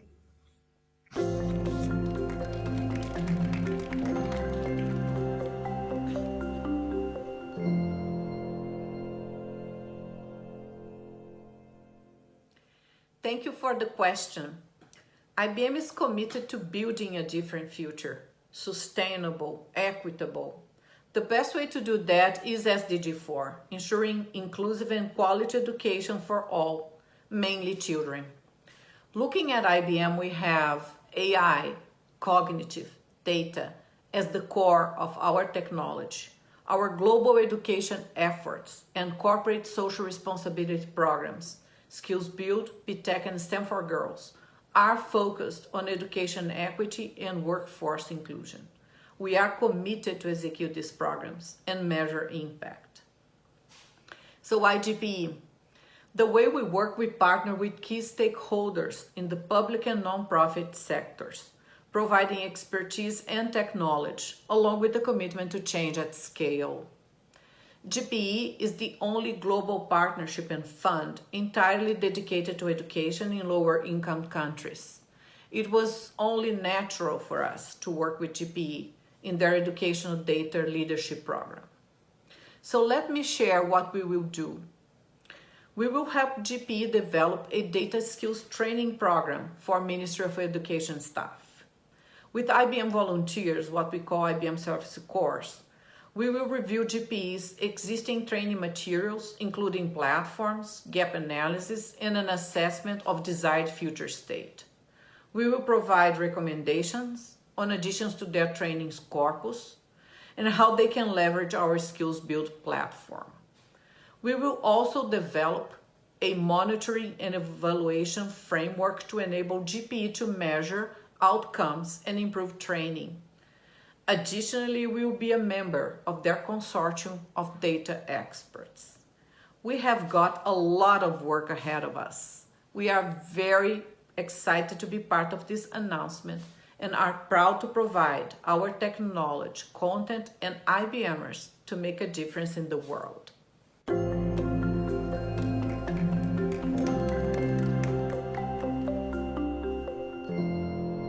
Wow. Well, I'm sure you'll agree that was a truly extraordinary alliance of leading global figures, all lending their skills, crucially, to improve education outcomes for the world's most vulnerable children. Thank you very much indeed for all of your commitments. Thank you. Now, some companies were not able to join us today, but as you will see, they have still pledged their very important support. For every $100 spent on education across the world, more than 2/3 of education resources comes from developing countries' own domestic budgets. These resources go a long way in guaranteeing teachers' salaries are paid, classrooms are built and equipped with the required teaching learning resources, and feeding programs are supported, especially for many vulnerable children. To achieve maximum impact, domestic resources for education must be anchored on 3 principles: volume, equity, and efficiency. Effective domestic education financing involves allocating more and better resources towards investing in the future of young people, volume, ensuring spending leaves no learner, especially girls, behind, equity, and limited domestic resources are optimized for better results, efficiency. These core pillars of domestic financing have been captured in the Heads of State Call to Action on Education Finance ahead of the 2021 GPE Global Education Summit, which is spearheaded by President Kenyatta. The Kenyatta Declaration seeks to achieve a unified voice among developing country partners. It calls upon all developing countries to protect their education budgets and work towards achieving and maintaining the global target of 20% of annual budgetary allocations on education. By committing to protect and increase their domestic education budgets, developing countries are demonstrating their unwavering resolve towards fostering a prosperous future for their youth. Some countries have already taken this bold step towards strengthening their education systems and have endorsed the Kenyatta Declaration. This demonstrates exemplary and visionary leadership that all other countries should emulate. Join us in the call to protect domestic education budgets. Let us raise our hands for education.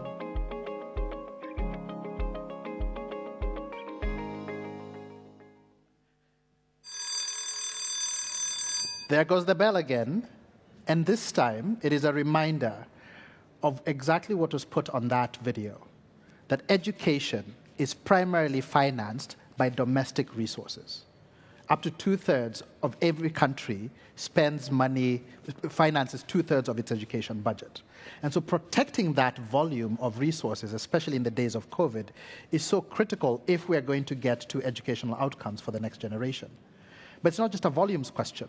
There's an efficiency question. What is that money spent on, and does it actually translate to the outcomes? And then the final one is equity. Are we spending that money to make sure it's the most vulnerable in our communities, in our societies, who are really getting these, the education opportunities through that radical inclusion that David talked about earlier? Or are we back in the world of that coincidence of exclusion, people who just never get the chance to improve their livelihoods? And so now we have phase 2 of this conversation by ministers of education coming and pledging the commitment, the Kenyatta Declaration, to preserve and protect domestic financing. So first on stage is a minister from Liberia. Welcome, sir.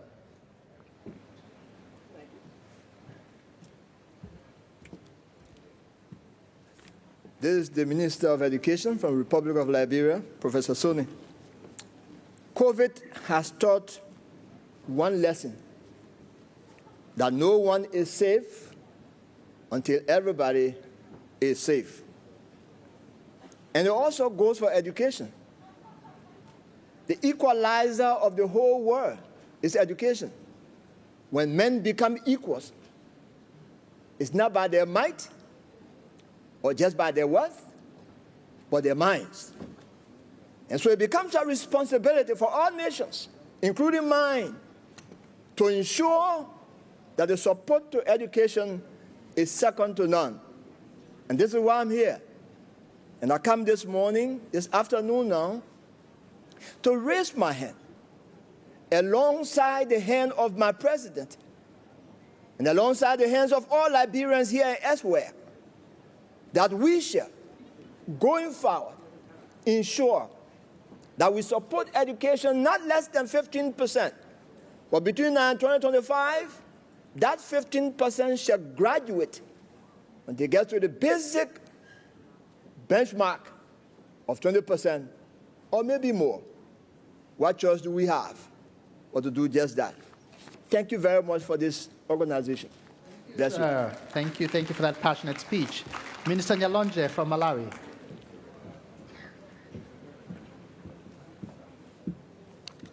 Good afternoon. My name is Agnes Nyalonje, the Minister of Education for Malawi. A fundamental truth about investment in education is that underinvestment has a predominantly greater negative impact on girls, on learners with disabilities, and on rural learners living in poverty. Recognizing this, the government of Malawi is pursuing a twin-track strategy that seeks to, 1, mobilize massive resources towards investment in education.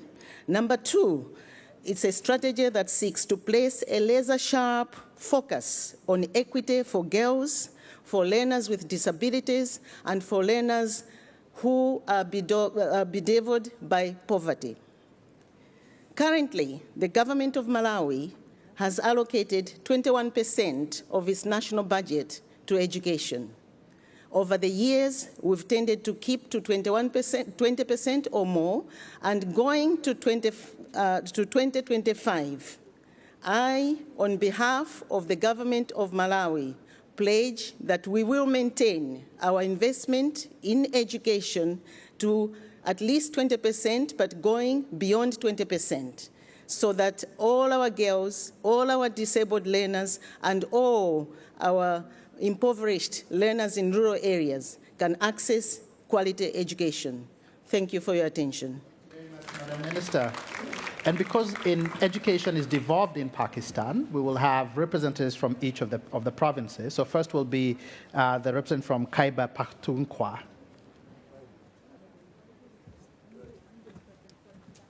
Thank you. Bismillahir Rahmanir Rahim.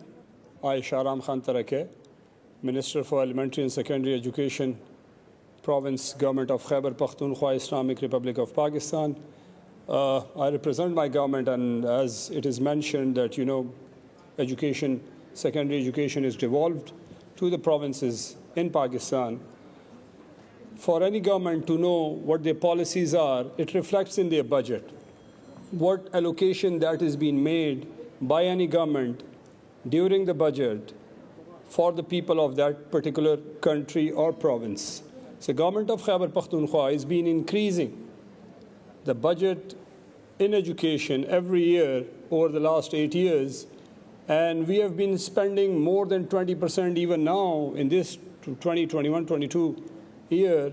This budget, we have put more budget than what we have been expected to do, or we are pledging here, as my rest of the colleagues are doing. So commitment is there. For education, it's been our priority. The Prime Minister of Pakistan and us, the government, the party, has been spending more over the years in education. And in education, girls' education is the topmost priority for us. For every 100 schools that we make in our province, 70% are built for education, just to bring them at par with boys. So that tells us, tells the government or the people that that is our priority. Reform is our agenda. And even being there are a lot of challenges that we face, but still we are focused and we are determined to invest more in education, inshallah. So I pledge on behalf of the government of Khyber Pakhtunkhwa, Islamic Republic of Pakistan, that we are investing and we will be investing more than 20% in the upcoming years in education to educate our children and to give a better and educated youth to our country, inshallah. Thank you. Assalamu alaikum. Thank you very much for that. And next will be Pakistan Sindh.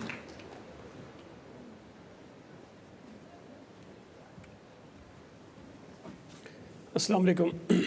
I'm Saeed Ghani, Minister for Education from Sindh Province, Islamic Republic of Pakistan. With an aim to transform primary and secondary education, the Education Department, Government of Sindh, has been pursuing a robust reform agenda. The political leadership is fully alive to the issues of out-of-school children, gender disparity, dropout ratio, and low quality of students' learning outcomes. I am much pleased to inform that despite of huge revenue shortfall during the pandemic, Government of Sindh kept the budgetary allocation of the education sector intact, which is a testimony of its utmost priority to the education sector. At present, our budgetary allocation for education sector stands at 20% of the total provincial budget, and my government is fully committed to enhance the same and improving utilization capacity. At the same time, we are augmenting our efforts by resource mobilization through a robust public-private partnership initiatives for quality education. I raise my hand and pledge on behalf of my government that we will continue to spend at least 20% on education every year. Thank you. Thank you very much. Pakistan Balochistan.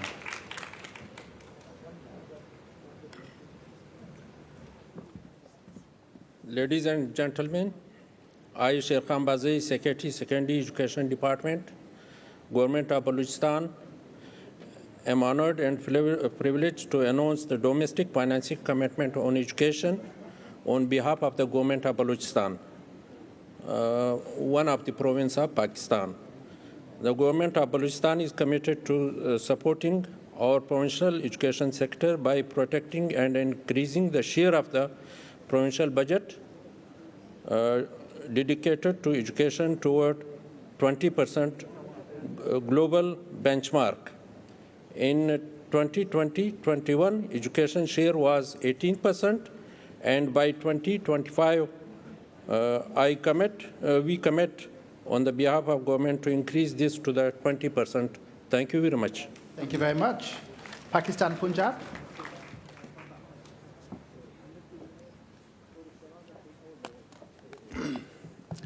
Good afternoon, everybody.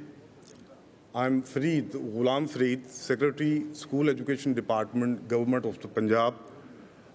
I'm here to pledge on behalf of my government to ensure better and safer learning environment for all our children, especially girls. Our current expenditure on school education hovers around 17% of annual budget. And on behalf of my government, I'm here to solemnly promise to try and raise it to 20% or more for in the next 3 years. Thank you. Thank you very much. And next we have the Minister from Senegal.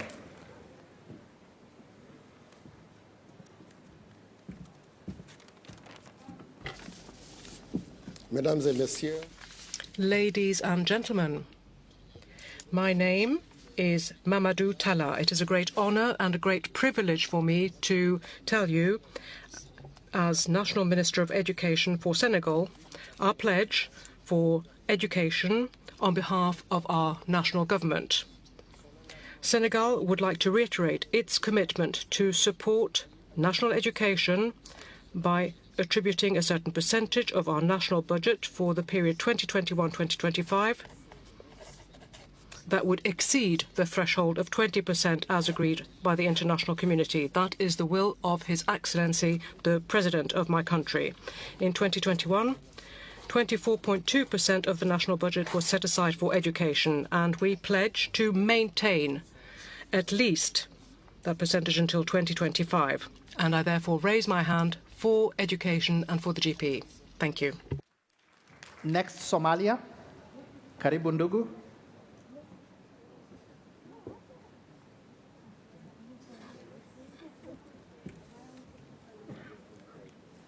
Bismillah ar-Rahman ar-Rahim. Alhamdulillah.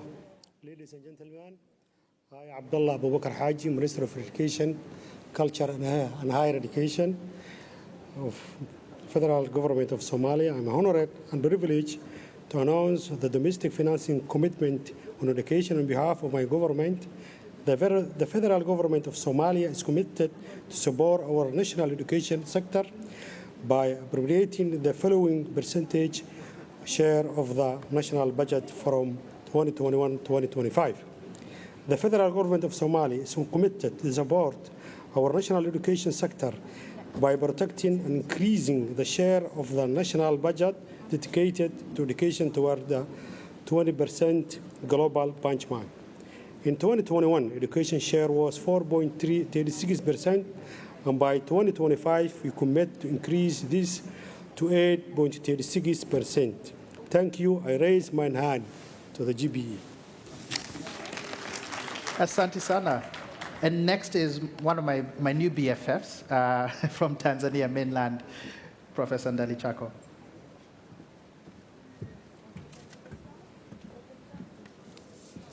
Jambo, distinguished ladies and gentlemen. I am Joyce Lazaro Ndalichako, Minister of Education, Science and Technology of the United Republic of Tanzania. I'm honored and privileged to announce the domestic financial commitment on education on behalf of my government.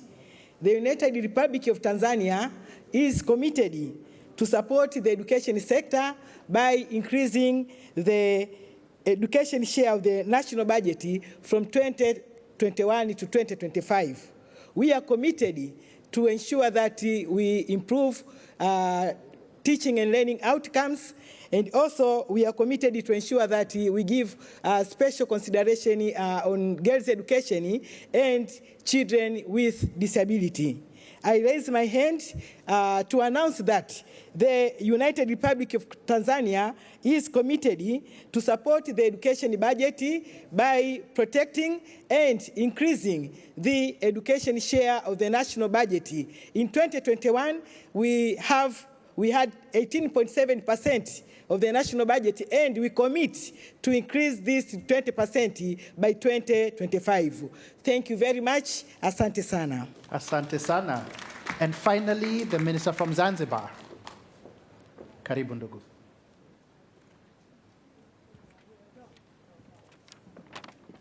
Thank you, Edwin. Ladies and gentlemen, my name is Simai Mohammed Said. I'm the Minister responsible for education and vocational training. Like most of you have heard where Zanzibar stands, it's a tropical island, but with COVID-19, like what my predecessors have spoken, we've had challenges. Zanzibar is committed to support our national education sector by appropriating and following the percentage share of the national budget of the 2021 to 2025. As the famous quote says, education is the passport for the future, for tomorrow belongs to the people who prepare today. So we are we are here, I stand here on behalf of the people of Zanzibar and the government of Zanzibar that we are committed to meet the global benchmark from 20% above from 2021 towards 2025. I raise my hand for GPE. Thank you very much. I'm glad the room is still awake. It seems like my trick of wearing a bright jacket has been helpful, and me walking around has helped all of you stay awake. Could we please give a round of applause for those commitments that were made? Like a proper round of applause. So much better, so much better. Because let us not forget this truth is while there are resources that come from developed countries to support and assist and catalyze the achievement of educational outcomes, most of the resources are domestic resources. And so having ministers of education, having heads of state stand up, raise their hands and commit to targeting at least that 20% expenditure on education is really where the rubber meets the road. It's really where things will happen if we're going to achieve our aims. So we'll go quickly to a quick video talking about teachers and teaching. And so I'll have the team cue that.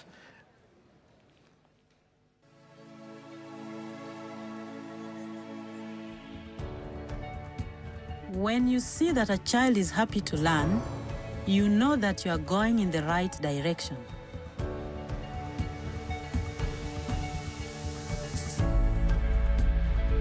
With the new child-centered approach, the students are no longer just listeners, but they are invited to take the stage and perform as the main actors.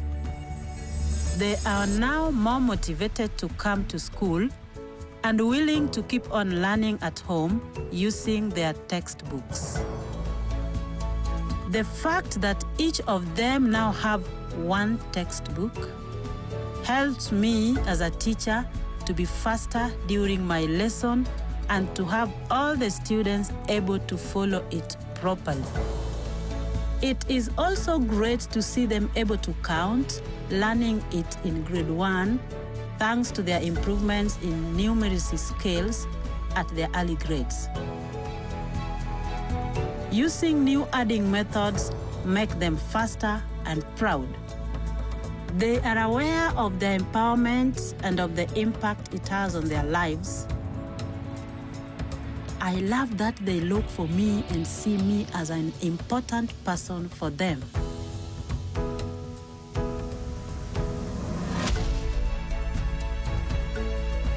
I also find myself more committed in improving my performance by assessing it through the Teacher Performance Appraisal Development tool.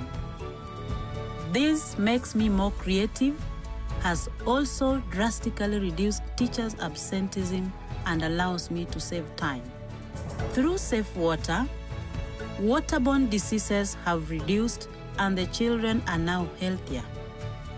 This has an impact also on the families and the community that benefited from water availability. Today, I stand next to my students to raise my hand for quality education.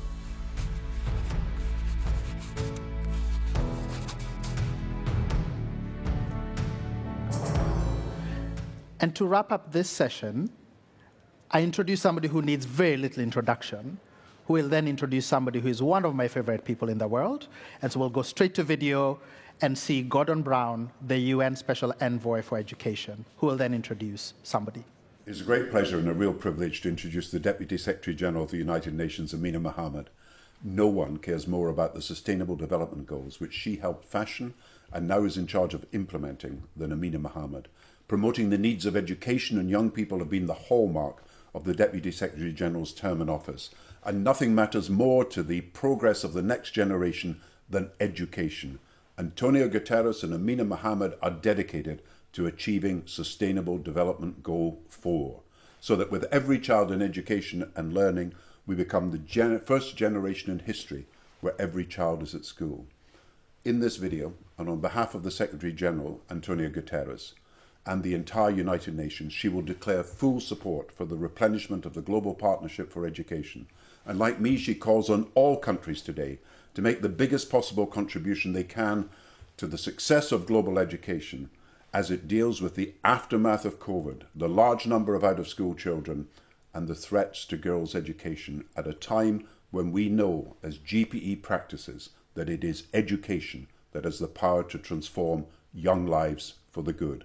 Please welcome Amina Mohammed.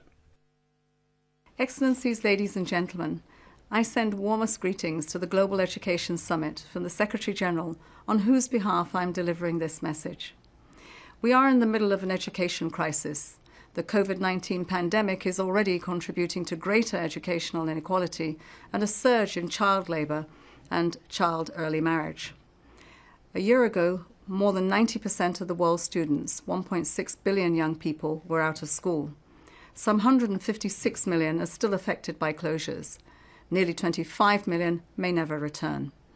Education is central to the 2030 Agenda as a human right, a global public good, and the bedrock of a more inclusive, resilient, and sustainable societies. An effective recovery from the pandemic requires investment in teachers, in digital learning, and in systems that are fit for the future. The Secretary-General urges all in the international community to support the replenishment of the Global Partnership for Education. It's our best chance to prevent the reversal of progress on education by providing more equitable, effective, and catalytic global finance. Let's make sure every young person receives the education they deserve. The Secretary-General and I send you our very best wishes for a successful summit. It's that bell again. Time to talk money. In this session, we're going to be hearing from ministers and governments representatives from GPE donor governments around the world making their pledges to GPE. First, it is my very great honour to introduce the representative of the Crown Prince of the Kingdom of Saudi Arabia, His Excellency Dr. Hamid Mohammed Al Sheikh, Minister of Education.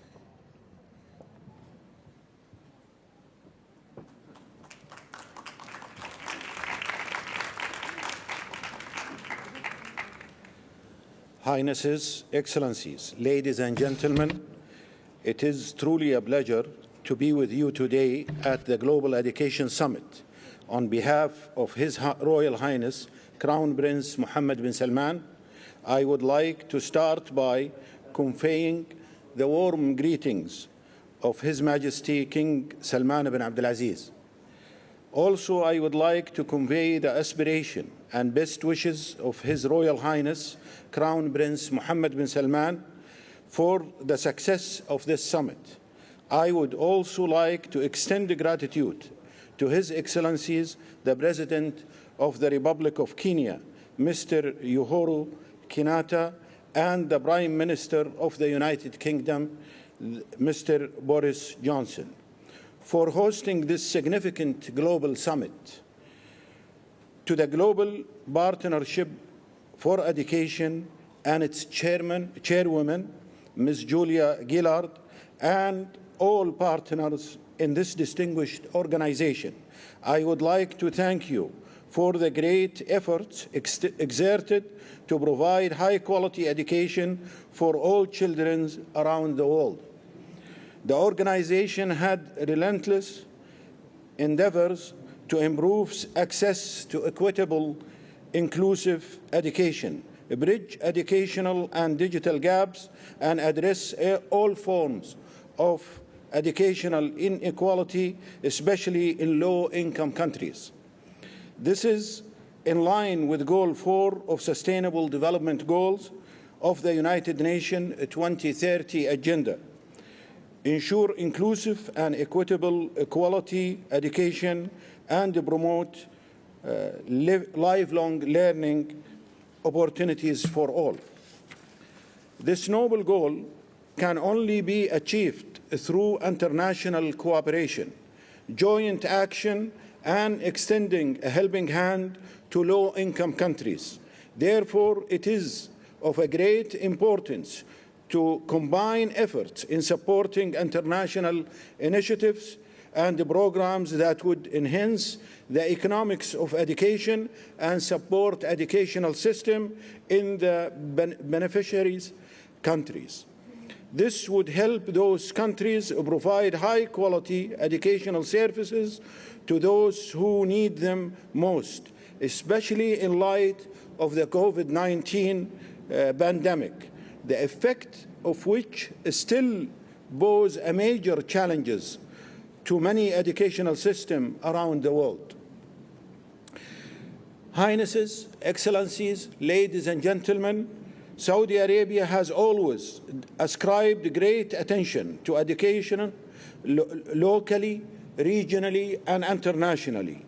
This was evidenced by the inclusion of education as a core topic on the main agenda of Saudi G20 presidency in 2020. Education is a core component of the Saudi 2030 vision also. Moreover, Saudi Arabia is the biggest donor to regional financial organizations such as the Islamic Development Bank, the OPEC Fund for International Development, and the Arab Bank for Economic Development in Africa. All these organizations provide tremendous support to several countries around the world through financing projects and initiatives in different dynamics areas such as education. Today, I am pleased to announce, on behalf of His Royal Highness Crown Prince Mohammed bin Salman, the Kingdom of Saudi Arabia will donate $3 million to support the Global Partnership for Education 2025 strategic plan. I would like to reiterate the kingdoms of Saudi Arabia will always be a leader in providing support to everything that would achieve development, prosperity, and peace for the people of the world. Thank you very much.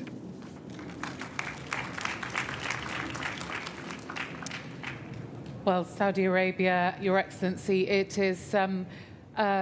I'm so sorry. I just wanted to thank you so much for that amazing donation. We're absolutely thrilled to have you as part of the GPE family. Thank you very much. It is now my great pleasure to welcome the representative of His Highness the Amir of the State of Kuwait, His Excellency Dr. Ali Fahad Al Muhouf, the Minister of Education. Thank you very much.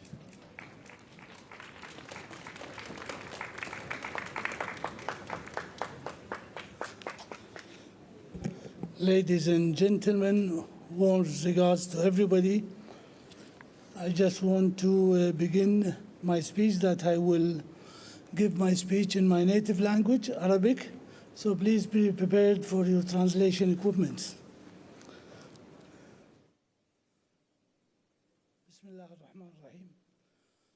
In the name of God, the most beneficious, most merciful, Your Excellency, President Kenyatta, the President of Kenya, Your Honor, Prime Minister Boris Johnson, Mrs. Julia Gillard, the Chairman of the GPE, Your Excellencies, peace be upon you. I am pleased at first, and on behalf of His Highness the Prince Nawaf Ahmed Al Jabr Sabah, the Prince of Kuwait, may God protect him, to extend thanks and appreciation to the UK and the Republic of Kenya, our friends, for the initiative of GPE, for the invitation they gave us to hold this important summit that comes in preparation to face all the unprecedented challenges to the global education arena, especially in the context and light of the COVID-19 pandemic that affected all aspects of life, especially the right to education for children. We would like to praise all the work that's been done to organize this, especially after this international pandemic.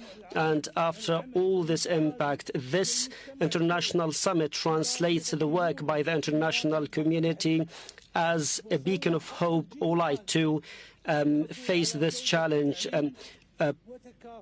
supporting the right of this generation to receive education, inequality between the two genders. Believing in the importance of this access, that is one of the most important factors of the UN SDGs. The Kuwait have provided prominent contributions to education through our development, through the Kuwait Fund for Arab Economic Development that provided support for 107 countries in parallel with community funding support, and also through the contributions of the Kuwait International Development Program. In 2019, we signed an MOU between the Kuwait Fund and the UK Foreign Office and Development Department, and we supported, we are aspiring to and expecting to host the conference for supporting education in Somalia. Based on this firm background, that is based on our belief and confidence in the noble goals of this summit, and based on the sublime and noble guidance of His Highness Prince Nawaf Ahmed Al-Jaber Al-Subah, may Allah protect them, may God protect him. We announced that Kuwait will donate $3 million in support of the GPE for the next 5 years, with $6 million annually. In conclusion, I would like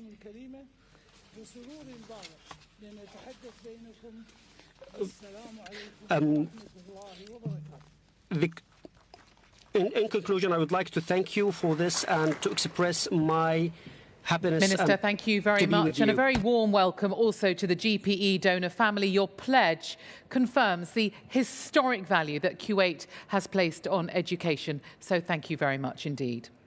Now, before we move into the rest of the session, we have one donor who, due to COVID-related lockdowns and time zone challenges, was not able to send us a video message in time. So I would just like to share that Australia, a great advocate for the Indo-Pacific region, will increase its contribution to GPE by 20% per annum, with a pledge of 180 million Australian dollars, which is really quite extraordinary. Thank you, Australia, and thank you to Foreign Minister Marise Payne for letting us share that announcement to you this afternoon.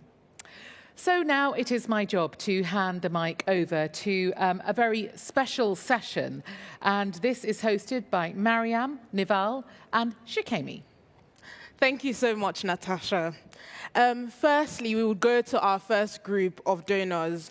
From Canada, we have the Minister of International Development, Karina Gold, and then we will hear from Belgium and Denmark.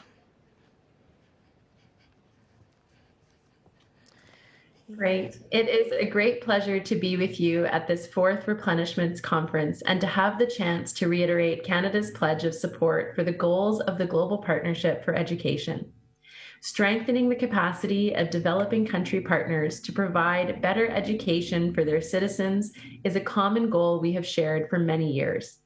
The pandemic has certainly made that challenge vastly more difficult. Canada was a founding member of the GPE's predecessor, the Education for All Fast Track Initiative, created when Canada hosted the G7 Summit in Kananaskis, Alberta in 2002. A lot has changed since then. But what has not changed is Canada's and GPE's commitment to education around the world, particularly girls' education. One of the many ways that commitment is being fulfilled is through the co-investments Canada's International Development Research Centre is making with the GPE's Knowledge and Innovation Exchange, or KICS. KICS is helping to fund research and bring together key stakeholders to share information and experiences about how to strengthen education systems around the world. As world events evolve, there is a continuing demand that we step up to meet the new challenges. I am particularly proud that Canada has done so with the launch of the Together for Learning campaign. For example, to help provide quality education opportunities for refugee, forcibly displaced, and host community children and youth. And I'm happy to reconfirm Canada's $300 million pledge to the GPE announced last month at the G7 meetings in the UK. Canada continues to prioritize gender equality, particularly girls' education, and we support the GPE's commitment to hardwire this into everything they do. As Prime Minister Trudeau stated at the UN Generation Equality Forum, $50 million of our pledge will be earmarked specifically for girls' education. Raising billions, expanding grant opportunities to up to 90 countries and territories, and helping 175 million girls and boys to learn are ambitious goals for any organization. I think this conference is showing the world that we are up to those challenges. And on behalf of Canada, I want to wish GPE and all of its partners the very best success. Thank you.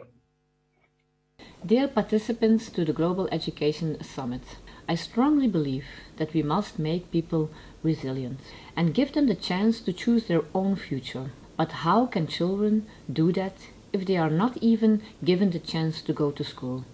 I found it hard to believe that in 2021 not all children have a chance to learn to read and to write. It is even harder to believe that some of these children are forced into child labor. The current pandemic is not making this situation any easier to deal with. But we have a responsibility to end this. Let's give these children chances for the future, and let's make sure they acquire the skills to find a job or start their own business. And most of all, let's make sure no one is left behind. It is simply unacceptable that less girls go to school than boys. And today I am glad to share that Belgium is contributing 26 million euro to the Global Partnership for Education until 2024. On top of that, I decided to attribute an additional 2 million euro to the Girls' Education Accelerator to speed up access to education for girls. It is a hopeful sign that so many of you are sharing a commitment today to get more children in school. But let's not stop our commitment after today. Let's all continue being an ambassador for quality education for boys and girls. And let us above all listen to the children themselves.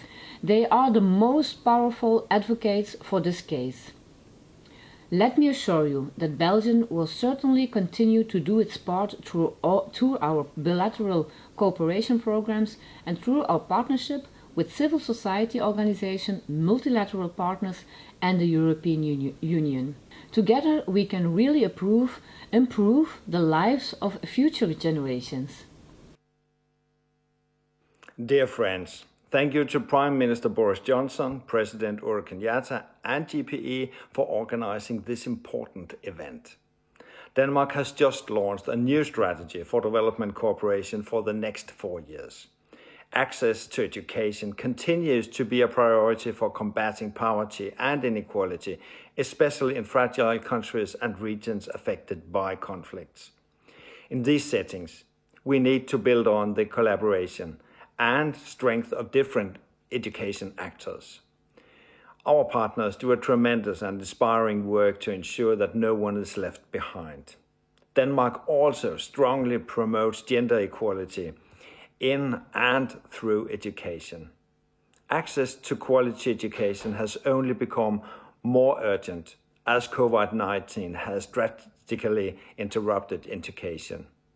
Therefore, Denmark advanced part of our annual contributions of 300 million Danish crowns in 2020, and we topped up by allocating an additional 35 million Danish crowns to GPE in 2020. Unfortunately, we are not yet able to pledge a specific amount due to budgetary processes.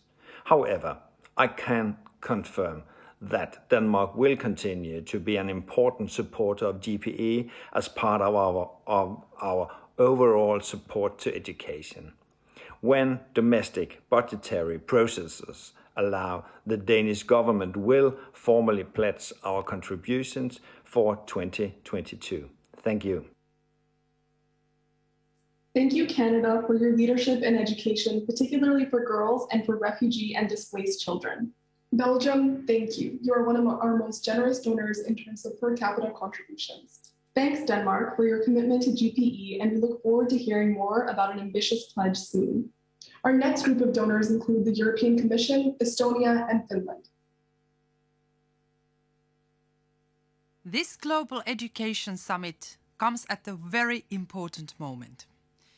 COVID-19 reverses the progress in improving access to education and gender parity. We will not stand by. The EU answers the call by increasing its contribution to the Global Partnership for Education to 700 million euros for the period 2021 till 2027.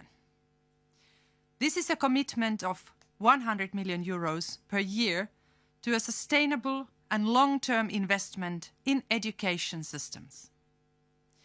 Millions of children and young people worldwide depend on this. But it's not just about the money. It's about coming together for a maximum impact. As Team Europe, the EU and its member states bring support of scale, coordination and focus for the Global Partnership for Education. Our collective Team Europe contribution today will help to put us back on track towards SDG 4. It means investment in teachers, equity and girls' education, a lifelong learning and protecting education financing in the long term. The best gift in life is an education. It's up to us to make this a reality for young people, for recovery, and for the future. Honourable Alice Albright, Excellencies, distinguished colleagues, with the outbreak of COVID-19, our cooperation, including as Team Europe, has become more important than ever with a view to ensuring quality education worldwide and ensuring that no disadvantaged child is left behind. Girls often face multiple discrimination, in particular because of gender-based social-cultural norms and poverty. That is why we have created important signposts pointing the way towards equal opportunities in education, in particular the new GPE strategy, the G7 goals for girls' education, and the recently launched She Support Her Education initiative. And that is why Germany is providing 316 million euros for the period from 2021 to 2026. Out of that, 100 million euros are for the Girls' Education Accelerator and 25 million euros for the COVID-19 funding window. After this replenishment conference, we must focus on implementing the new GPE strategy and systematically fleshed out the gender hardwiring approach, using the funds from the Girls' Education Accelerator effectively and ensuring equality in education in our partner countries. Thank you. Honored co-host Mr. Johnson and Mr. Kenyatta, dear members of the partnership. It is with great pleasure and gratitude that I announce Estonia's accession to the Global Partnership for Education family. Estonia is known as an education nation, and we prioritize quality education in our development cooperation. Membership enables us to expand our participation in areas that we would otherwise not reach, and to implement activities that would not be manageable alone. However, I believe that alongside cooperation, there is an equally important opportunity to learn from each other and to promote education as an enabler for sustainable development. Our own reform experience of the past 2 decades has made us understand that education is the key to society's success. We have learned to be efficient and effective, yet smart in our decisions. Dear friends, thank you for your close alliance over the years. Estonia will bring the best practices in digital education and management across the lifespan, as well as experience of reforms that has made quality education accessible to all. We are honored to belong to a family that recognizes the same values in education. We are delighted to announce our participation by joining GPE and by committing financially for upcoming 5 years. We are looking forward to our work together. Thank you, and I wish everyone a challenging new era of cooperation. Greetings from Helsinki. Education is a cornerstone for inclusive, peaceful, and democratic societies. It is essential for sustainable development and a fundamental human right. In Finland's development cooperation, we focus on quality education, especially for girls and those in most vulnerable situations, such as persons with disabilities. The best way to do this is to strengthen education systems and their inclusiveness. GPE plays a key role, and Finland is very pleased to re-engage with GPE.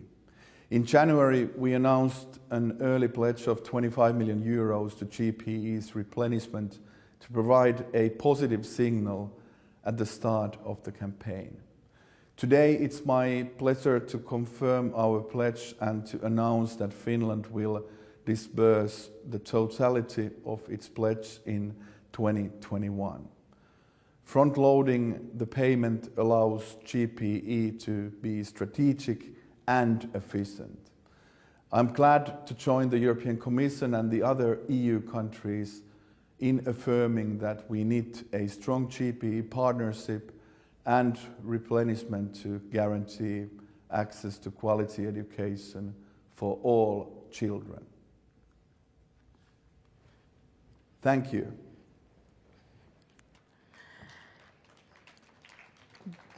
Big thanks to the European Commission for your steadfast commitment to increasing support for education and for the largest donation that GPE has ever received. To Estonia, welcome as the newest member of the partnership. To Germany, thank you. You have really stepped up. And thank you for also having kicked off GPE's new Girls' Education Acceleration. To Finland, we are thrilled that you rejoined the partnership earlier this year. Thank you for your generosity and your attention to girls' education. Next up, we have France, Ireland, and Italy, who are big supporters of gender equality and girls' education.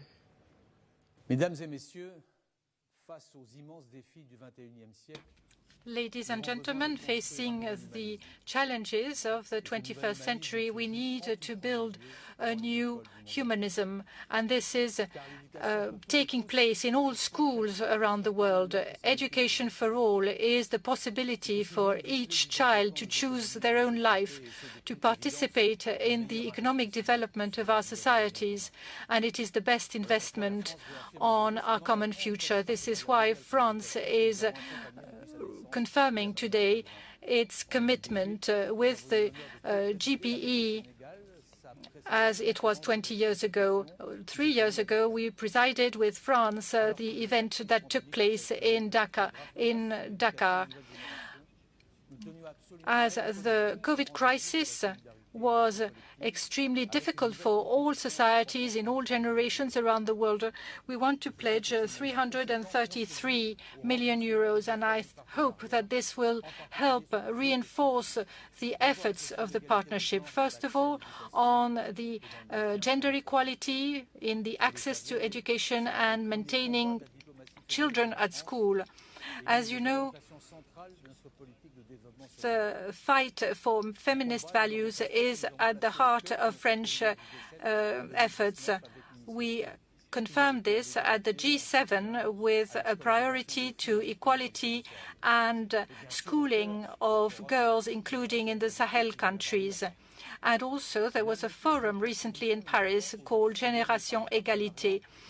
And we also want to work together with a partnership in order to promote equality between girls and boys and have better nutrition at school. We want each boy and school to be able to participate in school activities without suffering from hunger. We want them to take full advantage of the teaching they receive. So we want to be efficient and coherent in our action. Historically, France has always been very active together with European partners, and education will remain a priority for us in terms of development. This is why I would like to thank President Kenyatta, Prime Minister Boris Johnson, and each one of you who is pledging today and shows our commitment to education around the world, a commitment to do more and to do better. We cannot have a recovery without a proper commitment. It is the fundamental right of every girl and boy and the foundation of sustainable development. The world is facing huge challenges: COVID-19, climate change, growing inequalities, food and nutrition insecurity. In response, Ireland is pledging to again substantially increase our support for the Global Partnership for Education.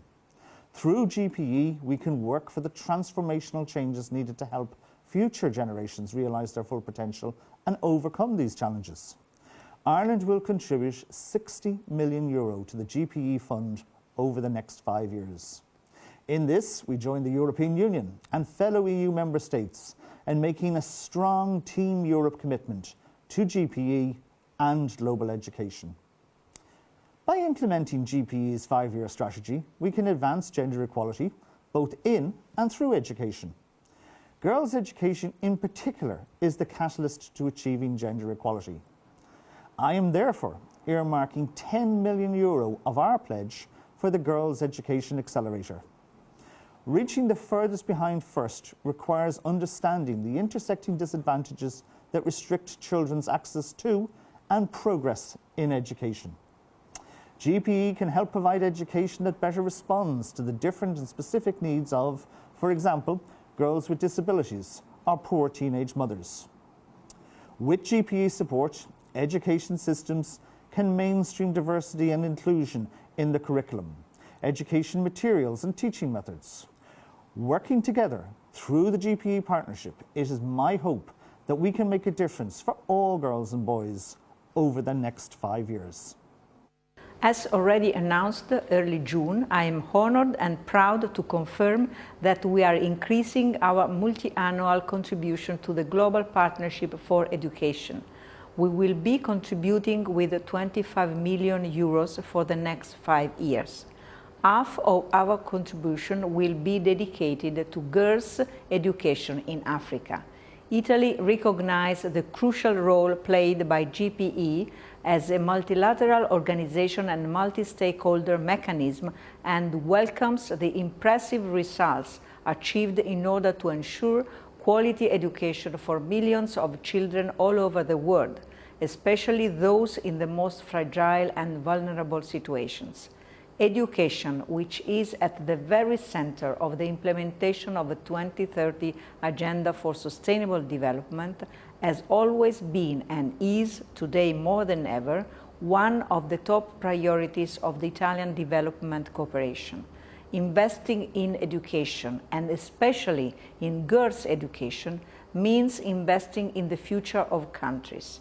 It is indeed one of the most impactful social and economic investments governments and donors can make. However, despite all our efforts, there is still so much to be done, and this is why Italy is pleased to join the European Commission and other EU countries in affirming that we need a strong GPE partnership and replenishment to guarantee access to quality education for all children.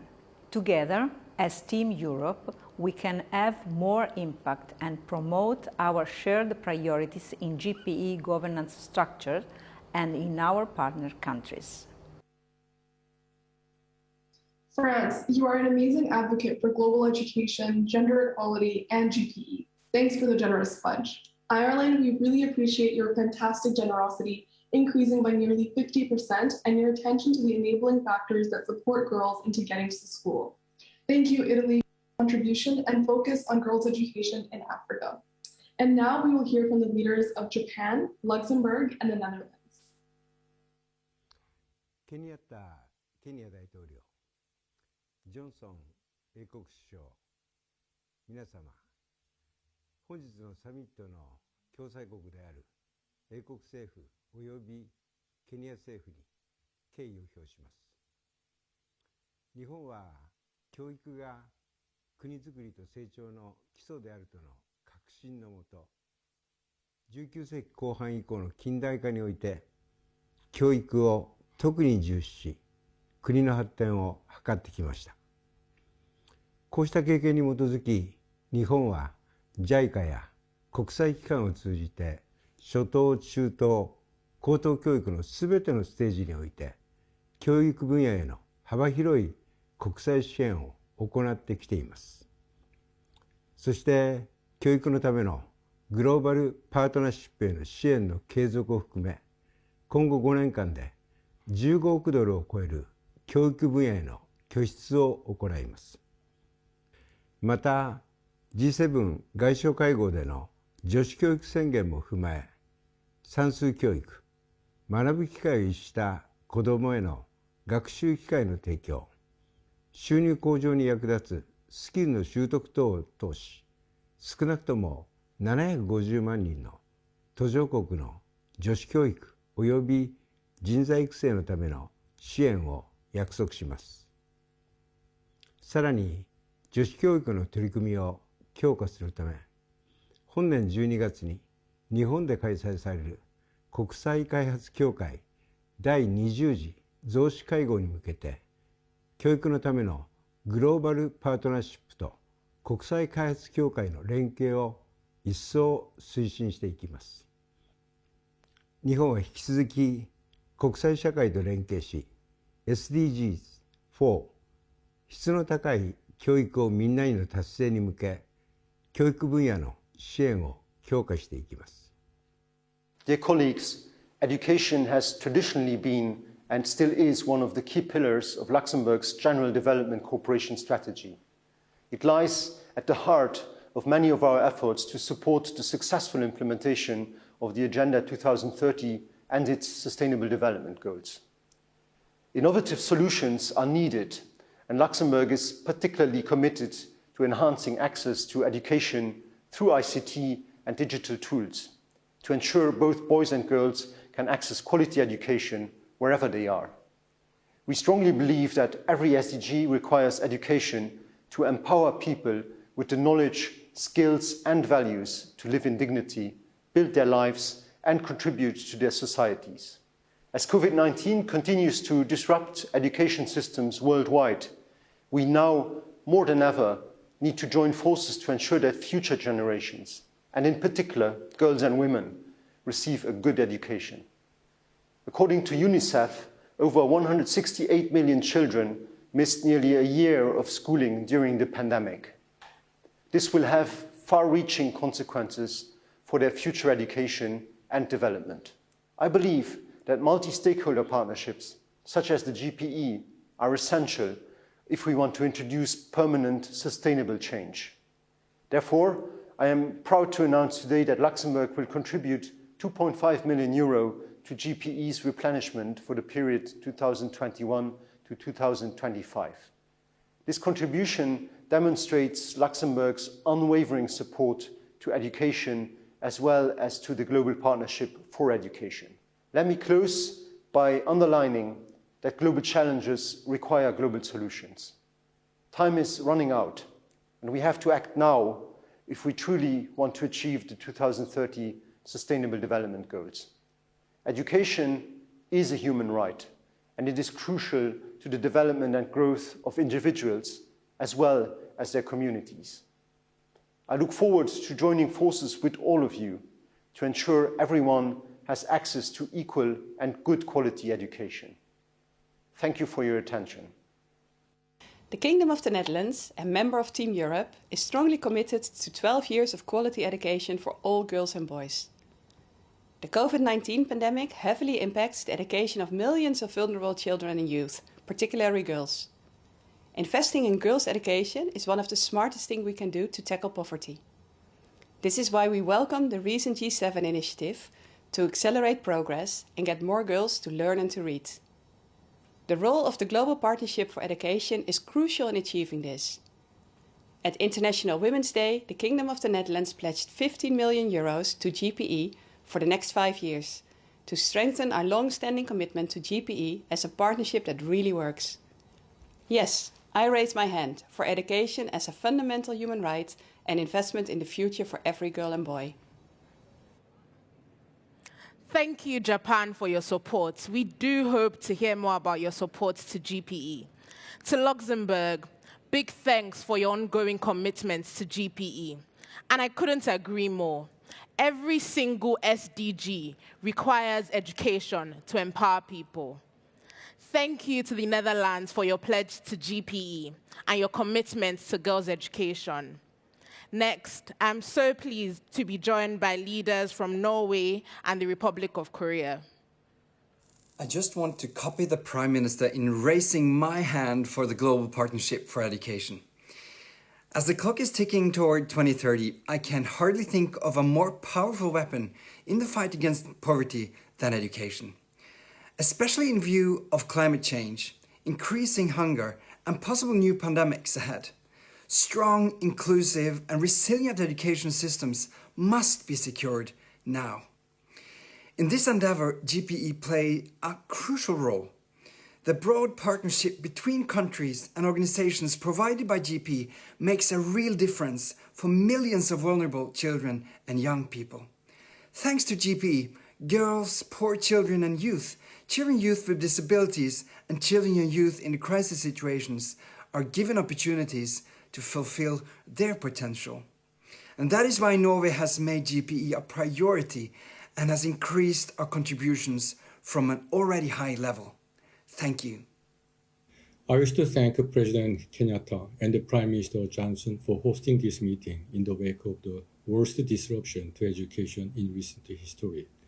COVID-19 has impacted education for more than 1 billion students around the world, dashed the dreams of many for a better future. And it is the most vulnerable children who are being hit the hardest. It is therefore critical that we work closely together to ensure that today's crisis does not lead to a generational catastrophe. We must seize the opportunities of this pandemic to invest in education and transform our world for the better. The Republic of Korea understands this only too well. We witnessed as a nation how harnessing the power of education can empower its people to bring about rapid development and democratization. This is why education has been a top priority of Korea's development cooperation. Today, we are working closely with the partners countries to ensure that all children, especially girls, are in school and learning. We recognize the meaningful work of the Global Partnership for Education in delivering quality education to those children most in need. For this reason, Korea will triple our contribution to GPE to more than $15 million for the period 2021-2025. I thank you. Norway, we are so grateful for your steadfast support to GPE and your leadership in education. To the Republic of Korea, amazing. Thank you for stepping up from Asia and increasing the contribution to GPE. Our final group of donors include Sweden, Switzerland, the United Arab Emirates, and the United States of America. We meet in challenging times. Prolonged school closures because of the pandemic have hit the poorest and most vulnerable group the hardest, placing young girls at risk of child marriage and young boys into forced labor. Building resilient and robust education systems is essential for building back better and greener after the pandemic. An equitable, inclusive, and gender-equal education must be at the heart of the recovery. But to transform education systems, we need to go beyond the traditional education sector. To increase access to education, we also need to strengthen access to water, sanitation, hygiene, healthcare, and prevent gender-based violence. Our support as Team Europe to the Global Partnership for Education will allow the partnership to continue to play a central role for recovery in education globally and for promoting sustainable development. Sweden has been a strong supporter for GPE since 2005, both through our substantial financial support and through our engagement globally and on country level, and we will continue our support. I'm proud to announce that Sweden's ambition is to contribute with 1.2 billion Swedish kroners to GPE's important work for the coming years. My name is Per Olsson-Frid, Swedish Minister for International Development Cooperation. I raise my hand for the Global Partnership for Education. Mr. President, Prime Minister, Excellencies, ladies and gentlemen. We have all witnessed what happened when thousands of school children were forced out of school during this pandemic. Even in Switzerland, this situation created many educational and psychological challenges for our students. This regardless of the excellent access to distance learning we have. In many countries with limited access to internet, quality education was and still is not guaranteed. As challenges increase, concerns about women's education are on the rise. Many young women are at the risk of never finding their way back to school. Overcoming the impact of the health crisis on education systems is a demanding task for all of us, and particularly for those countries that have experienced educational challenges prior to COVID-related school closures. If we don't make a collective effort now, we may lose the progress we made in recent years towards quality education for all. Without education, there can be no equality, no prosperity, no sustainable development. Universal high-quality public education therefore plays an essential role for Switzerland, and our international cooperation efforts reflect this in tangible terms. We have been active in the Global Partnership for Education, both at the global level and bilaterally for many years. We have observed GPE's remarkable impact for the education of millions of girls and boys. That is why GPE is the priority education fund for Switzerland's international cooperation strategy. I'm pleased to announce that Switzerland will renew its contribution to GPE and pledge 52 million Swiss francs for the 2021-25 period. On behalf of Switzerland, I would like to express my gratitude to the President of Kenya and to the Prime Minister of the United Kingdom for hosting this fourth replenishment conference of the Global Partnership for Education. Thank you. Excellencies, distinguished guests, ladies and gentlemen, a lovely afternoon to you all. I would like to begin by thanking the United Kingdom and Kenya for convening this very important gathering. Today, as the international community collectively faces the COVID-19 pandemic and the tremendous changes it caused to the world we used to know, there are still bright prospects to unify our efforts in order to address the present challenges and advance towards a more prosperous future. One such bright spot is the great work undertaken by the teams from the Global Partnership for Education. In 2018, we were proud to be the first country in the region to join the GPE with a $100 million contribution. Over the last 3 years, the delivery of quality education for all children in lower-income countries has been made possible by the diligent, scientific, and rigorous manner by which GPE has designed and delivered programs. As we, Governments, educational institutions, families, and children have all learned to adapt to the new dynamics presented by COVID. So too have we learned that our approach towards solving some of our greatest challenges will only come through if we collaborate with one another. That is the spirit in which the World Expo will take place in Dubai later on this year, where we hope to open our doors and host 191 countries for a period of 6 months. During this time, we will be hosting, along with Dubai Cares, a summit for global education stakeholders called the Rewired Summit. Our main objective is to demonstrate that we can all come together to scale and jumpstart some of the positive change we want to see in education. Today, I'm proud to announce that the UAE will continue to support the great work of the GPE through another $100 million commitment. Together, we can continue to stand in solidarity to ensure that education and learning are at the center of human development and investment for a sustainable, dignified, and prosperous future for all. Thank you for your time and attention. Good morning. It's an honor to speak with you today. I want to commend the United Kingdom, Kenya, and the Global Partnership for Education for convening this important summit at such a critical time for the world's children.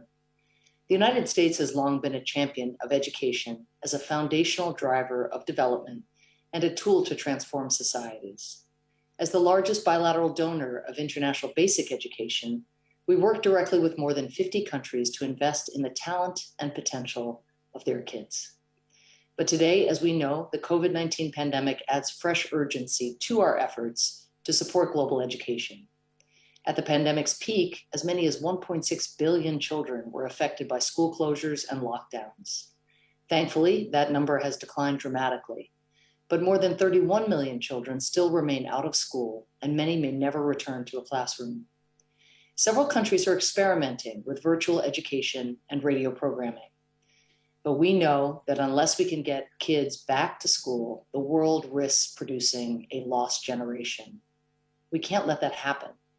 That is why the United States will invest $305 million in the Global Partnership for Education over the next 3 years as a complement to the nearly $1 billion we will invest in basic and higher education bilaterally this year. The United States has been a proud member of the Global Partnership for Education since 2011. We want to build on the progress the partnership has made in enrolling 160 million children in school over the past 2 decades.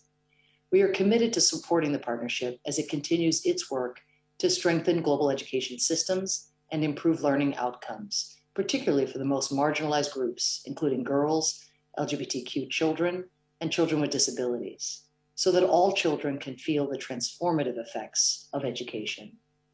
Let's make sure that children across the world have the access to quality education that they need to dream limitless dreams, and that the world never misses out on a generation of talent and potential. Thank you so much.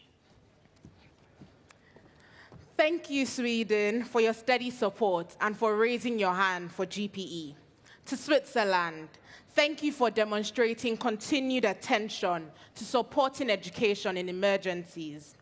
To the UAE, thank you for your support and your contribution to GPE. The world is looking forward to Expo and Rewired reconvening again.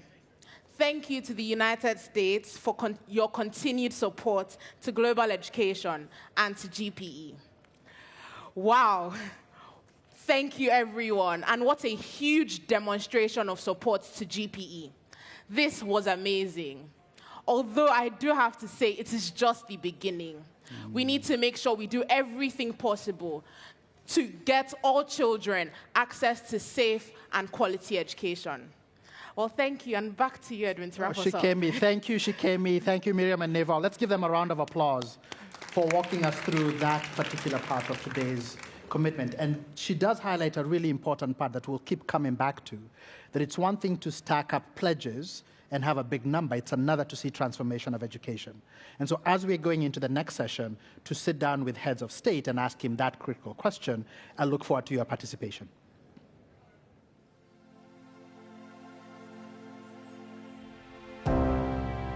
I have been a school administrator for many years.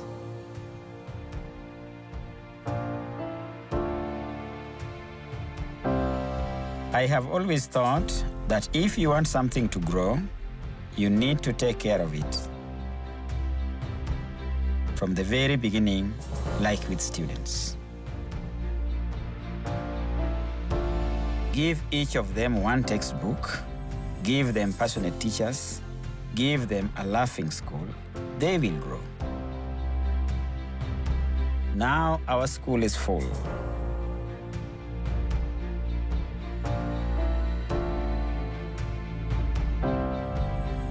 If before the children were sitting on stones, today they have desks. If before they were going to private schools, now they know that they can get quality education even in public ones. I am now more empowered due to the trainings I received. I can prepare annual budgets and books of accounts. I am a better manager, able to plan, monitor, and identify learning gaps. The community trusts me and relies on the school. The education data I share are more accurate and easily accessible, and I save a lot of time. Every child is now traceable, and the rate of dropping out has decreased significantly. Not even the COVID pandemic took us down. Through SMS, we were encouraging parents to support their children, using the textbooks they get from the government. And the results are under everyone's eyes. Our students are above average within the national assessment, even if we are a rural school. I cannot be more proud of our achievements. I cannot be happier to raise my hand for our school.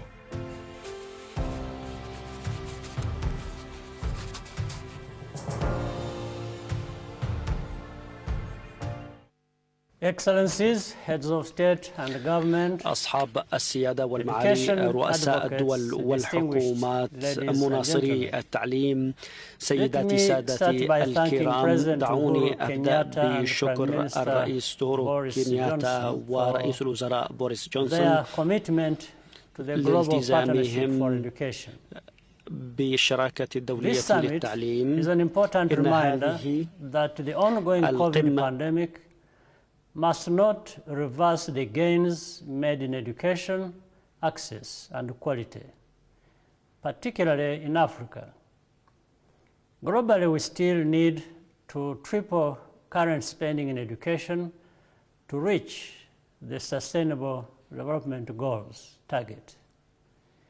In Rwanda, we have worked hard to reach the 20% target of education expenditure, including an innovative national effort that built more than 22,500 classrooms in the last year.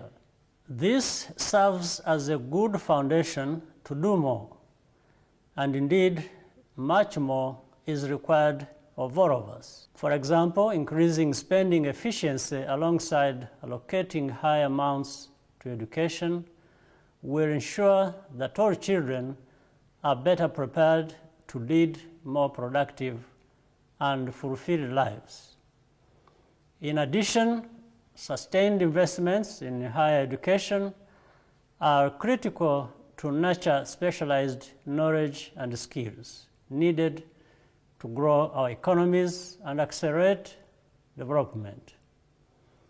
Rwanda looks forward to continue to work with the Global Partnership for Education and regional partners towards the best learning outcomes. I thank you and wish you a fruitful summit. And thank you to President Kagame for that note that he was able to send in because he couldn't be here in person. But you can hear the clear commitments that heads of state are making about education and the role of education and their commitment to continue to finance education. We're going into a session right after this with some 5 heads of state who will join me on stage for a conversation. But as you all know, this is a discussion that's been ongoing from yesterday in the virtual summits, as well as even today with the many people who are online with us. And so we'll see a few highlights about financing for innovation, and then we'll get back to the conversation.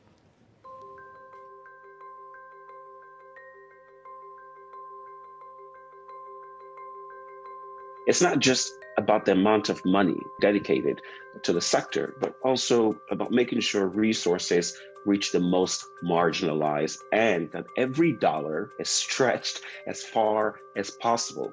Only 1 in 5 countries demonstrated a strong focus on equity in education through financing. Mostly that was in Latin America. Countries, for example, in sub-Saharan Africa, showed very little attention to this policy challenge unless they were aided by donors. Des réformes ont été initiées. Et ces réformes, donc, pour accompagner la mise en œuvre de l'ABS, elles ont essentiellement porté sur 2 points. La gestion des finances publiques, notamment sur la crédibilité, la couverture et la transparence du budget. L'alignement sur les politiques et les systèmes nationaux est une condition clé des projets. C'est évidemment une façon de renforcer of such a nature as to allow a reform on the national scale. Management procedures for public finances too. Let's increase the revenue base. When we increase the share to education, we are saying, let's exceed the 20% targeting. But we also need sensitivity of those allocations within education. Allocation has been there, but whether the allocation is being used to fill up the gaps, that was one of our objectives of doing that kind of research. A lot of ministries of education look at something called cost per pupil spending. On the face of it, that sounds great. You're looking at how much you spend per child that is in a school. However, when you consider the gendered vulnerabilities that prevent children from going to school, you begin to see that this can actually be inequitable. The most effective interventions in education can achieve 10 or even 100 times more children learning for the same budget than even relatively positive alternative approaches. To be frank, those in the rural areas have not benefited from the virtual learning, and therefore the learning gaps have rather widened, and those people in the rural areas are lagging behind. We need to make sure that with the professional development, the investments in teachers, so that teachers have the tools, the time, and the trust to be able to deliver for their students. That's not austerity that meets us at the other side of this pandemic, but it's actual, sustainable, predictable funding. It is my absolute pleasure to welcome these 5 gentlemen onto stage for what should be a really exciting conversation. First is President Uhuru Kenyatta from Kenya, President Nana Akufo-Addo from Ghana, President Faure Nyasimbe from Togo, President Buhari from Nigeria, and President Chakwera from Malawi. I think you're here, I believe so. Karibuni, welcome. I think you're here. Oh, it's fine. Please take a seat. Karibuni nyote, welcome everybody. Asante. So we've had a really interesting conversation today about education and financing education. We've talked about the challenges that are faced. We've talked about how there are these individuals, girls, those who are disabled and others who are constantly excluded, and we need to find a way to bring them into the education system, excuse me, through what David Senge called radical inclusion. We must start with them. We've talked about pledges that have been made by developed countries to finance GPE, and we'll hear what those numbers are. And we've also talked about the protection of domestic budgets, that developing countries themselves are the primary financiers of education in every single country. And we've heard commitments from ministers of education on protecting those budgets. And so I want to start with you, President Kenyatta, not because I'm Kenyan and you're my president, not because you and I happen to have attended a small school called Amherst College, just slightly different years, but because you've actually taken this as such an important issue, and you've created the Kenyatta Declaration, really calling on your peers, on other heads of government, and asking them, let's please make sure we protect the budgets for education, especially in a world where the tax receipts are so much lower because of COVID and reduced economic activity. Why has this been something you've been incredibly passionate about, and have seen you personally pour your heart and soul into making it happen? Well, thank you, and let me say what a great pleasure and honor it is to be on stage with all these distinguished gentlemen, all of whom have made great commitments, especially during this COVID time, to be here in person and to show their solidarity with the rest of us and the importance of education on our continent, and I'm really, truly very grateful for their presence. But let me also say that education, as we all know, is the foundation for life. You cannot develop a nation, you cannot develop a continent, you cannot achieve those goals that we have set ourselves as an African continent under our Agenda 2063 without giving our children the tools to enable them to help us achieve those development goals. As you know, Africa is a relatively young country. This is our brain trust. Absolutely. And I have always insisted that if there is anything that Africa has beyond what lies and what God has given us below ground and under the soil, our greatest asset is our human capital. And we need to be able to develop that human capital in order to achieve our goals. And that's why we in Kenya have, over the years, consistently always had at least 1/4 of our national budget dedicated to education. That is why we have insisted and gone through to the stage now we have universal primary education in our country. We have moved a stage further and achieved also gender parity.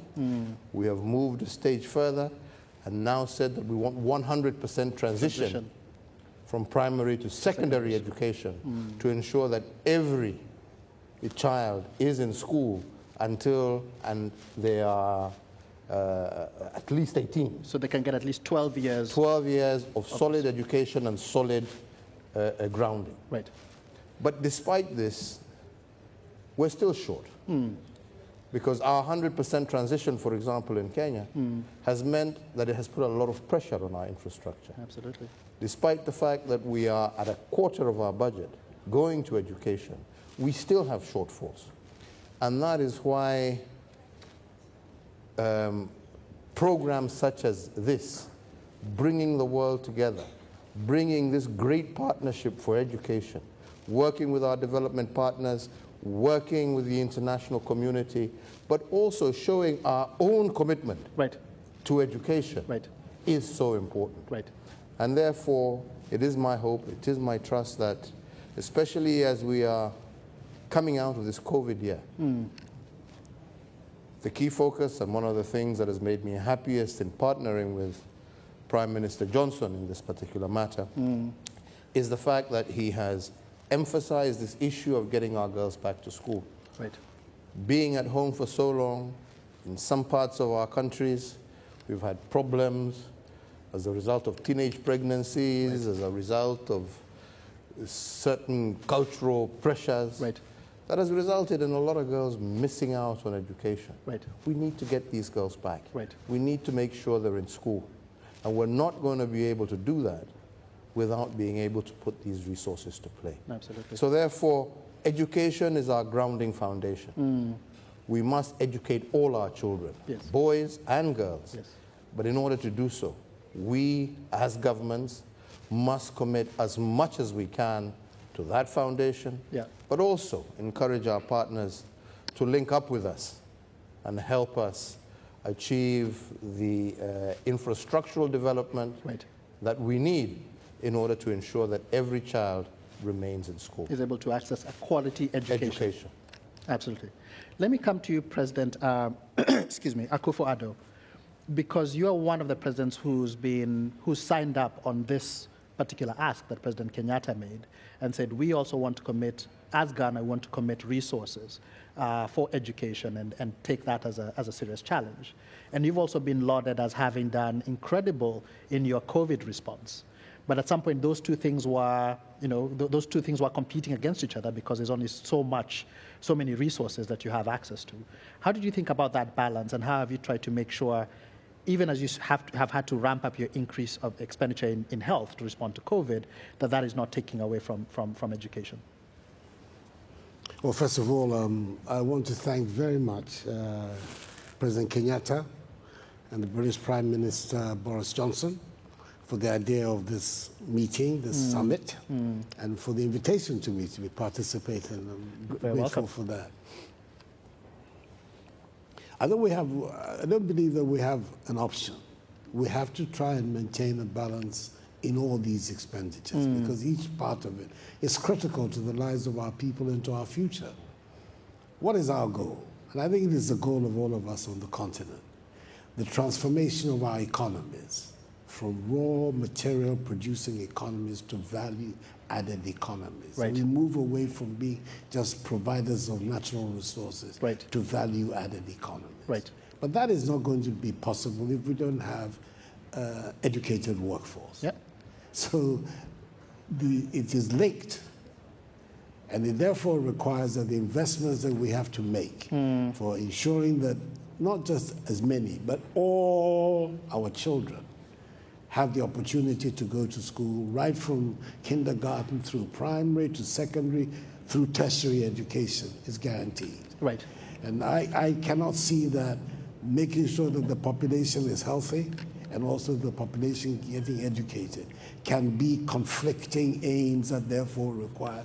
We have to make efforts to achieve both targets. Right. And that is what we're trying to do in Ghana. We're spending, as we speak now, some 23% of our budget on education in Ghana. It's one of the highest on the continent. And we intend to ramp it up even more because as you widen access, which we have done through primary, through secondary, the free senior high school project, which has brought nearly 500,000 more students to the secondary system than was before. Right.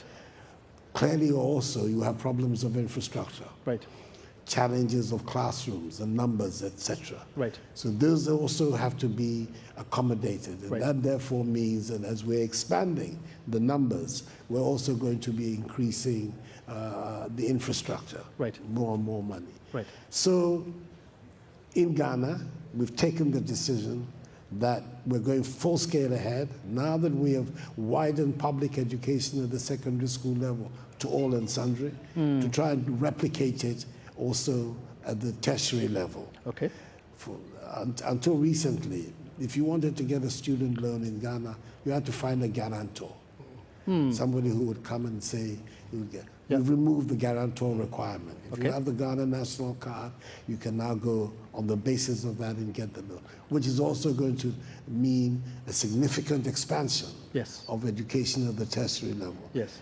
These steps are steps that are absolutely critical for our future. Right. We don't do it, we will not be able to make any kind of a fist at getting to our basic goal, which is the structural transformation of our economies. So for us, it's not an either-or situation. It cannot be. We have to be able to manage our economies and our relations with our friends and people on the outside in such a way that we can attain both goals. Fantastic. Lives and livelihoods are both the key to the future for us. And we will hopefully continue and be in a position to do that. Absolutely, absolutely. Let me come to you, President Nyasimbe, because you've actually made, in Togo, the early childhood education is actually a cornerstone of the strategy. Would be important to hear how you think about early childhood and why that is so important to make sure it is appropriately anchored, appropriately resourced to give the Togolese people a chance at the future. Thank you very much. Permettez-moi de m'exprimer en français. Thank you. If you don't mind, I'll answer you in French. And I also would like to take this opportunity to thank President Kenyatta and Prime Minister Boris Johnson for bringing us here for this summit. This is a cause that is close to our hearts, just as we've heard from President Kenyatta. Now, I do think that early years education is an important one, because actually right now it's the missing element in our systems. It's one that has been left aside in our education systems. 25% of our national budget is set aside for education. But I would say that of that, very little is set aside for preschool years. Now, of course, we've been faced with the pandemic, and one of the sectors that has been hardest hit has indeed been the education sector. Many children have been unable to go to school, and for some time now.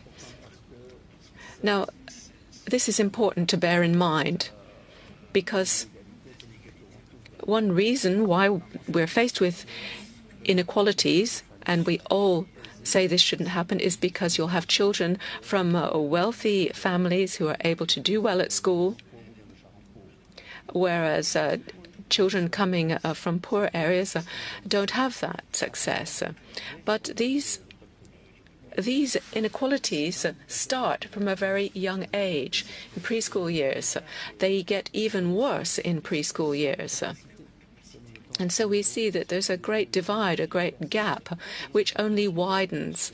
It widens throughout their schooling years and then throughout the lives of these people. And so if we're faced with that, we have to find a solution. And I think what we need to do is promote inclusive education. In other words, in poorer regions, we have to offer opportunities so that these families can get their children into school. If we do that, we'll also be dealing with girls' education, because I have spoken about inequalities based on income, but there's also gender inequality. And I think that we could also, by doing what I've just suggested, we could improve the chances of young girls to get an education. And I was talking about moving children along from the primary to the secondary school level. But we do have to invest in preschooling years. Otherwise, we won't get further along the line children from primary into secondary schooling. Because I think that this is when everything rides on what is decided during the preschooling years. The 3 first years of your life are critical. If you don't have what you need, if the investments are not made properly, that will have an impact on the rest of your life. And so, if we can do more today for preschool education, then we will bring down our dropout rate. We will bring down the rate of those having to take a school year over again. There will be fewer dropouts. We will have a better educated, better equipped young population. As I said, young people are the future of our country.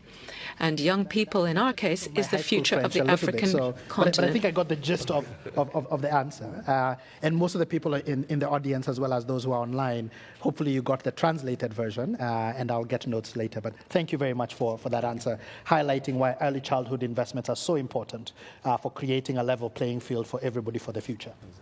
Let me come to you, President Chakwera. Excuse me. Because Malawi has also been really trying to think about transformation of education. And your Minister of Education was on a panel earlier talking about this. And I wanted to see, from where you sit, how do you see what we are going through because of COVID as an opportunity to reset and build the education system better, particularly in the ability to reach those who are most vulnerable and those who have been excluded typically from the education ecosystem? Thank you very much. I want to join my colleagues in thanking President Uhuru Kenyatta and Prime Minister Boris Johnson organizing a forum of this nature. Much of what has already been described elsewhere is happening in Malawi as well. So the challenges are similar. What we have seen, particularly among the youth, is their ability to be creative. And COVID has set a platform for such creativity and innovation, making it possible for us to think that we can reach everyone, everywhere, through these new ways of doing things that we have been pretty much forced to consider from the old traditional system. Right. So that is forcing us to look at things from a vantage point of not business as usual, but business unusual. Right. And the digital world now becomes something that we intentionally pursue. Right. And what we have seen, even young teachers, for example, a teacher in secondary school, he came up with Padziwe, he calls it Padziwe Digital Library. Yes. And what that has done is to create a platform where they can teach a lesson virtually through a computer. Right. So you could even be offline. You don't have to be online all the time. But you can go through a process of scientific experimentation. Right. And you just follow the instructions, and it's pretty unique. And so when you look at these creative ways, you begin to think, even a child in the village, because they're the most vulnerable, even those with disabilities, because they're the most vulnerable. Right. And then you're talking about the girl child. Right. Because when you combine the three things, you know, then you have a profile of a child that, if taken care of, the rest of the infrastructure issues, the teachers and the learning materials and so forth can follow. But what we have now been able to do, even through GPE's provision of $10 million, right. Yeah, that was to enable us now deal with internet providers. Right.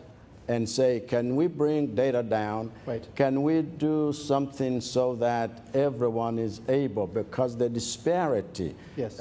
Is obviously unacceptable. Absolutely. And those who have and those who do not have, we need to bridge that gap so it doesn't become as large. Yes. And that is being done through digital right. provision. And so this is now becoming a way of us saying we can serve everyone. Yes. Every child must be in school. Right. And they must not get married early. This pandemic has devastated our system. Yes. And so we work to make that happen. Yes. And we have pledged to say our budget, which we just passed, 21% was given to education, the single most important ministry right. of all. Right. But it's not much, and yet we say we must do something yep. and demonstrate it by that resolution. Earlier today, we talked about this concept of a coincidence of exclusion. Right. That the same people who do not have good internet tend to be the same people who are not in urban areas, tend to be the same people who do not have access to education, health care, and so on and so forth.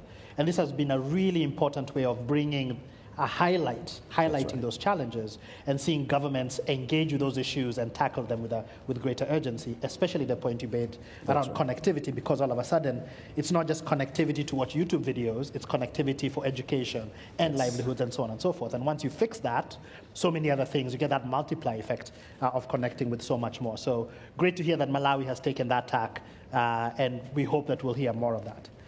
Let me come to you, President Buhari, because in some ways you represent what we fondly call the giant of Africa, right? You're the largest economy on the continent, the most populous economy on the continent. A significant part of that economy are young people. And in my mind, Nigeria has always held the place that education was, at an individual and societal level, was seen as such a critical issue. That it was a real predictor of social mobility, that individuals could use education to pull themselves up from poverty into success, and then a society would transform itself at an aggregate level because it was educated and could be better citizens. How do you think about that critical challenge, given the significant numbers of people in Nigeria and the various disparities that exist? Thank you. Thank you very much. I think you said it all. Being over 200 million. And the size of the country itself is a major challenge for any administration. Absolutely. But luckily, people have realized that education is a starting point. Yes. Anybody who missed the opportunity of receiving education, he has missed everything. Because you cannot succeed outside your educational qualification. This is very clear to everybody, hence the fight for opportunities for education is very, very severe. The problem of infrastructure, physical and intellectual. Physical is the sense of classrooms, equipment, textbooks. Intellectual, the teachers, and convincing those who are really qualified to go into teaching profession. Teaching profession, you would rather go where engineers are wanted, where they will award contracts, rather than fight children day in and day out. So I assure you that Nigerians are acutely aware of the priorities of education. And they are going all out to make the necessary savings and make the necessary inputs to make sure that their children and their wards get the opportunity to have the best of education. Rousing words, rousing words. And I can feel the weight that sits on all your shoulders as you think about these critical questions in times when resources are just not there. The economies are not humming as they should. Your tax receipts are not there. And you have to make those really difficult choices between what do you fund and what do you not fund. Let me come to you, President Kenyatta, to just wrap us up. You've been on the phone personally, you've written letters, you've engaged with people very much under the leadership of Madam Kagia, support of Madam Kagia over the last 6-9 months, really trying to encourage individuals to give, those who can, in the developed countries, as well as the protection of budgets. You've heard your peers share where they are and how they're thinking about these issues. Any final comments, any final thoughts that you'd like to share?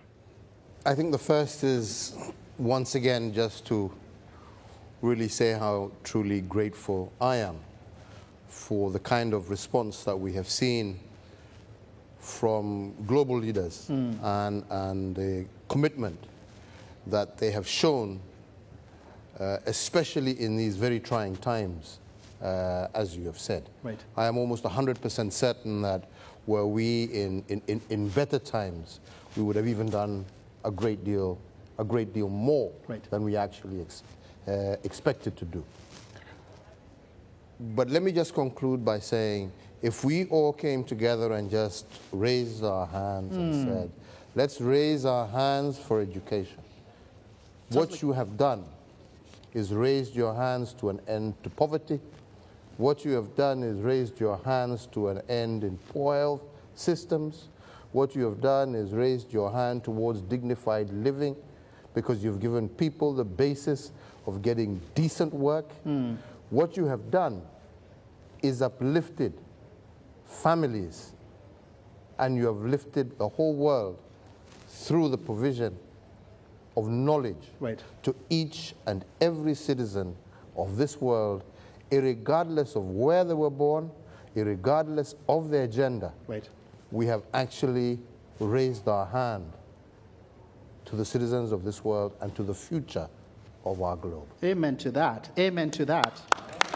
Well, sounds like there's a moment to actually all of us to raise our hands. If we could just all please just raise our hands. I can hear cameras clicking in the background. Just raise your hand to funding education. Thank you very much. And I'll say to Alice Albright, you see what Amherst Brilliance does. Alice, who's the CEO, went to Williams, so I assume she told you that. Thank you very much, gentlemen, for this conversation. Thank you, thank you, thank you. We look forward to seeing how we progress in this transformation of education and education systems to truly serve those who are most in need, so that we can keep our promise of not just developing individuals, but also our societies, and see that transformation. Asanteni sana. Thank you very much. Thank you very much. Asante sana. Thank you. So now we will go to a critical video for somebody who I have incredible admiration for. For those who don't know, this was the first man in the world to ever run a marathon under 2 hours. And so we have a special video from Eliud Kipchoge, who is a proud Kenyan, that we will show shortly as we exit stage. Thank you very much. I found my school to be a place of learning, discovering new things, and making friends. In my primary and high school years, I picked up the foundational skills that have propelled me to a successful career in sports. Self-discipline, hard work, and confidence to aim high and work towards results I could be proud of. By the time I completed school, I knew that I could be anything that I wanted to be. From the small village of Kapsisiwa in western part of Kenya, I have gone on to visit and live out my passion in places all over the world. I dare to dream, and I hope my achievements encourage you to believe no human is limited. I know there are many children across the world with dreams of their own, but too often it's their context that limits them from realizing their full potential. Our duty today is to break down those barriers and protect our children's future. Learning empowered me, and it can also empower every boy and girl to stretch out their hands and reach for the stars. Education is important for the continued progress and prosperity of our world, especially as we recover from the challenges brought about by the pandemic. We must protect education and budgets and help our children to be better prepared not only for today's challenges, but also take on a world full of opportunities tomorrow. That's why I am asking everyone to raise their hand to support the global partnership for education and ensure that all children, boys and girls alike, get an opportunity to receive quality education and become the best they possibly can be. And I raise my hand for education. Well, I now have the very great pleasure to introduce the man who will soon take on the leadership of the Global Partnership for Education. In a couple of months' time, September time, the former president of the Republic of Tanzania, Dr. Jakaya Kikwete, is going to take on the role of chair of the board of directors of GPE, and we are delighted that Dr. Kikwete is here to share his vision of the future of GPE.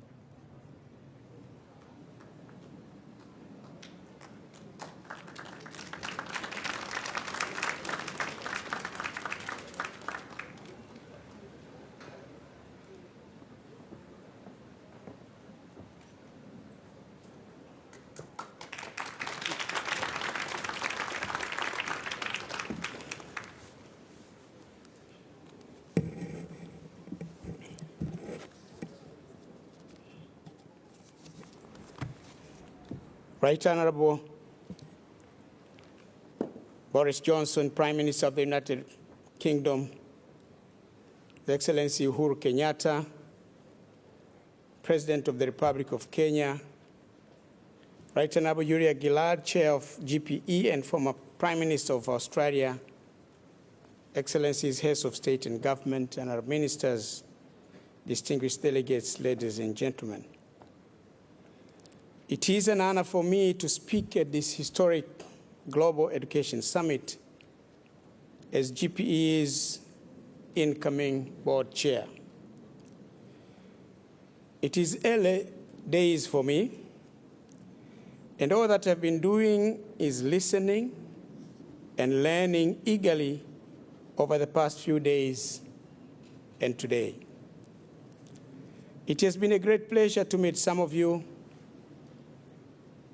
and hearing from partners all around the world. And this is what my colleague, the Vice Chair-elect Dr. Susan Leotard, has been doing as well.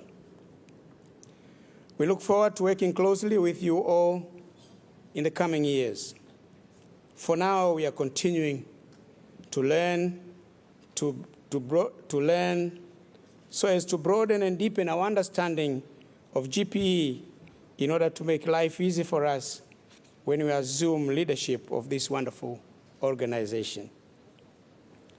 Excellencies, what I can say today is that I'm immensely impressed with the great progress that has already been made by the Global Partnership for Education over the 2 decades in ensuring children, millions of children, get access to quality education they deserve. And I want to pay special tribute to one person in particular, the outgoing board chair, Right Honorable Julia Gillard, for a job very well done. We often talk about transformational power of education. But Julia, you are yourself a transformative force for education. Thank you for your wise, compassionate, and very able leadership of GPE.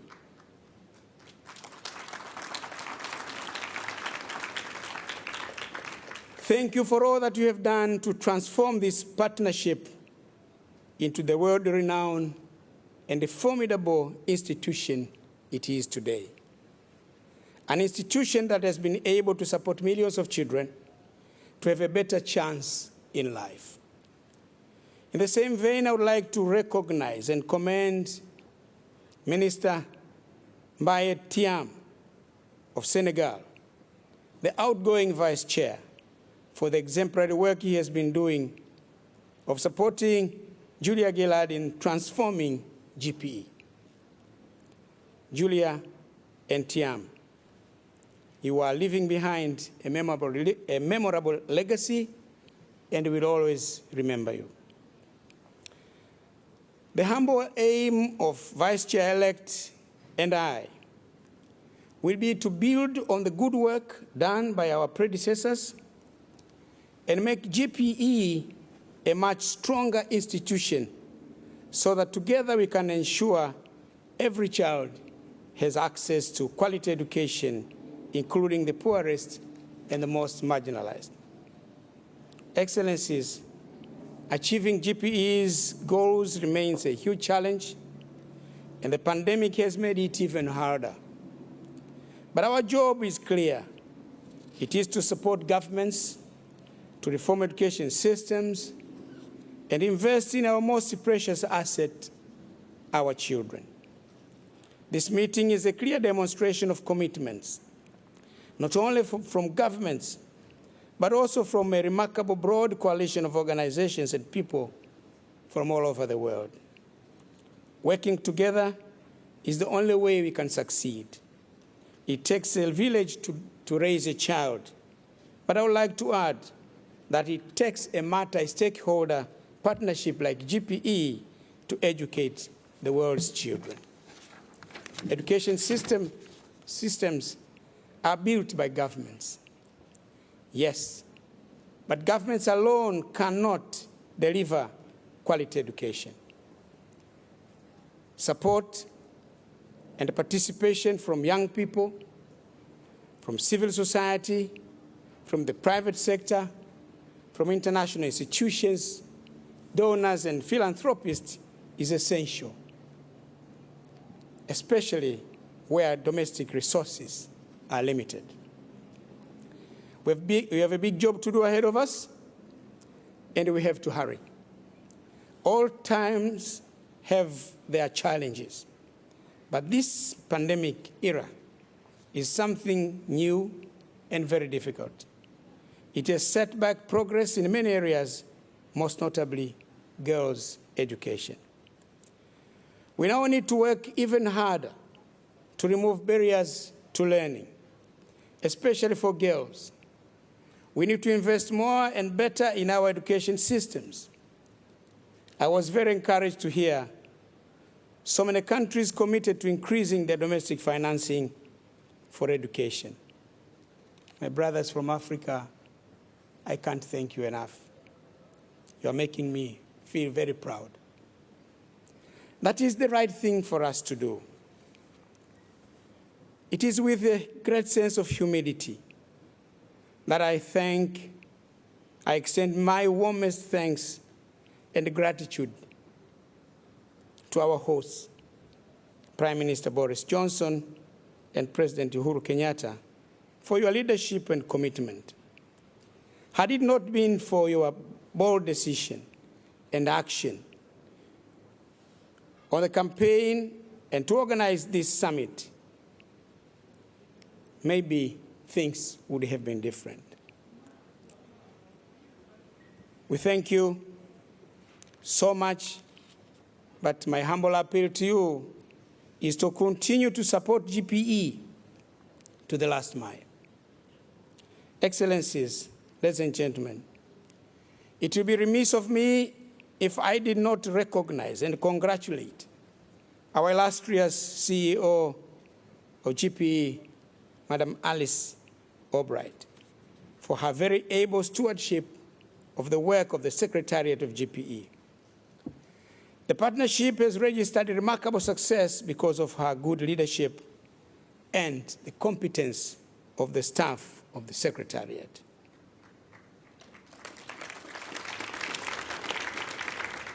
And when I make reference to the competence of the staff of the Secretariat, this successful summit speaks for itself. We appreciate the work you are doing, and please keep up the good job, the good work.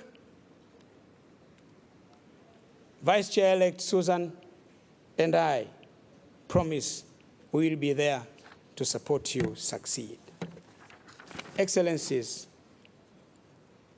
allow me to end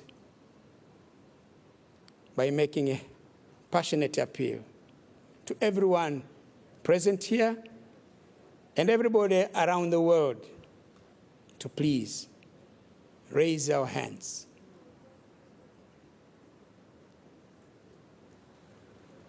For funding GPE for the next 5 years. For education, thank you for your kind attention.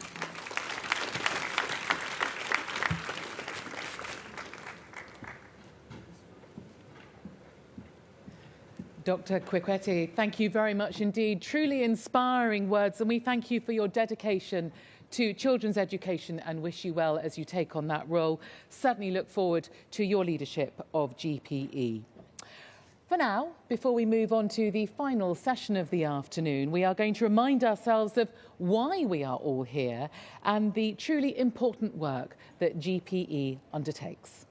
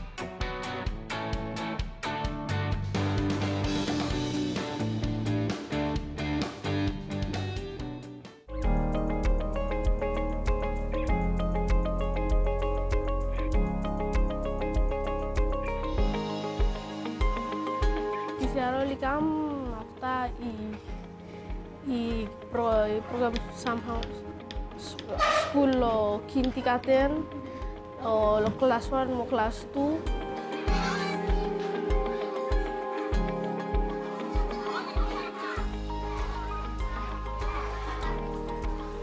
Teacher ki one home school ka package for plomifla bloko la mekem la house ta lise time school li 3 weeks or 2 weeks sebelah spela le pamfla kampak with them paper. I can jump, I can run, I can read, I can climb.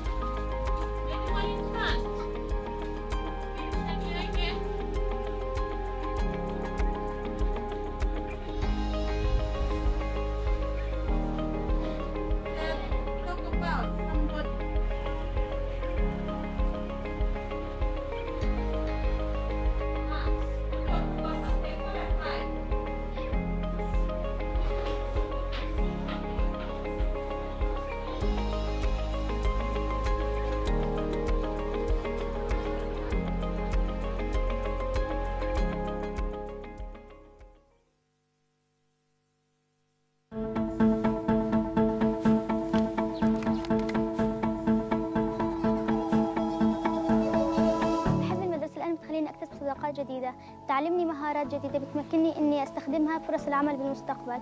بتعلم أشياء جديدة ما كنت أعرفها، أشياء بقدر أكتسبها من معلماتي أصدقائي، يعني بقدر أستفيد من المدرسة. Depuis toute petite, j'ai ce rêve de devenir médecin. Since I was a little girl, I wanted to become a doctor, and without proper education, I cannot become a doctor, and I would like to achieve my dream. Being a girl with disability, it enabled me to acquire skills and knowledge that will enable me to earn some money, not to depend on community or any other person. What I enjoy most about school is the mentoring aspect and club and society, when you're able to interact with your teachers and tell your teachers your problems. And I also enjoy learning new things and acquiring more knowledge. Schooling can be sometimes stressful and difficult, but I like everything about schooling because it's beneficial. For now, the school is my office, and like seriously someday I'm gonna miss school when I'm out there. Education is such a valuable thing to me. I believe it paves the way for success and opportunity. It should not be a luxury, but a necessity. It's vital for a better, more interconnected and advanced society. আমার কাছে শিক্ষা হলো অজানাকে জানা, অন্ধকার থেকে আলোতে আসা।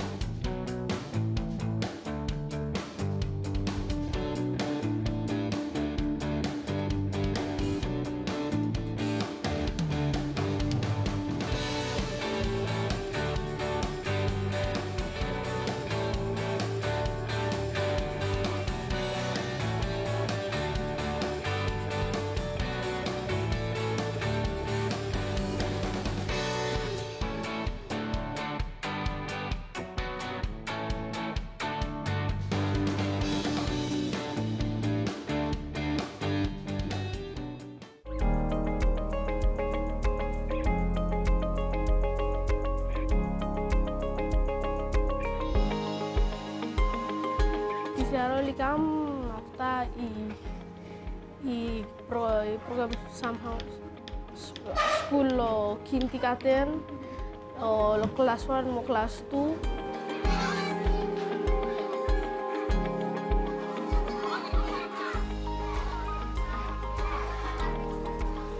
Teacher ki one home school ka package for plomifla bloko la mekem la house ta lise time school li at 3 weeks or 2 weeks sebelah spela le pamfla kampak with them paper. I can jump, I can run, I can read, I can climb.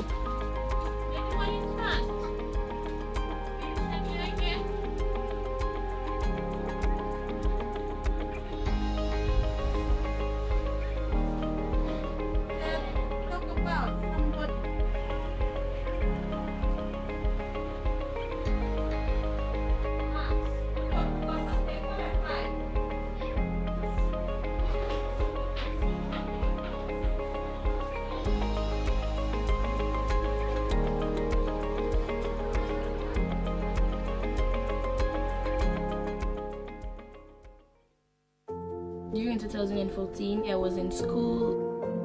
They said that a deadly epidemic has just come to a county called Ebola.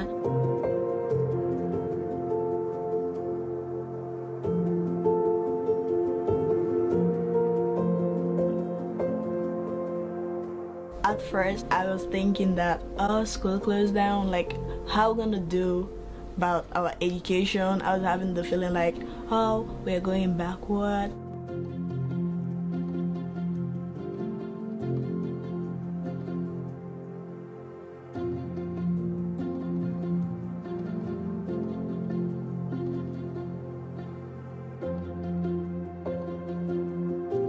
The government said the kids cannot just be at home without doing anything. So they called some of us. They picked on really the creme de la creme teachers who really knew their subject area, and we had a drawing out of syllabus, core contents, and eventually we started teaching. You're listening to Education Radio, the country's finest.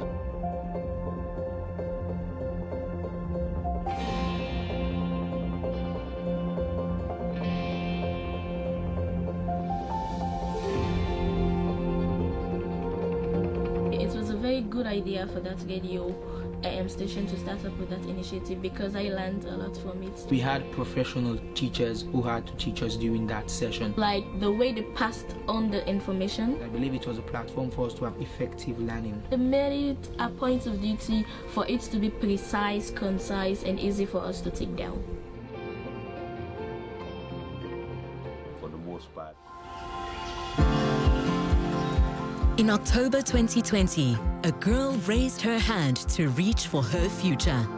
She asked global leaders to raise their hands for education. They listened. I'll be using the UK's upcoming presidency of the G7 to keep education firmly on the international agenda. As leaders, it is our sacred duty to breathe life into the promise of a better tomorrow for all, by investing in quality education for all.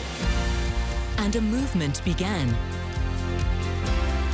Raise your hand. I raise my hand. We raise our hand. I raise my hand. I raise my hand. I'm raising my hand. Together, we created the world's longest raised hand. Taking the message higher and higher.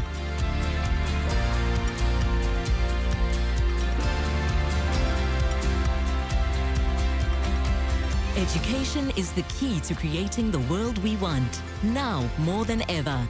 The pandemic has underlined the fact that education and schools are the bedrock of societies. This crisis is a clarion call for action. The stakes are higher than ever. That's why the Global Partnership for Education is hoping to raise at least $5 billion to transform education for over 1 billion children and youth. We raise our hands to transform education. I'm raising my hand. I raise my hand for education. Raise your hand, fund education. Join us and raise your hand so that every girl and boy can build a brighter future.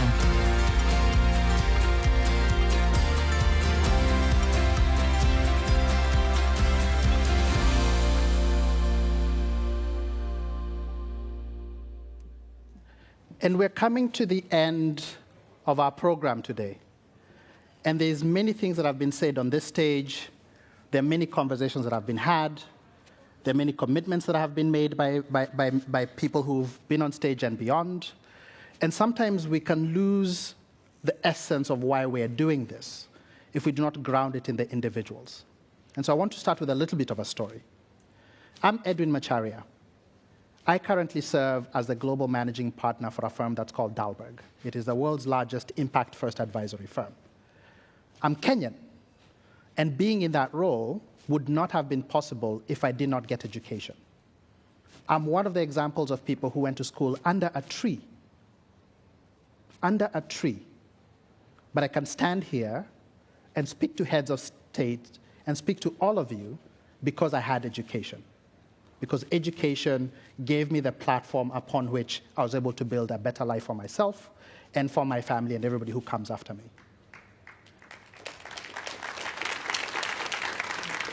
Earlier this year, I lost my wife to COVID in March. It's probably one of the saddest, most difficult things I've ever had to go through in my life. But when Dr. Ruth Kagia asked if I could play a role in facilitating this conversation, the answer was an obvious yes. Because I knew the power of gathering these individuals in these rooms to have this conversation is probably one of the most important things I could do with where we are and where we need to go. I am not the only one who is feeling the pain. I'm not the only one who's feeling the hurt. But all of us can see what that future could be if only we build that better future for the next generation. If we take these mega pledges that we're about to hear about, these big numbers that are about to be shared, and rapidly turn them into action. And so it's my incredible privilege to actually introduce 3 individuals who will pull all of this together. So the first one being President Julia Gillard, who is the chair of the GPE, or the chair of the board of GPE. Karibu. President Uhuru Kenyatta, the president of Kenya, who has been co-chairing this effort. Karibu. And Prime Minister Boris Johnson, who has also been a co-chair of this replenishment effort and is our physical host. Welcome and thank you. Thank you so much, and thank you for that wonderful introduction. Good afternoon, one and all. It is my great pleasure to share this stage with 2 trailblazers for education, our wonderful co-hosts and key members of our partnership. Prime Minister Boris Johnson is a stalwart advocate for educating girls, and like Kenya, the UK is a founding partner of GPE.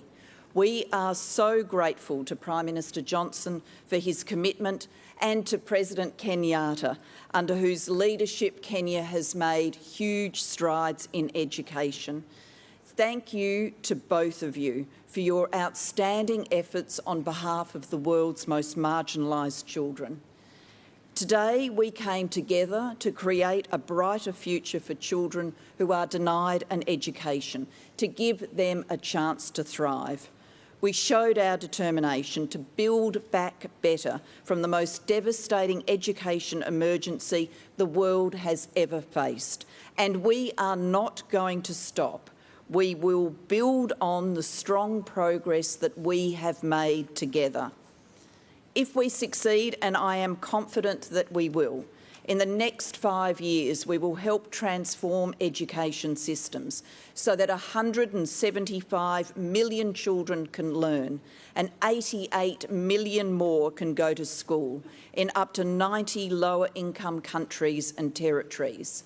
This will lift 18 million people out of poverty and save 3 million lives and keep 2 million girls from becoming child brides. And we will make sure that girls, children with disabilities, those living through crisis and conflict, and other at-risk boys and girls reap the same benefits. These aren't idle promises, because GPE delivers on access, on equity, on learning, on putting gender equality at the centre of everything we do, on ensuring that every dollar raised goes to the children who need it the most. We have the tools, the knowledge and the ability to transform education and help every girl and boy reach their full potential. And we simply could not do this without the unyielding support of teachers, civil society organisations and every constituency represented here today. The real question is, do we have the will? The will to prevent the pandemic's economic fallout from shrinking domestic education budgets. The will to seize this once-in-a-generation opportunity to unlock the future we want for children, for every single one of them, whether they go to school in a classroom in Bangladesh or learn in a refugee camp in Uganda, or go to school in a rural classroom, like 9-year-old Carolina, whom we saw here on the video earlier today and who dreams of becoming a journalist. A quality education is what will give her the opportunity to achieve this dream. It's what gives millions of girls hope and ambition for the future, to become scientists who will make the next miraculous discovery, cure a disease, or help mitigate the worst effects of climate change, to become economists or teachers or entrepreneurs who will contribute to the prosperity of their communities and the upward progress of their countries. That is education's promise and GPE's commitment to the world's children. GPE has come so far in our nearly 2 decades of work. Today, we've taken another leap forward. Together, we will get the job done for children like Carolina and so many millions more. And now, of course, the moment you've been waiting for, all day, and let me record for you now what we have jointly achieved at this summit. Today we have heard record-breaking commitments of international, domestic and private funding for education. By bringing all of these commitments together, the Global Education Summit, under the leadership of the UK and Kenya, has provided the single largest boost to children's learning in the world's lowest income countries. As of this moment, 18 heads of state have endorsed a global call to action on domestic financing to education, the Kenyatta Declaration. Together, the countries endorsing this statement are committing up to $192 billion in domestic spending on education for the next 5 years.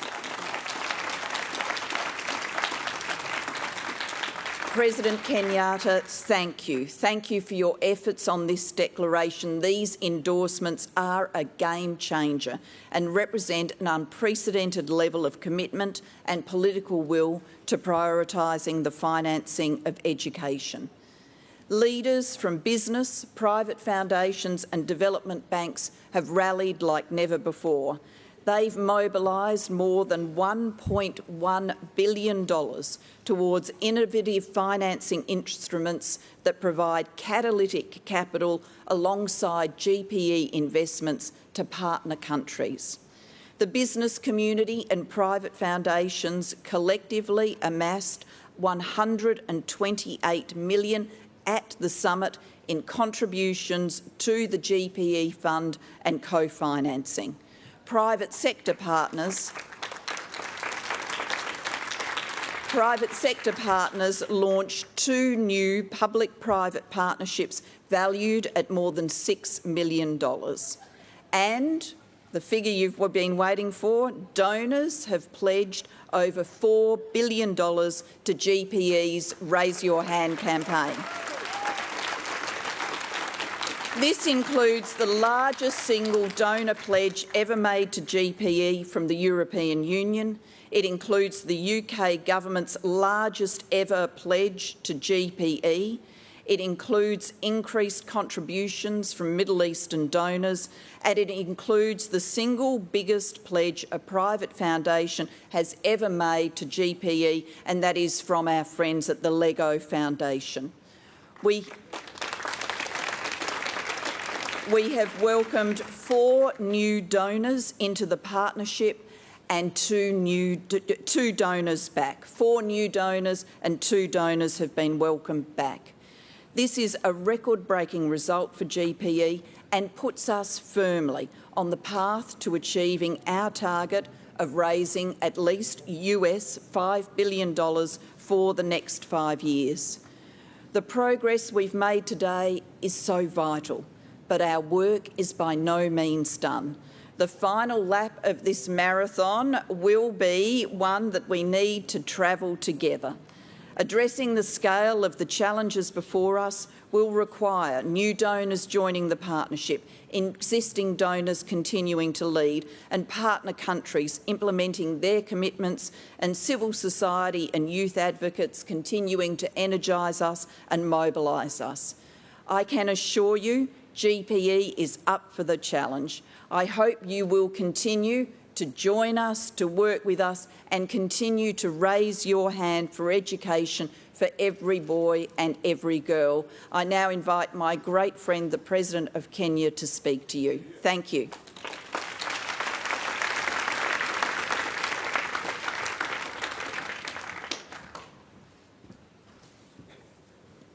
Thank you very much, Julia, and good evening, ladies and gentlemen, and just say how proud I am to be standing here before you as we come to an end of a unique campaign and summit.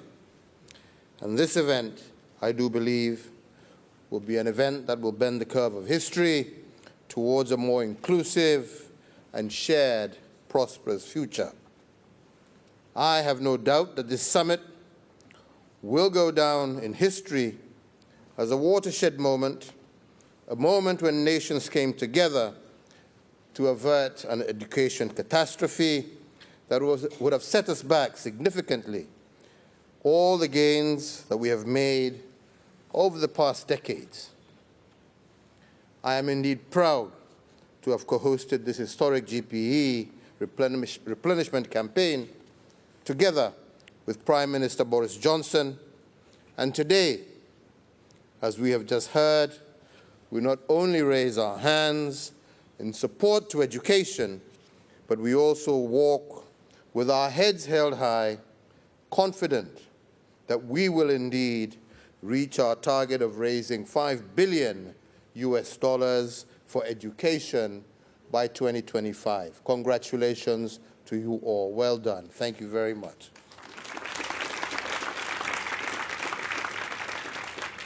These resources will provide catalytic support to get more than 175 million boys and girls in school.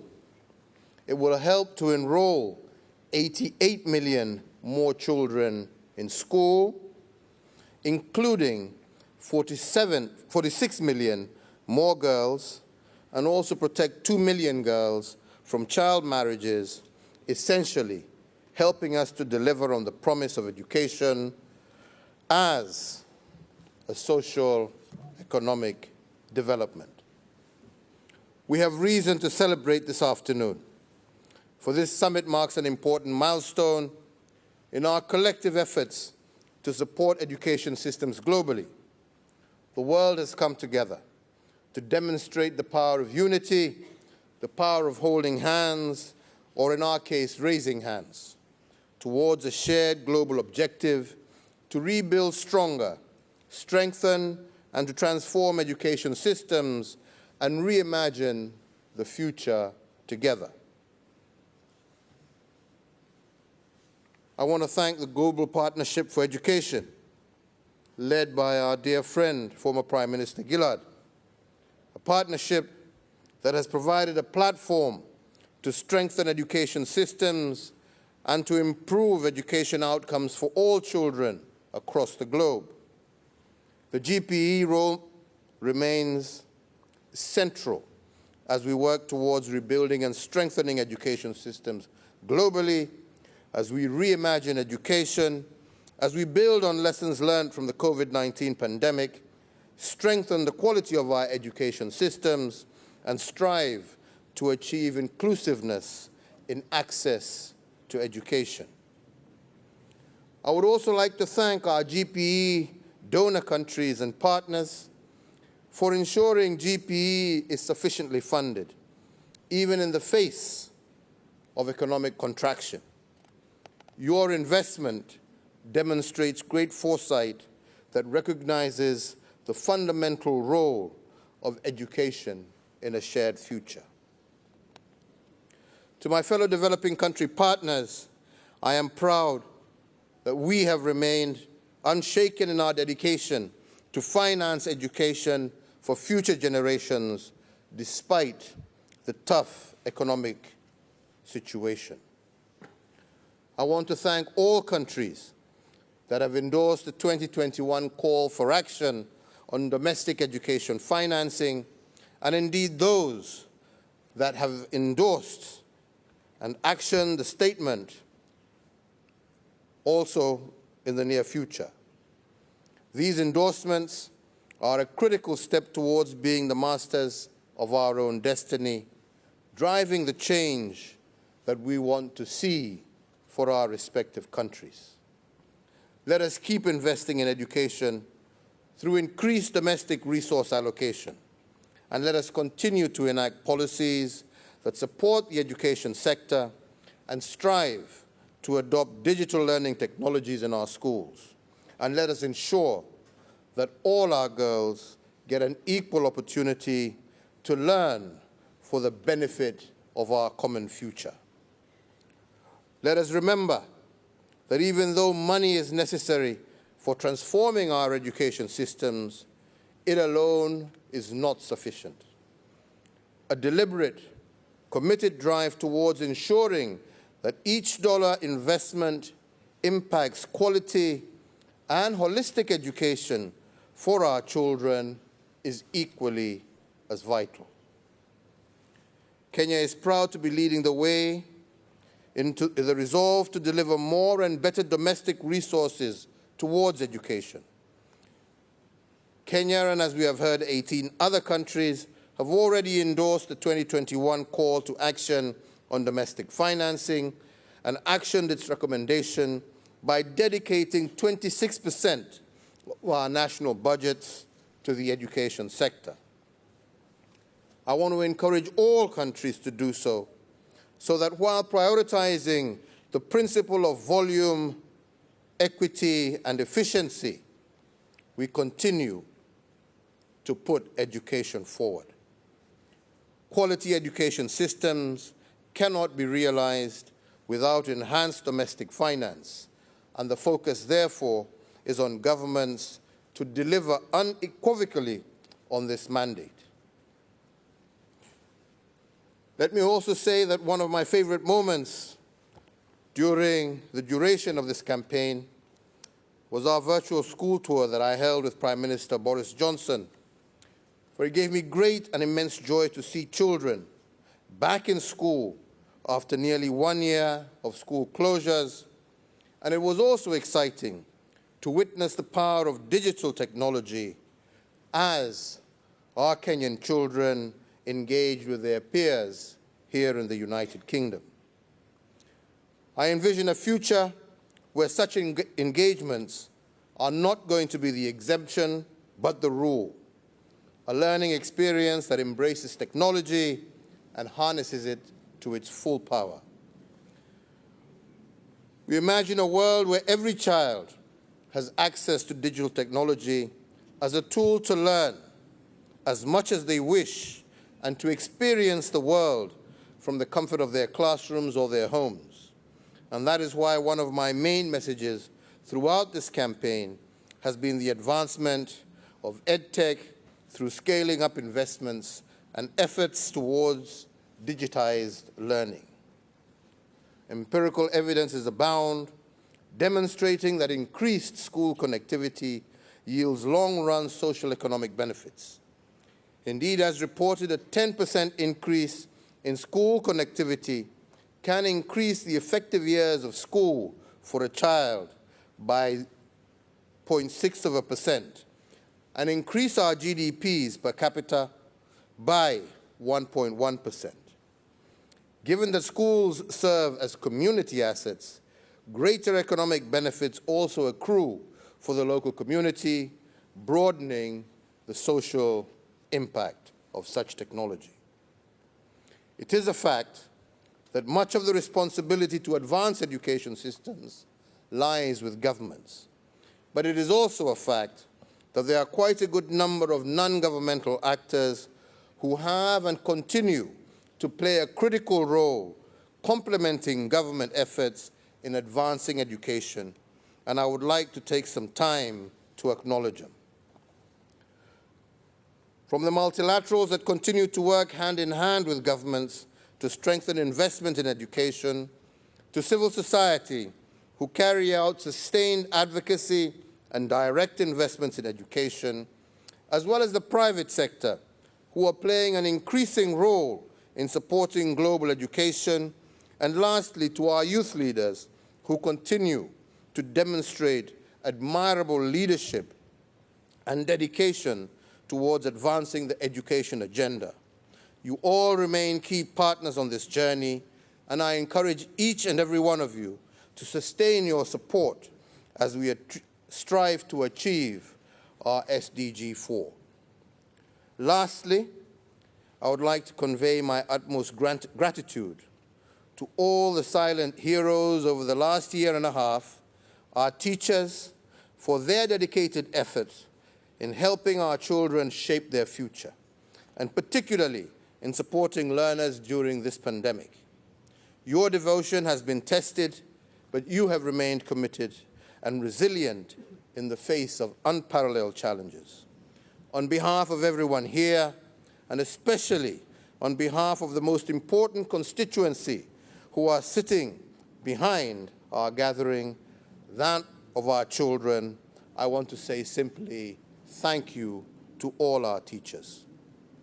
As we travel back to our respective countries, my request to each and every one of you is to sustain action towards achieving the goal that has brought us here today. We are at an inflection point, which requires targeted, urgent, and sustained interventions. The actions that we take henceforth have the power to transform lives, and that is, ladies and gentlemen, a chance that we simply cannot afford to lose. A bountiful harvest awaits us all if our nations continue to prioritize education. I want to thank you all once again, and it is indeed my great pleasure now to welcome my good friend and partner, the Prime Minister of the United Kingdom, Boris Johnson, to give his address. Thank you very much.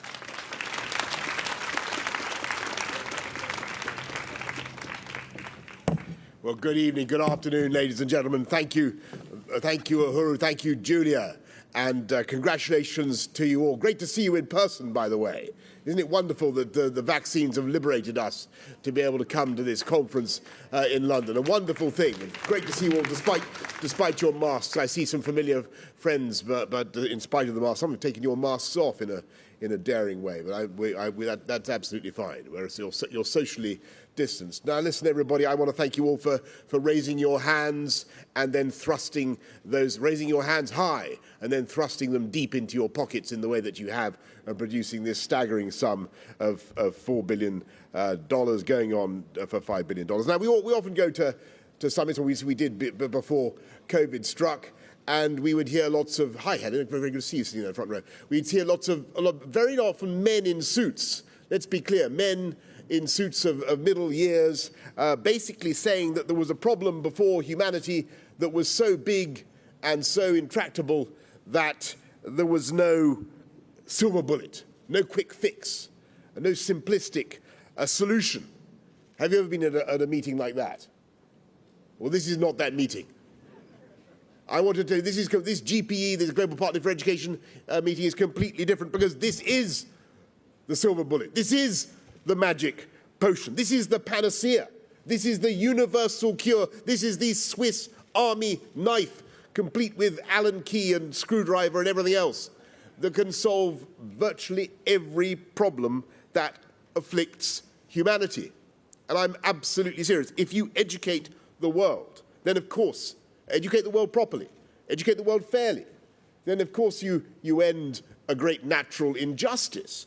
But you also, and if you end the injustice that 9 out of 10 people, 9 out of 10 10-year-olds cannot read a story around the country. 132 million kids aren't in school. Or in many of the countries represented here, alas, there are too few girls in school, and there is a gross disparity in the education of boys and girls. And if you end that injustice and you give every girl in the world the same education as every boy, 12 years of quality education, then you perform the most fantastic benefits for humanity. You lift life expectancy, you lift per capita GDP, you deal with infant mortality, and if you educate people properly in the way that they deserve, then of course you end, or you help to end, all kinds of ignorance and prejudice. And you end also, by educating people, you help to end all the things that ignorance and prejudice helps to create. So you deal with terrorism and with war and extremism, and you help people to tackle climate change. And so I'm immensely proud of the achievements of this GPE summit today. And I'm proud of what the UK has been able to contribute in spite of the difficult financial circumstances that we're all going through. We have lashed out £430 billion, billion would be a lot. £430 million, still a hell of a lot. £430 million pounds, as Julia rightly points out, the biggest sum that we've ever contributed. And I'm proud of the work that we do around the world, helping to educate young people across our planet, giving lessons in Hausa on the radio in Nigeria. I think amazing to see what we do in South Asia, teaching young girls in schools. And I know, as Uhuru has said, that this pandemic has made things more difficult. And we've lost ground. And we all know the risk that inequality will now be entrenched. But now is the time to make up that ground. And necessity has been the mother of invention. We've all learned how to cope with Zoom, some of us better than others. I imagine, I don't know whether you agree with me, I think the younger generation probably are getting the hang of this electronic technology, perhaps even better than some of us here in this room. And they understand how to impart and imbibe information through the internet. And I think we've got to make sure that we support, through our GPE, as Uhuru was saying, we support EdTech, we support the technical progress that we can make through laptops, through devices of all kinds. We should support the creation of infrastructure, of classrooms. Of course, that's the right thing to do. But never forget, fundamentally, what this is all about. What is education? An abstract noun. Education is the imparting of knowledge, of instruction by one human being to another. And the people we really need to thank and the people we really need to think about are the teachers across the world. The teachers across the world who make an or everybody in this room will probably have somebody that you can think of was the teacher who made a difference to your life, who encouraged you, who gave you confidence. Can you think of one, Julia? Mr. Crow. There you go. Well, Julia would not be here without Mr. Crow. Let's hear it from Mr. Crow. Uhuru, I seem to remember. Do you remember when we did that lesson with your pupils in Nairobi? What was the name of it? Mrs. Simpson, Mrs. Roos, and she taught you mathematics. That's right. Well, Uhuru would not be the brilliant president of Kenya without Mrs. Roos, who taught him mathematics. And I owe a lot to all my teachers, but I think in particular of a guy called Mr. Fox when I was about 10 years old. And he took me into the library, and I don't know whether he thought I was in need of remedial help or whether he thought I had potential. It was never clear to me. But he said, I want you to read these books. And it made a fantastic difference and a lasting difference to my life. So I just want to say that the best thing about this summit here today is that we are supporting with huge injections of cash those amazing people across the world who are inspiring young people to think that they can succeed. And they can succeed. And by the way, let me give you one idea. Someone somewhere, some child somewhere who is being supported by the $4 or $5 billion. What is it? Is it either 4? We seem to have some doubt about this. It's 4 going on 5, right? Over $4 billion, but it's going to be $5 billion over 5 years, right? It's going to be right. That's right. It's a huge sum of money. Some child somewhere may well be the one who goes on to develop the next vaccine to deal with cancer or whatever other problem afflicts humanity. Some kid around the world will, I have absolutely no doubt, have their lives transformed, and many, many kids will have their lives transformed by these funds. And that is the objective, to unleash potential across the planet. It's a fantastic thing that you've done. I'm very, very proud that the UK has been able to be part of it, and with Uhuru and with Julia to offer leadership. And I just want to say to you all, thank you very, very much for coming to London. Thank you for supporting the GPE. Thank you for digging so deep into your pockets. And thank you for investing in education of young people, of children across our planet. It is the single best investment we can make in the future of humanity. Thank you all.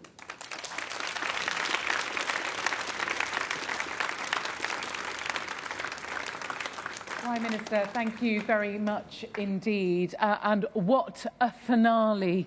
Thank you very much indeed. What a finale. And we've hit some really big numbers today, haven't we? It's been very exciting. Bye-bye, thank you. Very sadly, Edwin, we're reaching the end of the day. It's been quite a day, hasn't it? It really has. And I assume, you know, the bright jacket helped a little bit. Oh, definitely. And you're dancing as a crayon. It was all great stuff. We've forged many new partnerships today, as Julia's highlighted. We've made some very, very big commitments going forward. But what was your particular highlight? Mine is actually fairly obvious. It's the commitments by the developing countries to protect their budgets. We heard the number $192 billion of expenditure that will be going into education. We saw many ministers of education come up and raise their hands with those commitments. And there's actually a number of others who are not able to make it, and this information is their website. I just want to give them the honor of mentioning them as we're here. Cape Verde, Cambodia, Republic of Congo, Mozambique, Nicaragua, Nigeria, Niger, Sudan, Tajikistan, Uzbekistan, Yemen, Zambia, and Zimbabwe. They all have made commitments to protect their budgets and to target that 20% expenditure. That's really where the rubber meets the road. Yeah. Okay, so we are very excited now because we've actually got one more highlight for you.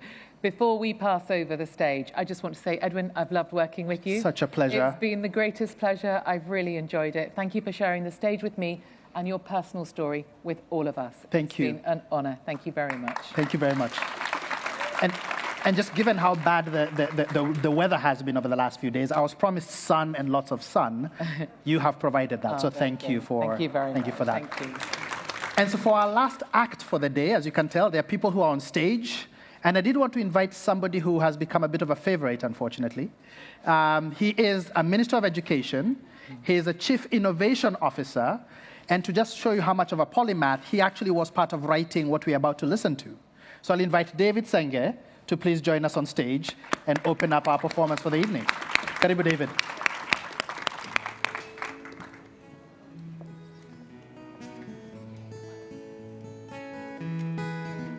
We will stop at nothing until every child, no matter where they live, no matter their religion or class, identity or gender, until every girl can go to school.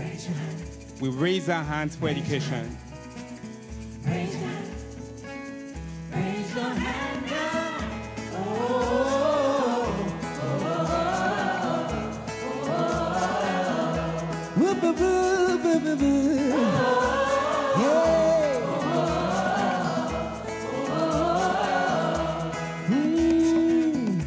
We got a real reason to celebrate and anticipate. Every day we're walking away to freedom. We're not gonna wait, though. So we're not ever wasting no time. And we're not gonna change our mind. I know I can make something of my life, yeah. I know I can reach the highest of high. Raise your hand. Raise the future you need. Raise your hand. Raise your hand, yeah. Raise your hand. Raise your hand, Make the change that you need. Raise your hand.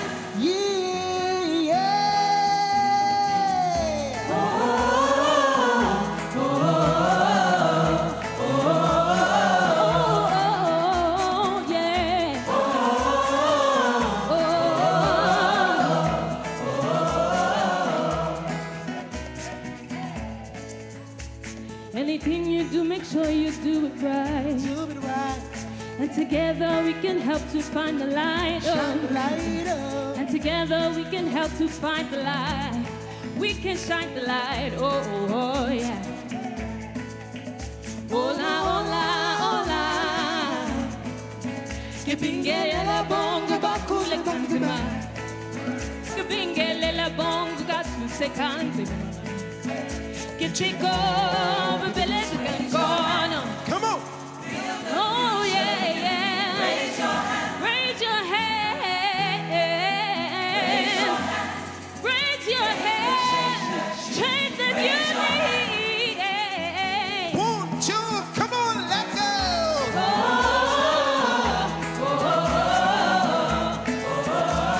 Oh yeah, yeah, yeah.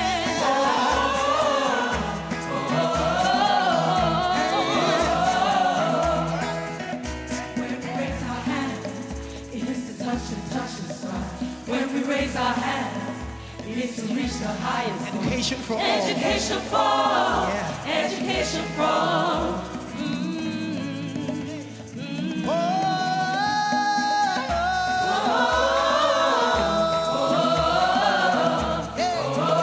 That's right. Come on now. You can clap your hands now. Let's go.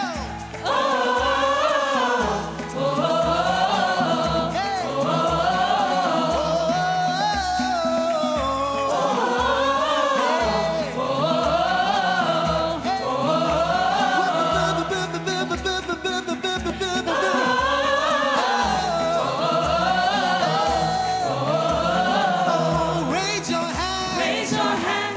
Come on now. Make the future you need. Raise your hand. Everybody in the room, raise your hand. Yeah, yeah, yeah. Raise your hand. Raise your hand. Make the change that Make you the need. change. Raise your hand. Yeah. Raise your hand. Make the future you need. Raise your hand. Raise your hand. Raise your hand. We're making this commitment. Raise your hand. Raise your hand. Make the change that you need. Raise your hand.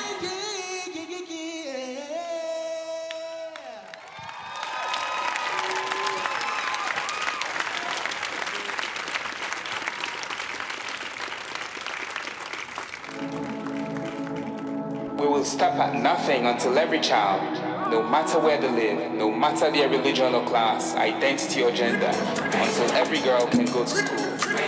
We raise our hands for education. Raise your hand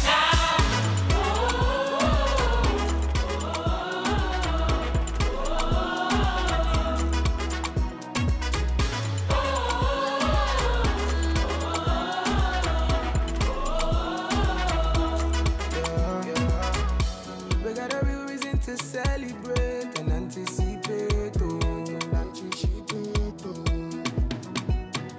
Every day we're walking our way to freedom. We're not gonna wait. So we're not ever wasting no time. And we're not gonna change our minds. I'm gonna make something of my life. I know I can reach the highest of heights. So raise your hand. Build the future you need. Raise your hand. Wanna hear your voice from the back? Come on, sing it. Raise your hand. Let's go. Make the change that you need. Raise your hand.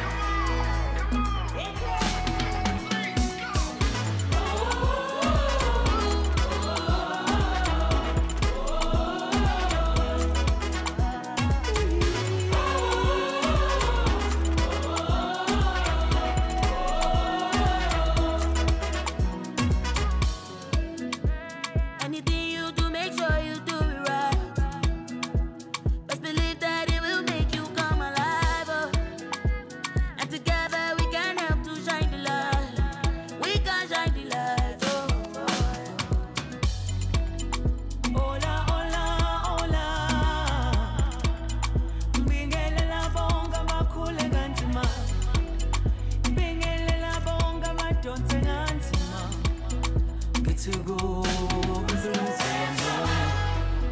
Build the future you need. Raise your hand. Wanna hear your voice from the back? Come on, sing it. Raise your hand. Let's go. Make the change that you need. Raise your hand.